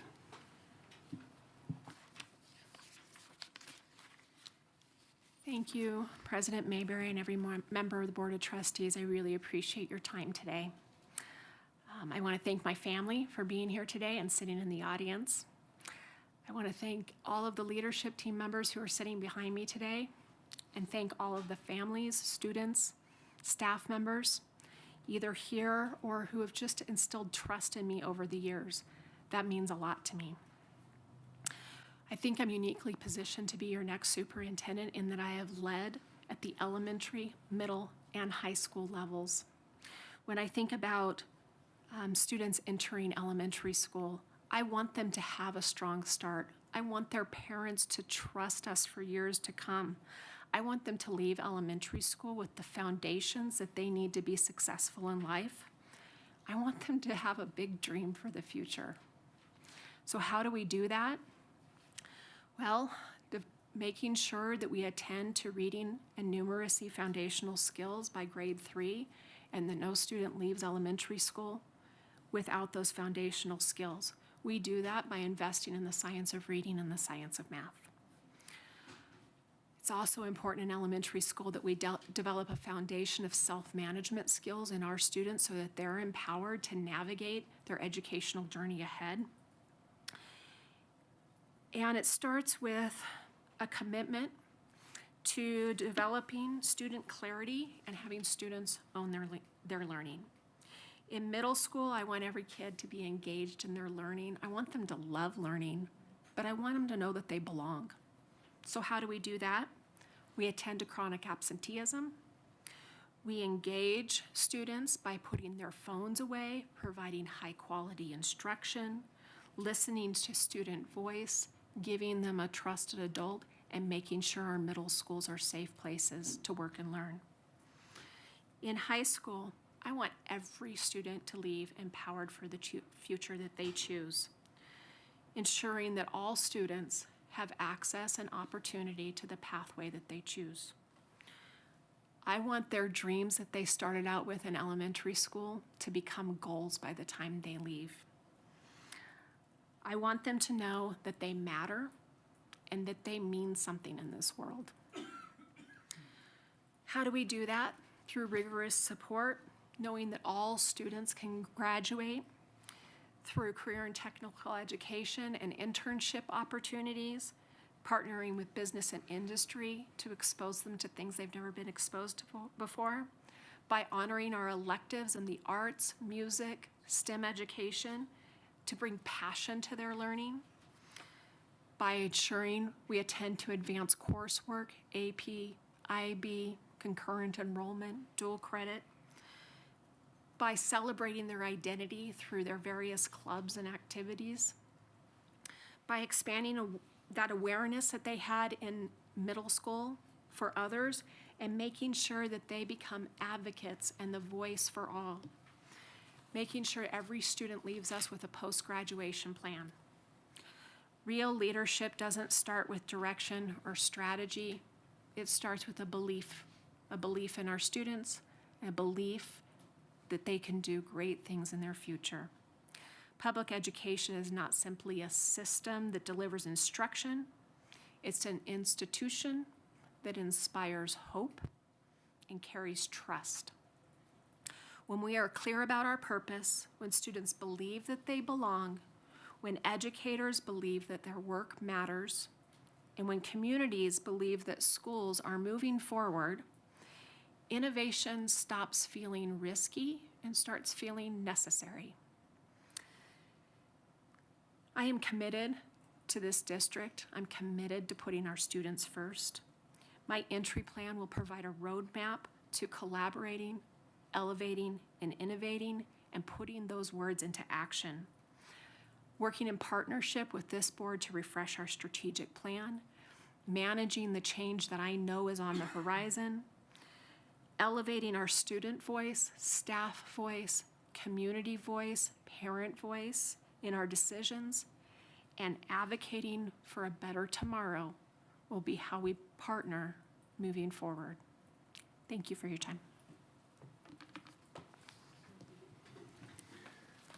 Okay, thank you. On behalf of the board, thank you for your, okay.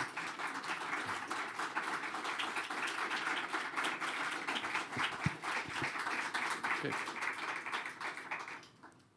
Okay, on behalf of the board, thank you for your participation in today's interview and for your demonstrated commitment to Washoe County. Deputy McMaster, we appreciate you.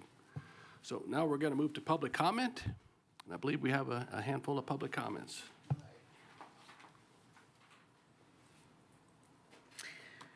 Brandy Vesco. She might have left. Mitchell Brown Silveria.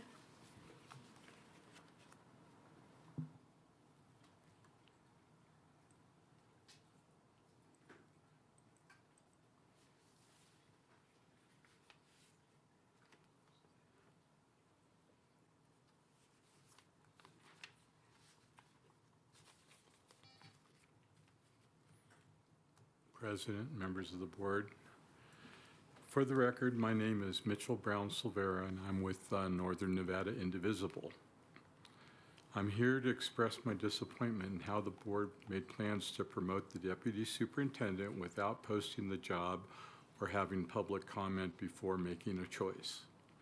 My organization relies on transparency and respect for constituents as the cornerstones of good governance, and the foundation of trust between citizens and elected officials. This action by the board erodes that trust. I'm not sure if the job was specifically one that is normally filled in this manner, or if the board chose expediency over transparency. If the policy for choosing a person for this position allows the board to make this decision without public input, then perhaps the policy should be changed. If the board simply made a unilateral decision to handle it this way, then I worry that the board is overstepping its power and not giving other applicants a chance at the job, as well as not giving the public a chance to comment before an interview process, as is typical with county executive positions.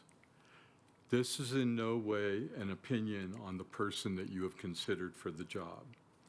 Please consider going back to a more transparent hiring process and making it a requirement for future hirings in these sort of positions. Thank you. Thank you. Adrienne Bemis.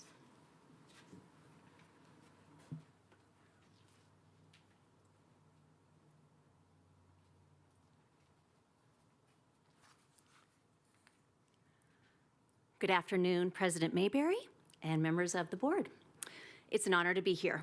My name is Adrienne Bemis, and I teach third grade at Westergaard Elementary. I am here to express my support for Tiffany McMaster as our next superintendent.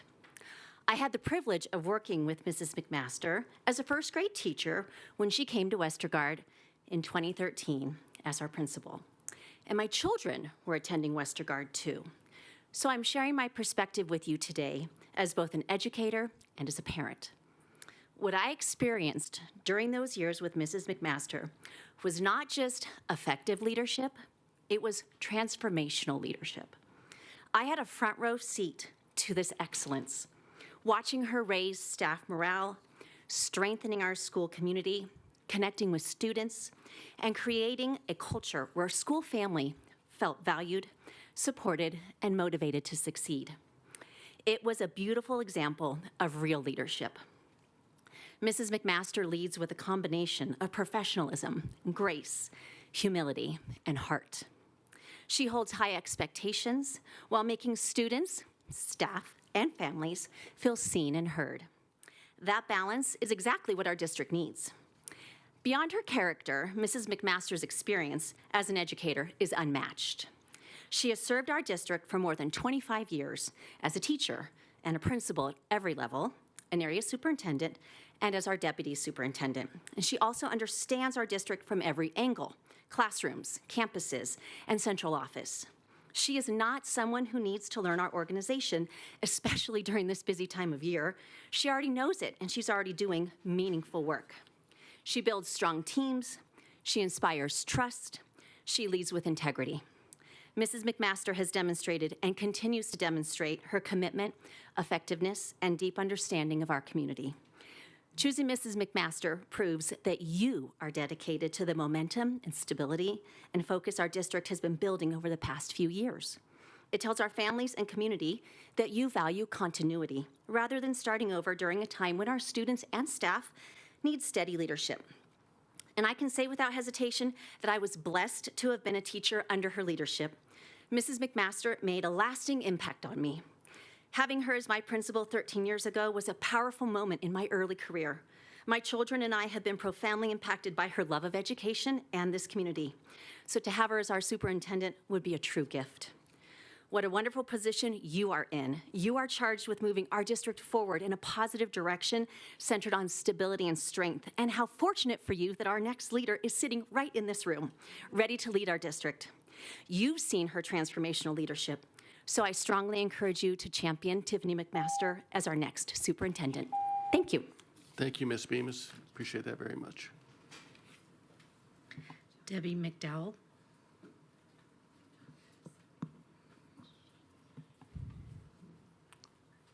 Good evening, Ms. McDowell. Good evening. All right. Dear President and members of the Washoe County School District Board of Trustees, my name is Debbie McDowell. I would like to speak in support of Tiffany McMaster as the next superintendent of the Washoe County School District. I worked closely with Mrs. McMaster for 2 years as her administrative secretary during her first principalship at Westergaard Elementary School, so I had the opportunity to see her leadership firsthand. Her 2 years as deputy superintendent have provided valuable preparation for this role. Working alongside Superintendent Ernst has given her direct, hands-on experience with the responsibility, challenges, and decisions that come with helping lead a district this size. She has been at the table, attending important meetings, and helping make the decisions that affect the entire district. No one else currently employed by the Washoe County School District has that same combination of district-wide leadership experience and established knowledge of the schools, staff, and day-to-day realities. An outside candidate may have served as superintendent somewhere else, but that is not the same as knowing this district. It is not the same as understanding Washoe County School District's people, its challenges, its strengths, and the dedicated employees who serve this community every day. Mrs. McMaster has built proven relationships with families, staff, and community leaders. In my view, her steady advancement has reflected not ego or ambition, but a sincere desire to serve and to be a reliable, steady influence in the district. Her allegiance to Washoe County School District is something we can count on. Washoe County School District does not need a leader who must first learn this district.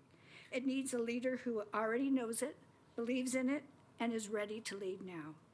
I respectfully encourage you to vote yes for Tiffany McMaster as the next superintendent of Washoe County Schools. Thank you for your time.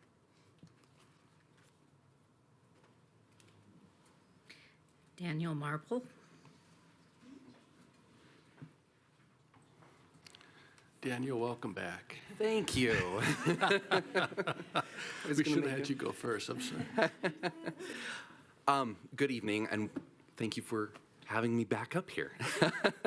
My name is Dr. Daniel Marble, and I currently serve as a special educator in the Washoe County School District. It's actually been my main role in Washoe County, and I'm here to speak in support of candidate McMaster. I met Tiffany at Trainer Middle School, and Trainer, as she shared earlier, was a school that needed a lot of school improvement, and it wasn't her vision. She brought everybody together, and through the vision that we built together as a team, we directly impacted student learning outcomes, specifically with special education students. Special education students directly improved on their SBAC scores with the work that we did around the standard with NBAC standards and whatnot. Beyond that, she really takes her time to get to know her staff, gets to know who they are as people, and she champions them through their successes. I shared that I wanted to pursue my doctoral studies and enter into higher levels of leadership, and she took me under her wing and has guided me through my entire career.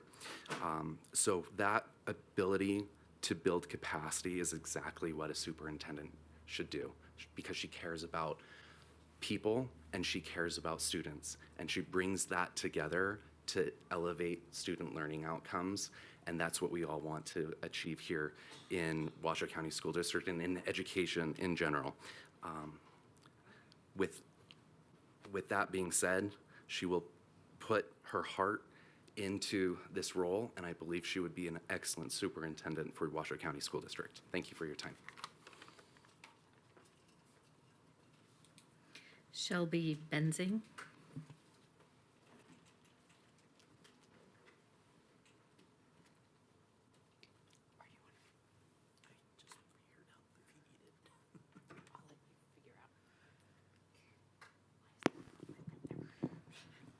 Good afternoon, Shelby. Welcome.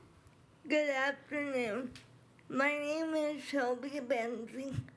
I am a former student of ECTI school, and I had the privilege of having Miss McMaster as my principal for 3 years while I was there.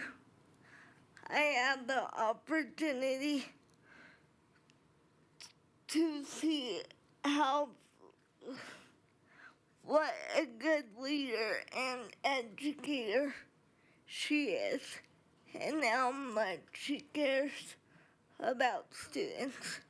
Her guidance was a valuable part in my high school journey and a significant reason why I just finished up my 3rd year at UNR. I strongly support her as the next interim superintendent. Thank you for your time.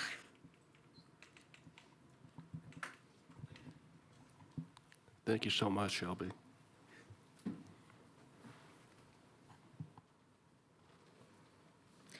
Teresa Quintana.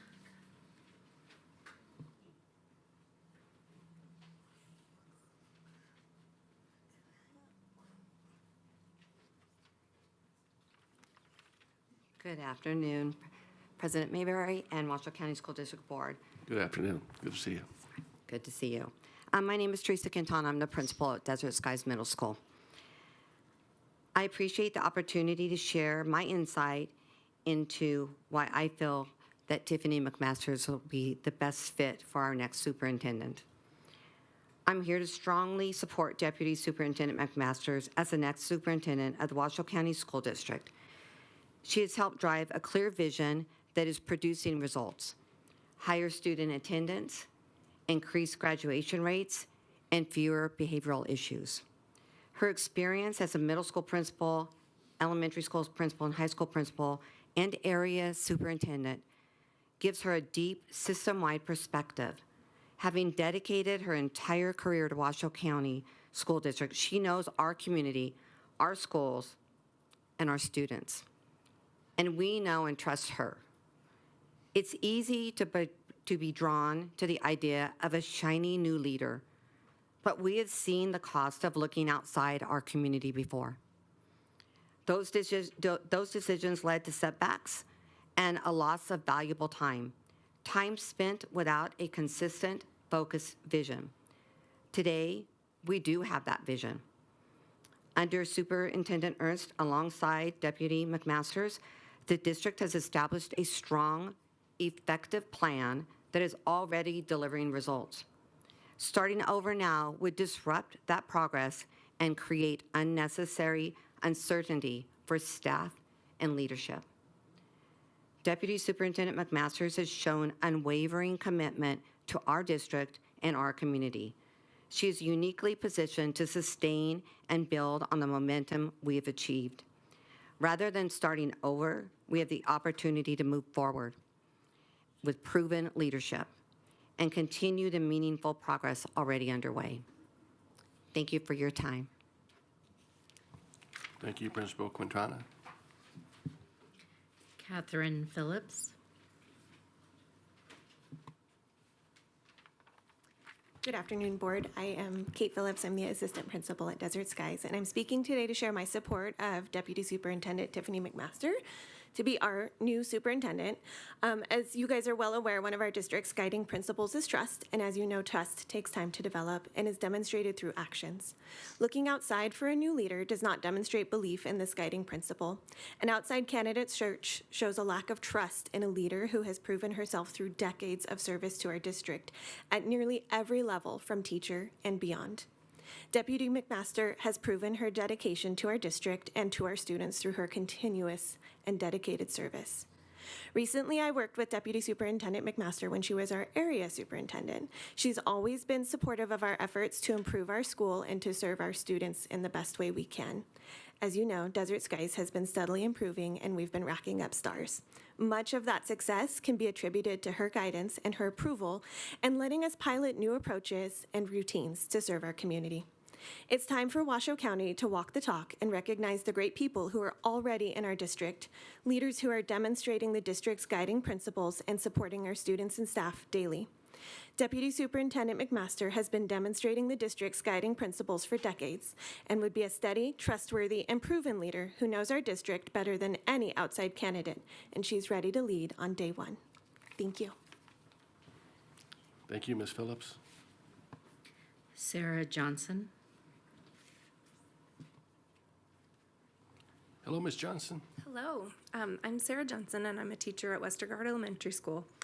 I've worked in the district for 15 years, owing much of that to Tiffany McMaster. I originally was hired in 2003, and I taught 2 years. I took some time off to stay home with my kids. I heard of an opening at Westergard. I applied, I interviewed, and I got the job. It was not easy going back into teaching after being home for 7 years. Tiffany did a great job checking in with me regularly to make sure that I was successful. She truly cares for the staff members who she works with. She is so knowledgeable, taking the time to help me understand many of the changes that were taking place in education. Her biggest reason for wanting me to be successful was that she is passionate about education and the students she represents. She wanted to make sure that I had all the tools that I needed to help my students grow and flourish. She met with me personally on many occasions, as well as set me up with a mentor who I met with regularly to help me with those first few years of stepping back into the role of a teacher. She has high expectations for students, teachers, and staff. She created an environment where we all felt heard and cared for. Personally, I was very disappointed when she was offered another position in the district and she moved schools. She had very big shoes to fill. I did love hearing about her successes at the middle school and high schools where she worked. Wherever she went, she left a trail of positivity and academic impact. I have seen her several times since working with her. She still takes the time to make me feel appreciated and important. She has worked tirelessly to build up a positive reputation for herself among Washoe County staff members, students, and families. Thank you so much. The board received emails from Lindsay Burchars, Nick Pfaff, Scott McMaster, Robin Blunden, Brittany Culbertson, Jean Zordell, Jenny DeMonte, Debbie Koch, Tristan McElhaney, Lino DeMilchi, Matthew Boer, Dr. Chris Turner, Amanda Schlatter, Tavia Williams, Michelle Zukowski, Stephanie Smith, Melissa Carson, and Rebecca Berman.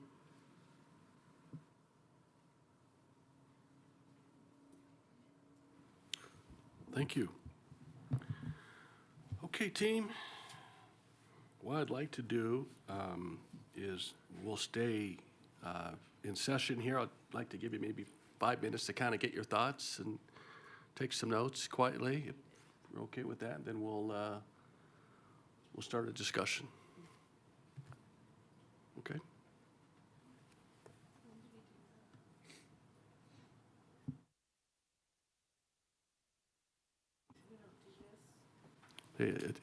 Totally optional. Yeah, I think wait for Trustee Smith to come back. You okay with that? Okay, then don't use it, yeah. It's the same.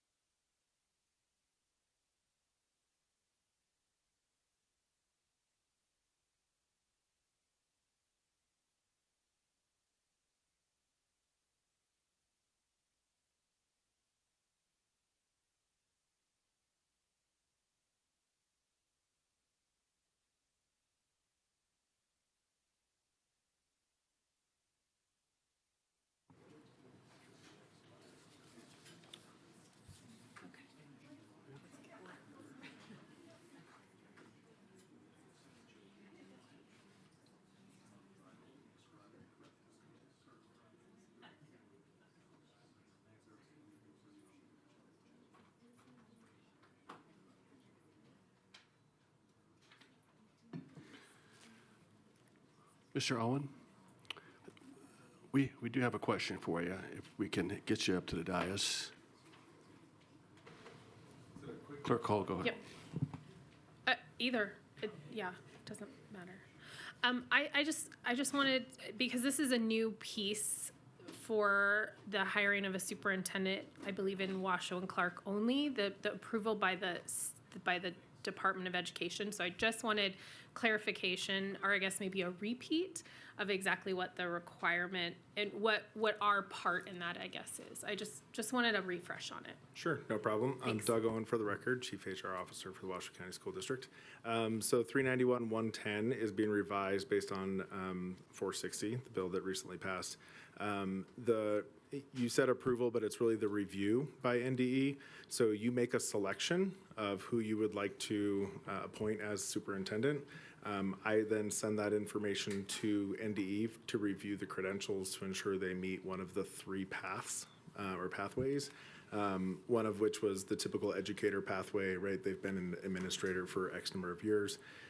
There was a CEO, CFO pathway where they've managed a large budget. And then finally a business pathway where they've been a business management leader with a master's degree. So they have to fit one of those pathways. And then if the NDE reviews that and says, yes, they meet the eligibility requirements, they provide that back to you, to us, and you can then formally employ that person as a superintendent. Yeah, of course.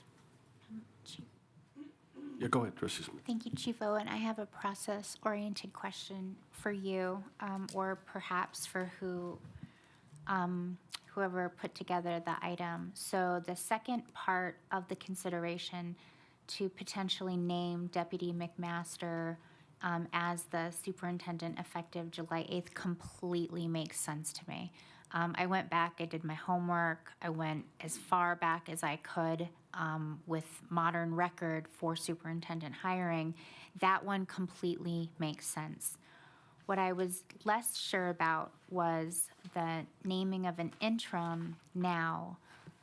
So I was wondering if you could just expand on that. I looked at Board Policy 9082.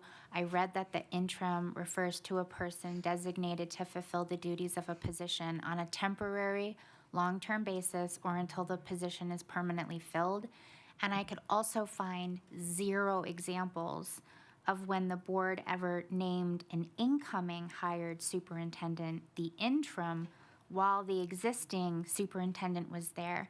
So this is very strictly a process-oriented question because I don't understand this option for us. Maybe somebody could explain it, but I do very much understand the second option, which would be to name Deputy McMaster as the superintendent following the superintendent's retirement.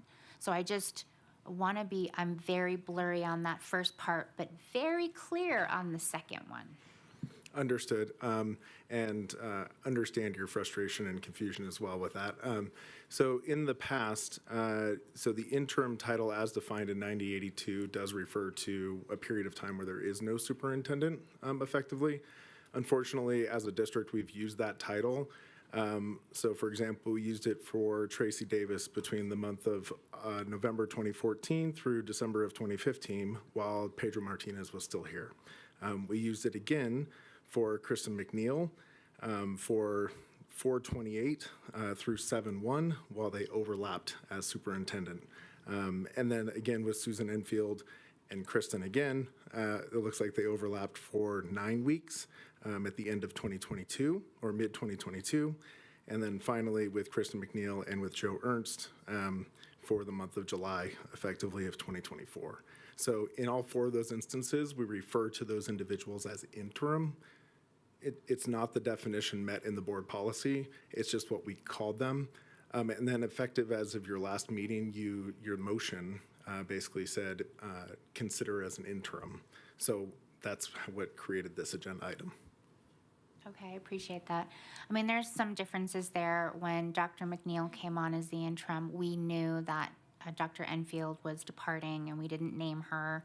And I believe in the other examples, they were acting as the interim while the superintendent was on leave or where there were other matters. So I think that there were some differences.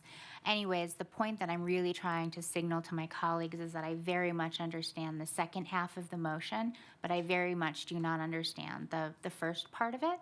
So, but you've answered that question. I still think that there has never been an example where we named an incoming superintendent while the other one was still here, but like literally serving at the same time. This feels like a novel expression of it, but you've answered my question, and I appreciate that. Thank you. Okay, thank you, Trustee Smith. Okay, Trustee Westlake, you have a question for Chief Owen? I do, because I'm those other times that you mentioned, the superintendent, to my knowledge, was not in good standing, really. They weren't really even here. So I don't think we're comparing like to like.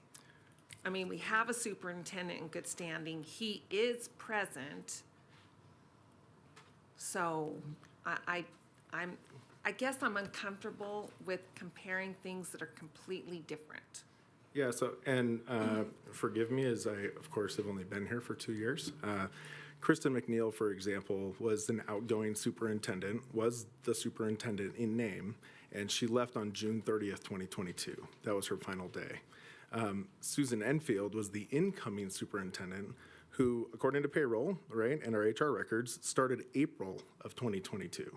So there was a 2-month overlap, month of May and June, where Susan was the interim superintendent in our system, and Kristen was still the superintendent. So I'm not trying to compare different things. This was an outgoing superintendent, Kristen McNeil, and an incoming superintendent, Susan Enfield. Okay. Yeah, respectfully, I appreciate the word interim, but we had to carry it on for this agenda item. I mean, wherever we land, we can take that item, we can take that word out. So I don't think we need to, I would prefer not to focus on it any more than we already have. I appreciate the dialogue, though. What I would like to do, if it's okay with my colleagues, if we could discuss this process, the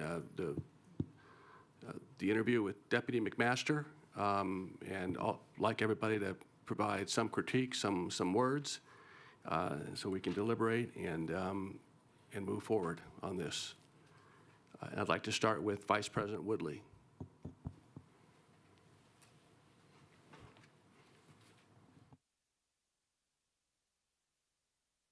All right.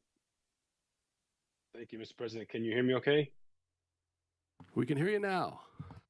Okay, great. Thank you. I guess first I want to start with, this is not something that we should take lightly. I'm glad that we had so many questions. I thought it would be, initially I thought less would be more, but this was a robust questioning.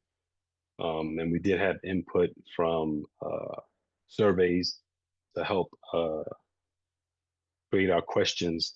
I really appreciated Ms. McMaster's responses. I acknowledge and appreciate her ability to express prioritizing partnerships with the board, with our community partners. I was impressed with her consistent reference back to data. I believe that that's very important. When you have an organization as big as we do, you have to rely on something that is objective and that is based on facts. I also appreciate her reference and over a reference to collaboration and working with partners, in-house and community partners, identifying issues as community issues, not just in the school district, having the ability to acknowledge that and understand that and know that we can't be the savior of all things and all issues. There are some things that we are a microcosm of the overall community. It's not just at our schools or just in our district. So that was very refreshing to hear because sometimes we get locked in just talking about here in the district, and as if though we are the cause of all things out there in the world, when in reality we are a part of the world. Um, I did like her reference to sharing ownership and having ownership. Really appreciative of that. I think something that really stood out to me, which is something very important to me. I know I always discuss this or touch on this, which is with regards to the budget deficit and the future.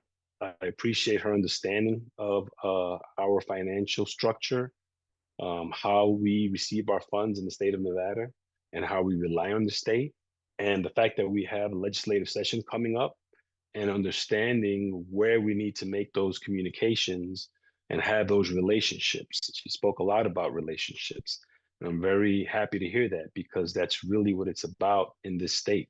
You have to have that ongoing communication and relationships. I'm very impressed and very grateful that she has insight on what we've done in the past, what has worked, what as we experience today, what was met with conflict, what was met with resistance. Having that knowledge is very, very important. Having worked in those situations, with those situations, is important to have moving forward. There's no need for us to repeat the same mistakes. There's no need for us to try to bang our heads against the wall. Let's learn from the past issues that we've had and let's move forward. I really appreciate the refreshing of the strategic plans as opposed to let's scratch it and start all over. I think that that's a great idea. That's how you create growth. No great company, no great agency, no great government existed by constantly recreating itself. There's something to be said with consistency and moving forward and progressing. So I was very impressed with her responses. I was able and am able to identify when she constantly made references to we. I looked at that as me as well, her as well, not just we. I know some of the questions we were asking, what do you know? What did you do? What can you do? And, she's that kind of leader, she believes in the we and doesn't want to spend a lot of time talking about me. So we appreciate that. And I'm able to decipher her responses when she shared that information. So I'm very impressed. I'm very happy with the interview. And I look forward to seeing what motion hits the table. Thank you.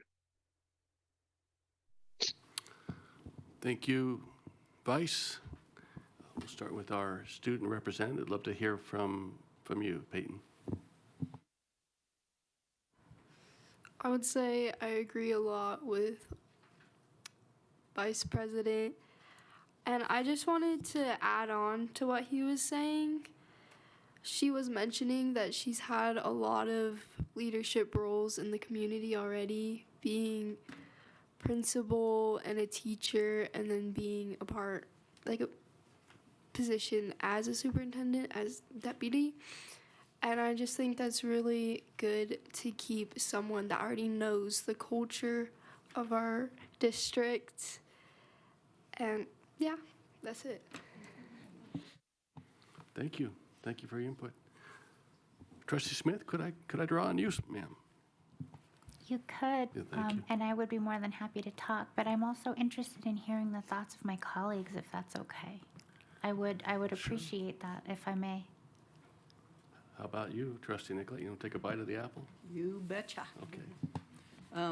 I'll just be like, transparency is not my favorite word because it's that which others want you to know and hear, but I'm going to tell you the whole skinny. I'm going to actually talk about my evaluation framework because it's a good document and I appreciate it. So for those who aren't aware, again, it's simple yet it's strong, and I really appreciate that. I'll put my glasses on. So the criteria, there's 7. Number 1 is leadership and professional presence. I gave Deputy Superintendent McMaster's a 4, with the caveat being that it's really hard to demonstrate anything in an interview. It's kind of like you're just saying stuff. But I believed it, and I especially believed it with the follow-up public comment and my experiences through the years. Strong words like integrity, credibility, professionalism, communicates clearly, has confidence in purpose, commitment, resilience, and long-term mindset. I think that's extremely clear. Number 2 is strategic and organizational leadership. Basically sets clear direction, effectively leads complex systems. I think that's extremely evident given the experience over the years, the elementary, middle, high school, and executive leadership roles. Very future forward in the discussion that she had, and I appreciate that. The stories, which I appreciate really deep dive stories which were shared, it illuminated an understanding for complex systems, and that's not always easy to do. Number 3 is governance, judgment, and adaptability. And basically I said, see my interview notes because they're extensive. But to that, again, her words and her concepts told me that she has a deep understanding of the judgments that need to be made along the way, along with rethinking your judgments along the way, because what you think tomorrow might not be really good in a week. And I very much appreciate that. Number 4 is communication, relationships, and advocacy. It is difficult to be a leader and an advocate at the same time because you're balancing so many interests, individuals, collective interests. 60,000 students, 9,000 employees, and then an entire community, 104 schools, and it's really hard to do that. And I have seen Tiffany, and I believe it will continue in role as superintendent, to be very reasoned, to be very strategic, to be very calm. And when you need to dig into the grit component, sometimes like the budget discussion, sometimes you just got to say, great idea, not today. And I believe that can happen. Again, that was a 4. So far, they've all been 4s. Number 5, culture, people, and leadership development. I really appreciated that you mentioned Superintendent Joe Ernst's power in the culture that he's worked so very hard to do. It's something we've worked on for years, but he kind of said it out loud, and he helped, I'll just speak for me, he helped me really realize that culture is this living, breathing thing that moment to moment can change, and we have to be very cognizant of it. Number 6, student focus and instructional leadership. That was extreme. That was a 4 too. And this is a 4. Student focus is very obvious to me in just watching her and listening and going back to AACT and what happened there that was very pivotal in strengthening that school culture. Number 7, readiness and experience. I gave you a 4 because although I know the experience is there, readiness is something that remains to be seen. I don't know if you're ready or not, but I want to give you a chance. And so collectively, the overall rating was 27, which is just 1 short of 28. So is that the right math? Bonus points. Bonus points. Bonus points. Bonus points, right? What grade is that? Okay, I'm done. Thank you.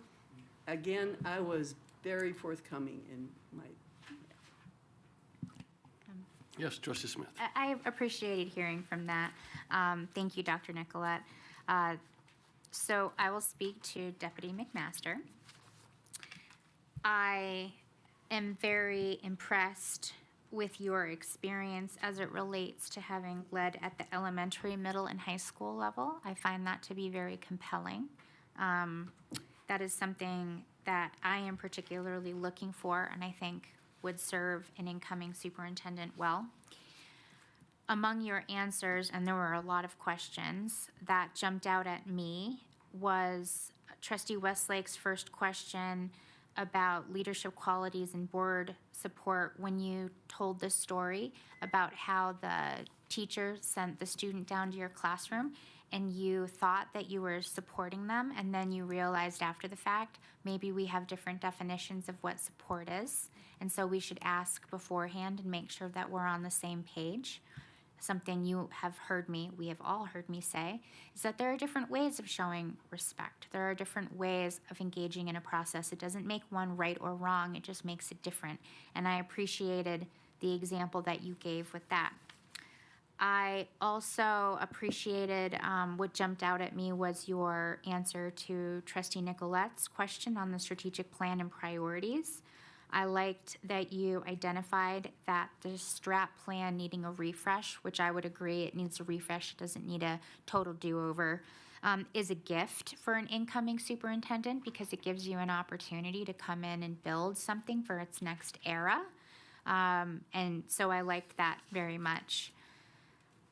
My first question about culture, I appreciated your example about entering Westergaard and how the staff was feeling at the time.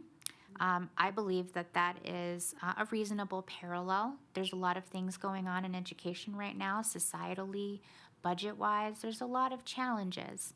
And so I appreciated that example and how you went about working through that with the staff. And then you also said something that I wrote down as the investment in climate and culture paying dividends or something along that lines, because these are all shorthand notes. That really jumped out at me. And then also in my second question about student behavior, because obviously these were my two questions, is very important to me. I liked how you said that, dropping everything when a staff member asks for help, because that's something that we hear a lot when staff members have concerns about students coming right back to their classroom, needing help like that. We want to, of course, always make sure that these students get the education they deserve, but sometimes we have to look at that when an educator is saying, I need some help here. And then President Mayberry's question on leading change, I particularly appreciated your answer around not being afraid to take risks. That's where innovation is, because if you are not failing, you're not trying. So in the technology industry, which is where I came from, it would, fail often. Of course, not spectacularly, and I realize in this situation we have small children involved, but my point is that we've got to be trying things, and we need to be trying to innovate, and so perfection is never expected, but it's really trialing things, seeing what works, and then growing and evolving through them.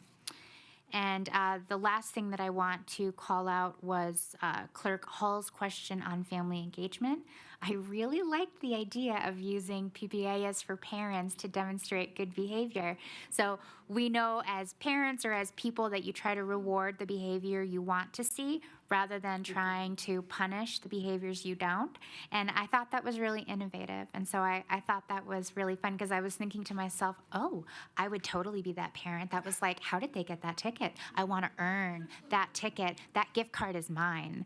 So I really appreciated that. And so those were the things that jumped out at me overall with a very well done interview. Thanks.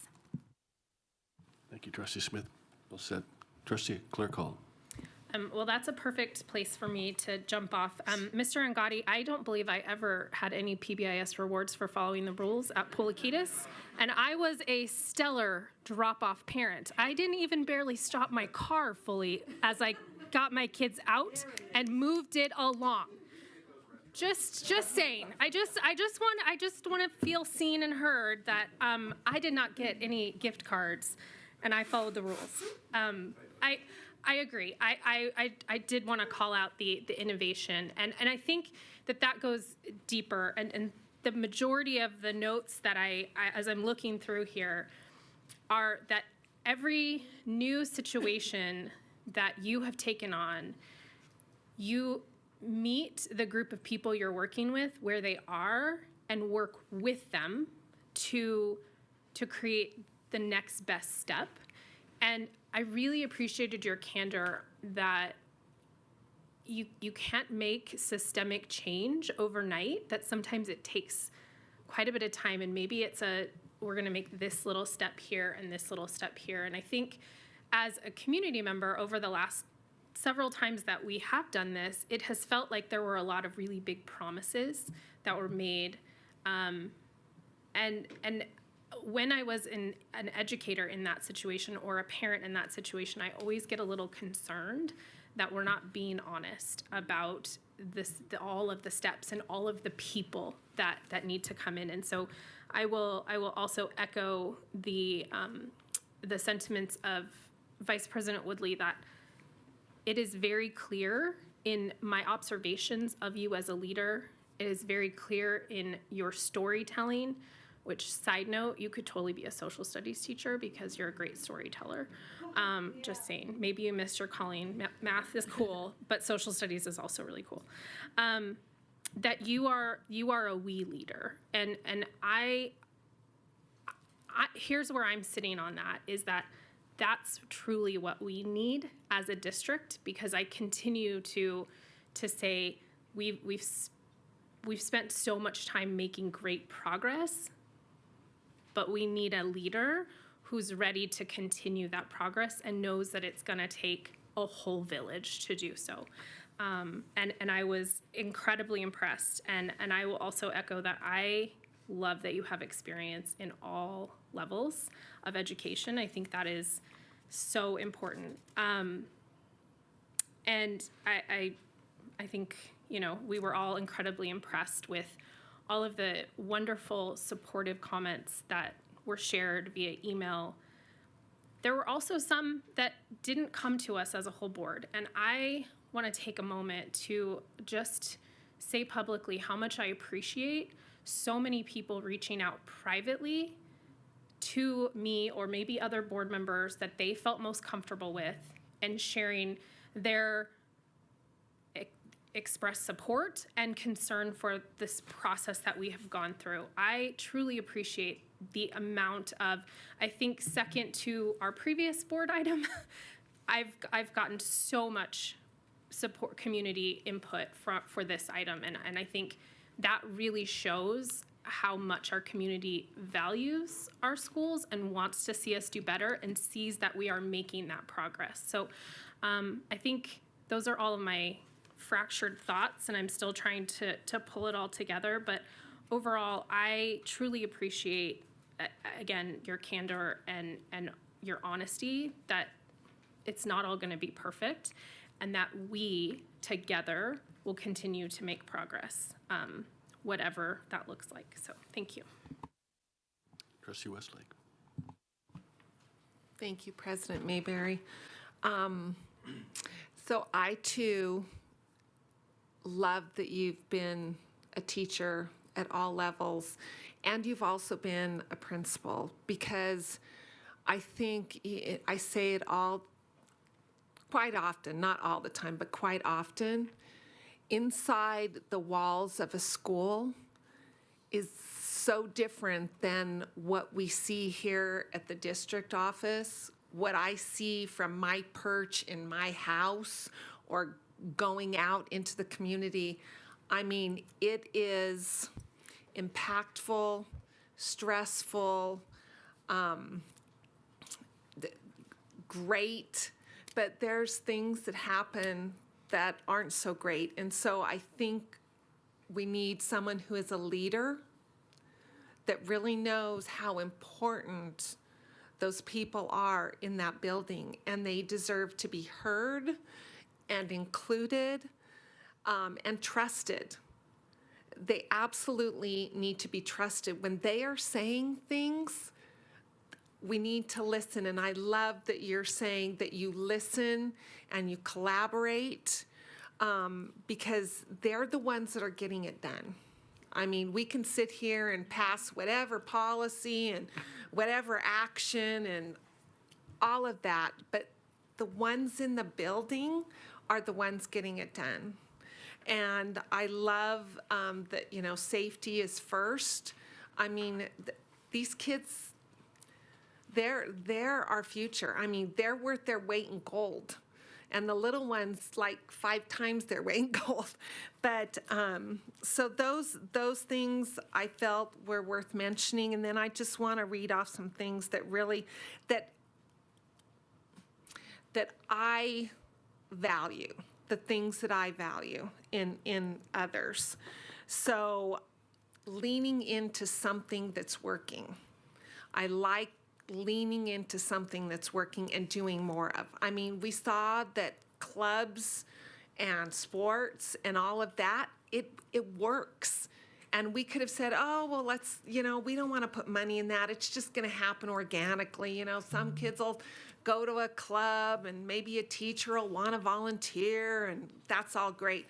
But it was systematically the thoughtful process and how do we get there. So I love that leaning into what works, because I think that's the key to a lot of things. Engaged continuous improvement. Again, these are things I value. Vision sharing, collaboration, and I love the refresh because, let's not throw the baby out with the bathwater, because the strategic plan is a very good plan, but it could, hey, it could use a little look under the hood there. Engage with purpose. I love the thoughtful research. So really, like the clubs and sports, it was thoughtful, it was planned out.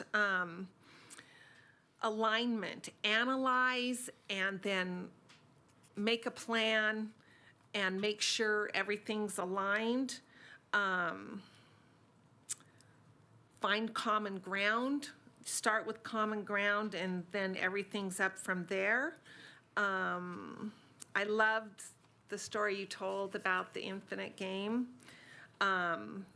Uniting, building together, and share expectations, because sometimes what I'm thinking is just an easy peasy expectation. Someone else might say, well, this is not going to be that easy. If you thought of this, and I think sometimes if we listen to others, we'll see, well, in your head, you think it's an easy expectation. This is a no-brainer. But when you talk to other people, they're going to be like, yeah, this is a heavy lift. So what can you do to help me lift this? Because this is not such an easy expectation. Let's see, shared accountability, shared ownership, and I love your backwards planning. I love that. I think if we did more of that, we'd probably be better off, because we'd have a definite focal point on where we're going and then put the steps in place, because sometimes I think some steps get missed. Elevating our educators, listen and learning, let's see, listening to our stakeholders and students, all of this, I really appreciate that. And I think one of the really important things is if all of our kids had a trusted adult,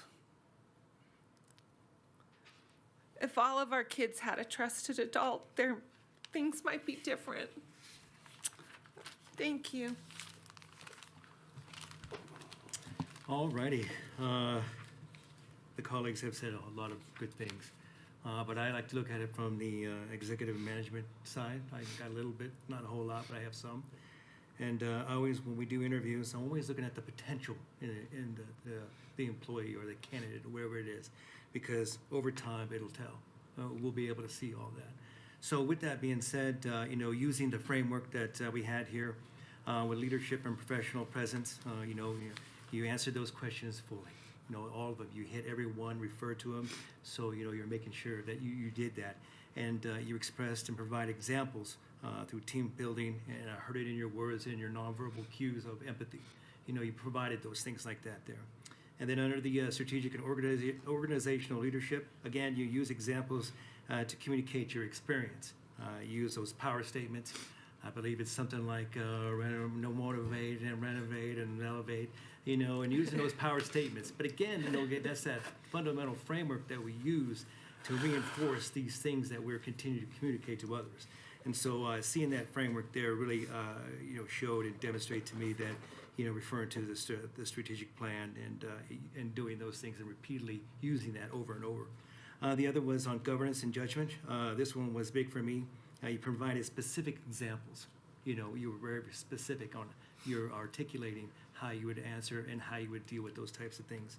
And then communicates relationships and advocacy, the climate culture, value, heard, leads, and communicates. Again, those are all good examples. You continue to, like you had heard, storytelling and references so that we can communicate and fully understand what you were trying to express to us. So it was really informative as I was listening to you. The other is cultural and people leadership development, a big passionate. Again, just really trying to communicate and connect with people, and that's a big key that when we talk about when we're dealing with folks. And then you're driven, and your leads, develops, and actually you achieve.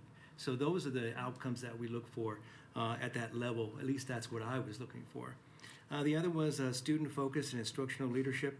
Again, data-driven. I think you heard some of the others refer to data-driven. I think that's the one thing I learned here as a trustee. We're all talking about the numbers, and how we're making those decisions. And so that was where you referred to that time and time again. Again, referencing our strategic plan and listening to the stakeholders. And you were very thorough and detailed, and so I appreciate that. You took your time to communicate all these things. And if you're doing it here and demonstrating in front of us, I imagine you're doing that with the rest of the staff. And then the other is readiness and experience. I know we talked about readiness, but sometimes I look at the potential, and you showed the intellect, the mental agility, and innovations that were expressed amongst the colleagues here on moving forward. So again, overall great, improves outcomes, excellent on the strat plan at that level, you drive and deliver, and then the critical decision-making and the tough things that matter. That's the one thing, we see potential, but time will tell when we have those critical things that are coming up. And then same with board governance, really looking at how we're going to tackle that. But all in all, you're ready. So after consideration and supportive, I am in support of you. I believe that you demonstrate the leadership, professionalism, and readiness needed to lead in the district at this time of financial and organizational challenges while continuing to support staff and families. And again, as we heard from the public, long story short, you're ready to step in and lead. And at this time, that's really what we need. So that concludes. Okay, thank you, Trustee Phoenix. And then I'll provide some comments too, which my colleagues and members of the public made it real easy, so I'm not going to try to be redundant. I'll be brief, but Trustee Nicolette, you took the words out of my mouth. I have simple but powerful. I think you came up with something very similar. Simple but... Exactly. Yeah, okay. I appreciate you being very thorough in your response. I think that you've demonstrated that you have a vision, and I think that's important, and particularly where we're at now in terms of maintaining continuity and stability. As all of my colleagues have stated, you've recanted a lot of your experiences. Absolutely a great storyteller. Absolutely, I agree with Clerk Hall that you'd be a great social studies teacher. But, and I love your experience. I love that you understand how important relationships are. Relationships are what makes the world go around. I love when you said students should hold us accountable. I think, wish I could read my writing. I love the we. I think the most compelling statement that I heard you say that moved me the most was when you said, people will do anything if they feel belonged.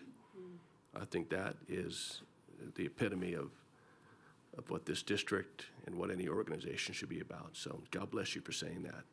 I appreciate it. That concludes my remarks.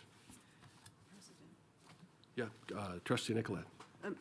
I'm giving further thought to what my colleague Smith was talking about and Hull, because I'm looking at the recommended motion. And it just dawned on me that maybe the interim part is because of a timing consideration. it's going to take negotiation, contractual agreement, and then it's going to take NDE. So when current superintendent exits on July 7th, we want to make sure we have an interim in place. Am I going in a place I don't need to go?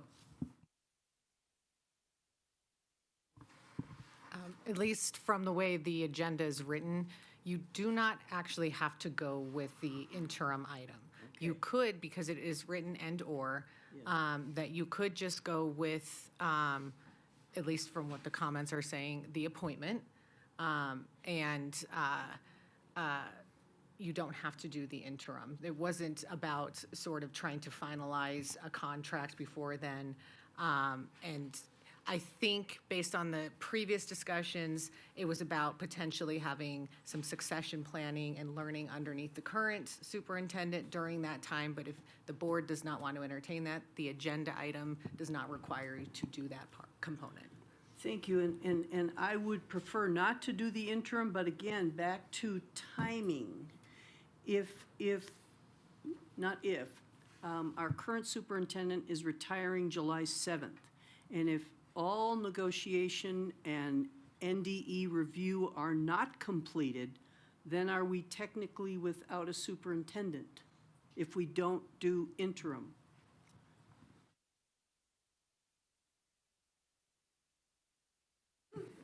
Doug Owen for the record.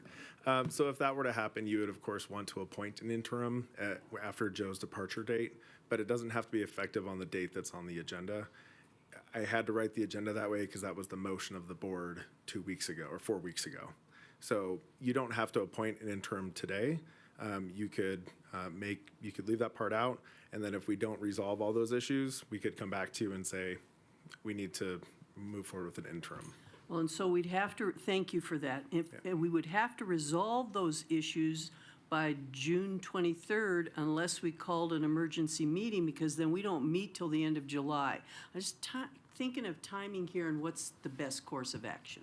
Yeah, and just to clarify, because JJ would clarify for me that I have to get it to her a week before July 20 or June 23rd. So it's about mid-June that we have to make that determination so that I can get the agenda item over. So as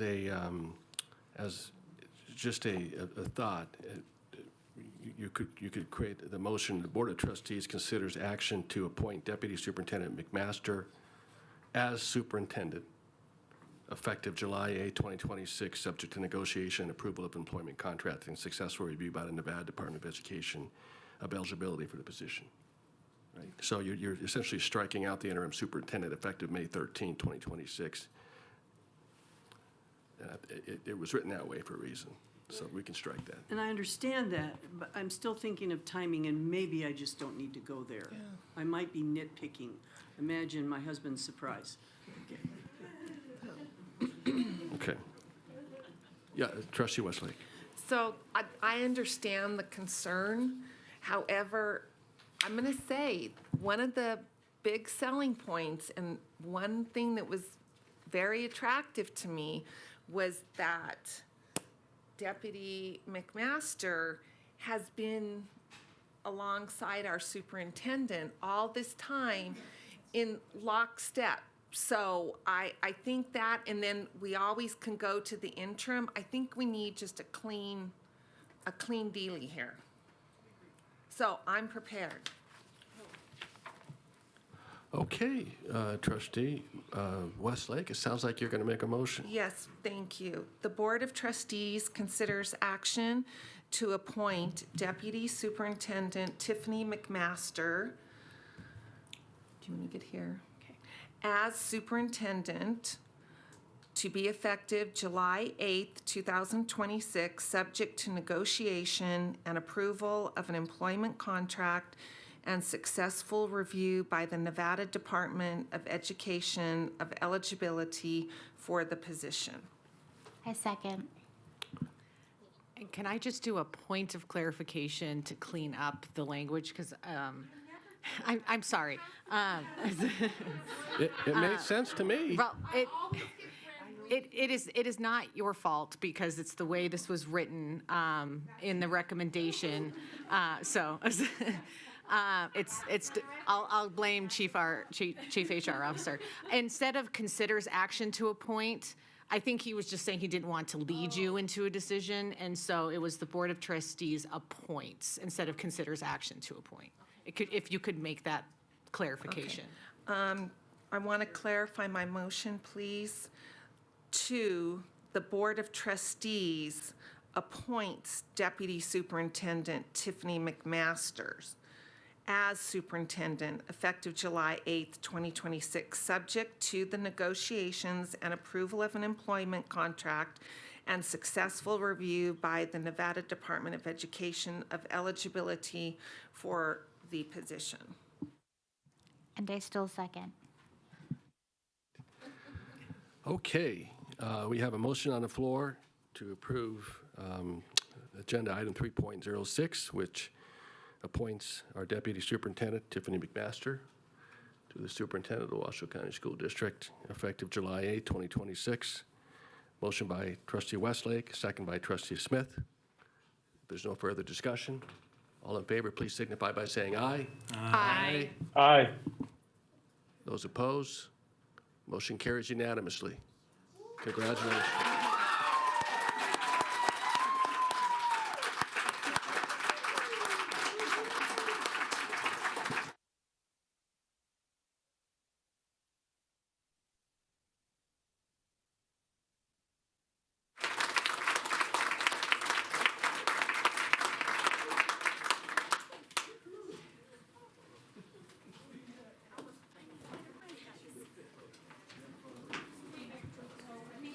Thank you, Vice President Woodley.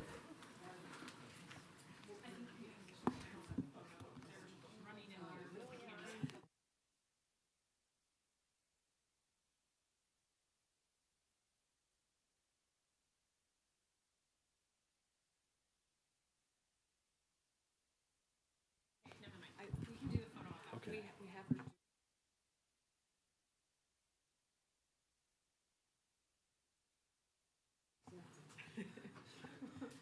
Okay.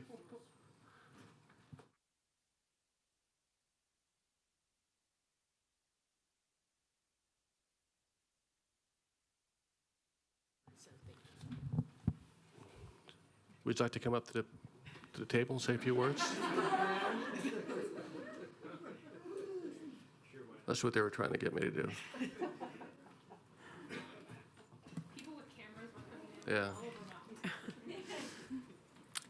Thank you so much for your trust in me and belief in me. It means the world to me. Thank you to everybody in this room who's supporting me. It means so much to know that there was a student on the panel that weighed in on this decision. Peyton, that means a lot to me. Thank you so much. I appreciate all of your leadership. I look forward to partnering with you as a board. Thank you to the leadership team for being in this room and showing your support. Thank you to all of you that I've worked with over the years and helping define my journey.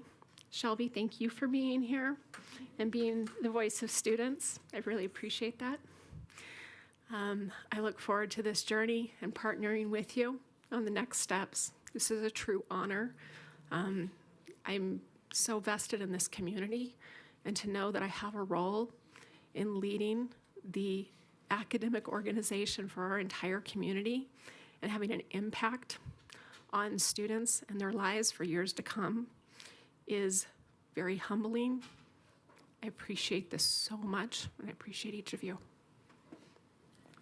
I'm not crying. Not crying.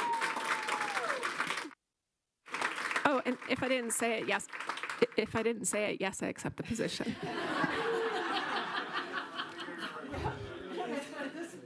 Such an honor, but. Congratulations. We look forward to the days and weeks ahead with you.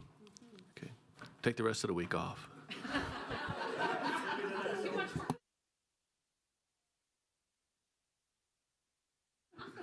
Just because they always laugh. They always laugh. Yeah, okay, I know it's not. Okay, well, listen, folks, looking at the agenda, I got one more item, and that's That's public comment. Item 5.01, this is our general public comment. Do I have anybody with any general public comment cards? The board received emails from Trinity Tobin, Jen Felicis, Colleen Reed, Cindy Feit Furman, Michelle Matherly, Julie Ostendorf, J.C. Eldridge, Jaya Winters, Mario Figura, Lauren Geldert, Camille Fessler, Brenda Perryman, Savannah Thompson, Carlos Sanchez Quintero, Ronnie Green, Alex Dimitrov, and Holly Estes. Okay, thank you, JJ. Thank you for your help today, too, by the way. I do have just a point of privilege and granted Trustee Nicolette a few minutes for a quick statement on National Police Week. Thank you. Thank you.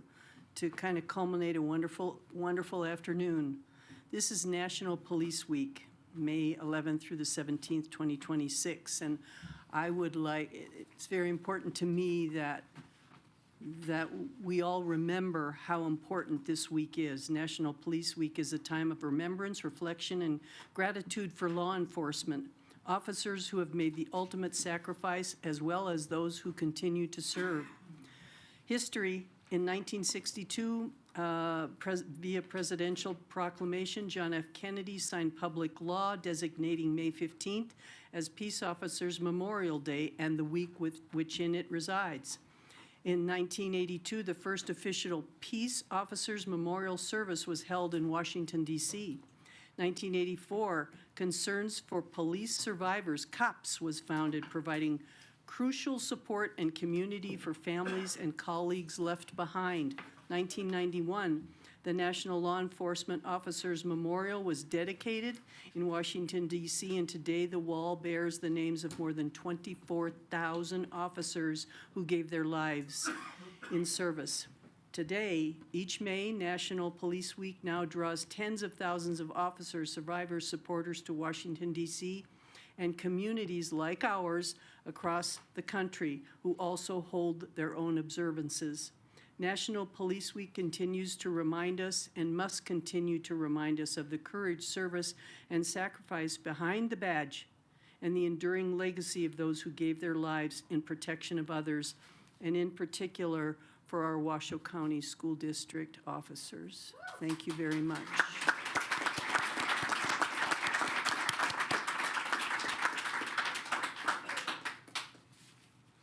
Thank you, Trustee Nicolette. Thank you. Item 5.02 is our next meeting announcement. That'll be May 26, 2026 at 2 p.m. I want to thank my colleagues for your patience. I know we had multiple time changes to this meeting and some items that were pulled, so thank you for working through this complex initial agenda. And it is 6:54, and we are adjourned.